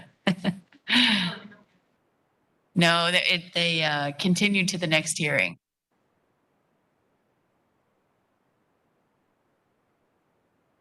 Good evening. Good evening. I'm Ron Spoor, Habitat for Humanity, 509 East Jackson Street, Tampa. I read in the Tampa Bay Times today that rents in our area have increased 21% since January. Good housing is escalating out of reach for many families in Hillsborough County. More than 1/3 of residents are struggling to find decent housing that they can afford. Habitat for Humanity is proposing to provide opportunities for 23 local families to build attractive, sustainable, affordable homeownership in a new subdivision proposed for 205 Windhorse Road. We're requesting a zoning modification that will make these opportunities possible. If this zoning is approved, 23 families will have the opportunity for a good home, an affordable mortgage, and the long-term equity, strength, and stability that comes through homeownership. Thank you for your consideration. Thank you, sir. If you could please sign in with the clerk's office. Thank you. And you'll just need to turn on the microphone that's right there. You just press the button on the base of that. Yeah, perfect. Good evening. Good evening. My name's Lynette Glass. I'm with Habitat for Humanity, 509 East Jackson Street, Tampa, Florida. So I wanted to talk a little bit about the aesthetics of the community. We are planning on saving a group of trees. There are 3 live oaks that are greater than 36 inches each. We're putting this in the middle. It's in the middle of the site. We want to create a little common area park for the community, or for the subdivision, for the homeowners of the subdivision. We also wanted to show you some of the houses that we build. Oops. There we go. So these are going to be very typical of the type of houses that we're going to be building. And we do have on the plans the square footage of the houses. There's another. Sorry. And these are recently built homes that we've done. We do also have a 2-story model. These will be for the shallow lots. If we have a shallow lot, the 2-story model fits better on the lot.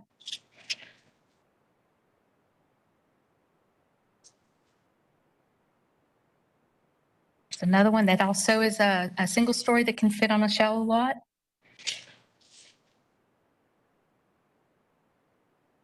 And this is probably our favored plan by most of the homeowners. They like the front kick out where they have a dining room in the front. And here's a couple pictures from the interior. One of our kitchens, probably our favorite with the island. And then we also do bathrooms if we're trying to make them handicap accessible. So this is one with a roll-in shower. And then I'm here to answer any questions that you would have. I don't have any at this time, but thank you so much. If you'd And like then- to sign in with the clerk's office, and if you want to submit those documents, you're more than welcome to. Thank you. Thank you. Development Services, please. Hello, Tim Lampkin for Development Services. Can you all hear me okay? I had an issue with my microphone earlier. We can hear you. Okay, thank you.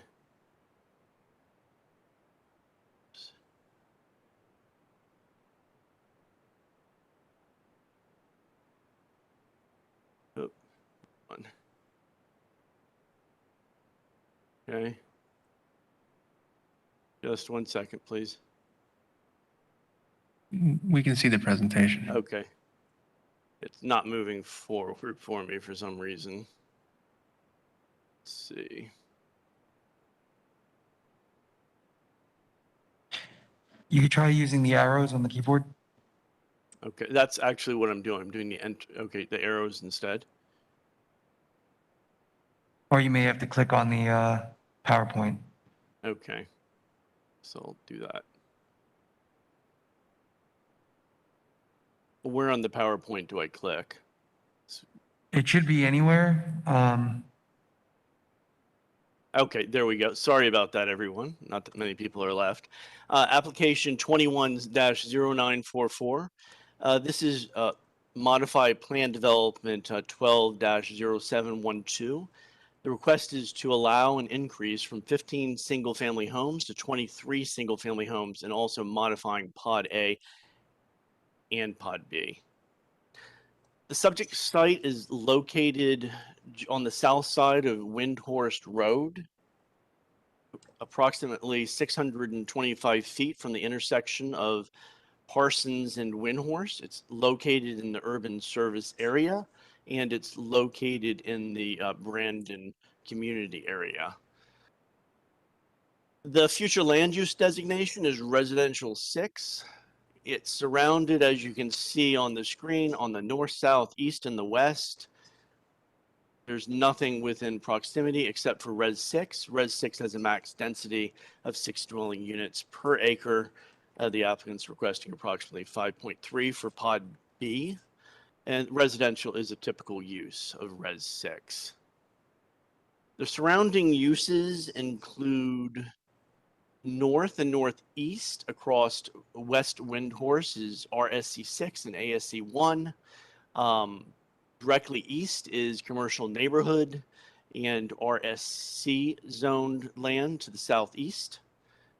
Further southeast is business professional office, and there's also Pod C, which, if you can see my cursor, is right here. An overview of the proposed modification. So there are two pods. Pod A, I'll go into this a little bit. I'll show a visual momentarily. The existing PD for Pod A is designated as BPO office use to remain residential as an interim use only, and they're proposing to, in the conditions, modify Pod A to remain residential subject to the RSC standards. You'll see in the conditions of approval, there initially were two alternatives.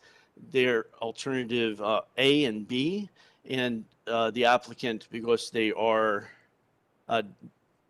have made a determination to definitely develop as residential, they're eliminating option A, or Pod A, and for Pod B. Pod B was approved for 15 single-family homes, and again, it's increasing to 23. There are two variations requested, as shown on the slide here. So on the eastern property, the variations are to LDC section 6.06.00 landscaping buffering. The applicant is requesting to reduce the required 20-foot buffer to 10 feet along the eastern property boundary and provide type A screening. And they're also asking for the rear setback to be included in the 10-foot buffer as shown on the screen. The yellow line shows the 20-foot. I'm sorry, shows the 10-foot, and then the red line shows the additional 5 feet for the setback that would not be included in the buffer.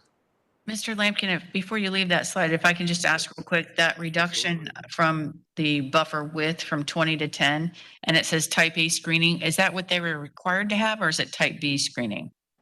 No, they would be required to have type B, and actually I'm going to double check super quick. Sorry, I'm pretty certain it's type B. So that's part of the variation. That's correct. Okay.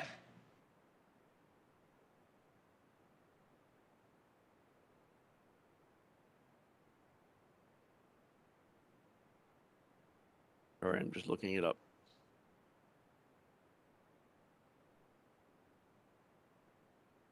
Yes, they would be required to normally have type B. All right. Thank you so much. This is type A. Yeah, you're welcome. And it's part. So here's the site plan here. It's showing the 23 single-family homes. You'll notice on the west side is a retention pond. The applicant, again, is proposing the 10-foot landscape buffer, which is required anyway. They're showing the 8-foot urban scenic corridor. They're providing connectivity to the open space with a 5-foot sidewalk, and it also connects Pod A and Pod B in the future. They also, as the applicant had stated, they're showing the grand oaks on the property. There is a 6-foot fence on the southern property line that's conditioned that goes to the stub out and is not included there, and also is not included in lot 9. The applicant also proffered a 6-foot fence on the western property line per a neighbor that had called and requested some type of screening, and they proffered that up. Staff does find the request approvable, satisfies the goals, objectives, and policies of the unincorporated Hillsborough County Comprehensive Plan. It's compatible with the proposed, the proposed development is consistent with the existing scale and restrictions found nearby, and with proposed development standards, the existing scale and restrictions may be found approvable with conditions. That does conclude staff's presentation, unless there are any additional questions. No further questions at this time. Thank you. Planning Commission, please. Thank you, Melissa Leinhard, Planning Commission staff. The subject property is located in the residential 6 future land use category. It is in the urban service area and also within the limits of the Brandon Community Plan. The application requests an increase in density from the original approval from 15 to 23 single-family units on Pod B. The site is located within the Hillsborough County Urban Service Area, where the majority of growth is required to be directed per future land use element objective 1 and objective 1 and policy 1.4. The additional 8 units will contribute to the residential development pattern in the area and meet the minimum density requirements as part of future land use element policy 1.2. The proposal that Pod A remain developed with a single family home and the original condition of approval is removed, which allowed the redevelopment of BPO uses up to 22,000 square feet, is also consistent with the residential development pattern in the area. The lots within the general vicinity are predominantly single family residential. Therefore, the proposed residential use is consistent with the overall character of the area. The proposed modification would facilitate residential development that is comparable to the development pattern in the area. Single-family home developments surround the site on all sides in the general vicinity, while light commercial, natural open space, and a church are located immediately to the east and southeast. The single-family homes would complement the existing suburban and neighborhood commercial development pattern. The proposed density is compatible with the surrounding area, promoting infill within the urban service area, and is consistent with the compatibility policies in the future land use element. The proposed development is also consistent with the suburban character district goals of the Brandon Community Plan, which seeks to develop a primarily residential area of single-family detached residential homes with side and perimeter yards on 1/4 acre or less. The additional single-family dwelling units on Pod B facilitate residential development, which is consistent with the residential 6 future land use category. And the single-family dwelling on Pod A, which is proposed to remain a residential use rather than the previously approved BPO use, is consistent with the goals of the Brandon Community Plan. And based upon those considerations, Planning Commission staff finds the proposed major modification consistent with the future of Hillsborough Comprehensive Plan for unincorporated Hillsborough County, subject to the conditions proposed by Development Services. Thank you. Thank you so much. Appreciate it. All right. Is there anyone in the room or online that would like to speak in support? Anyone in favor of this project? Seeing no one, anyone in opposition to this project? Yes, please come forward. Why you are. Is there anyone online? Okay. You just give us your name and address to start, please. Hi. Good evening. My name is Samantha Sherman, and my address is 1201 Windhorst Ridge Drive, Brandon, Florida, 33510. So I was just, I'm concerned about all the buffers that are requested to be reduced. Also, all the homes, they're going to have less land. In my experience, that causes tension between neighbors. I guess they're also allowing less space between driveways. There's going to be parking issues, I assume. It seems like a huge variance between 15 houses allowed and the 23 houses they're requesting. And then they said there'd be 2-story homes overlooking. Will that be overlooking the Windhorst Village, which is adjacent to the west?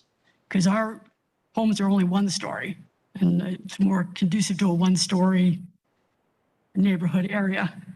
And I was wondering how far from the easement will the fence be built on the west side? Will there be any trees left, as there's trees now kind of dividing the property? If not, will they plant large plants that deaden sound between properties? It says something about type A, but I don't know what type A vegetation is. So, and will there be a fence at the south side of the property? And then I don't know if this is an issue, but it says that I know that the land is higher there than the homes on the west, Windhorst Village. Are they certain that Windhorst Village will not be affected by any flooding or that nature? So I'm not necessarily opposed to the Habitat for Humanity homes. It's just the height and the spacing and the reduced buffers. Okay.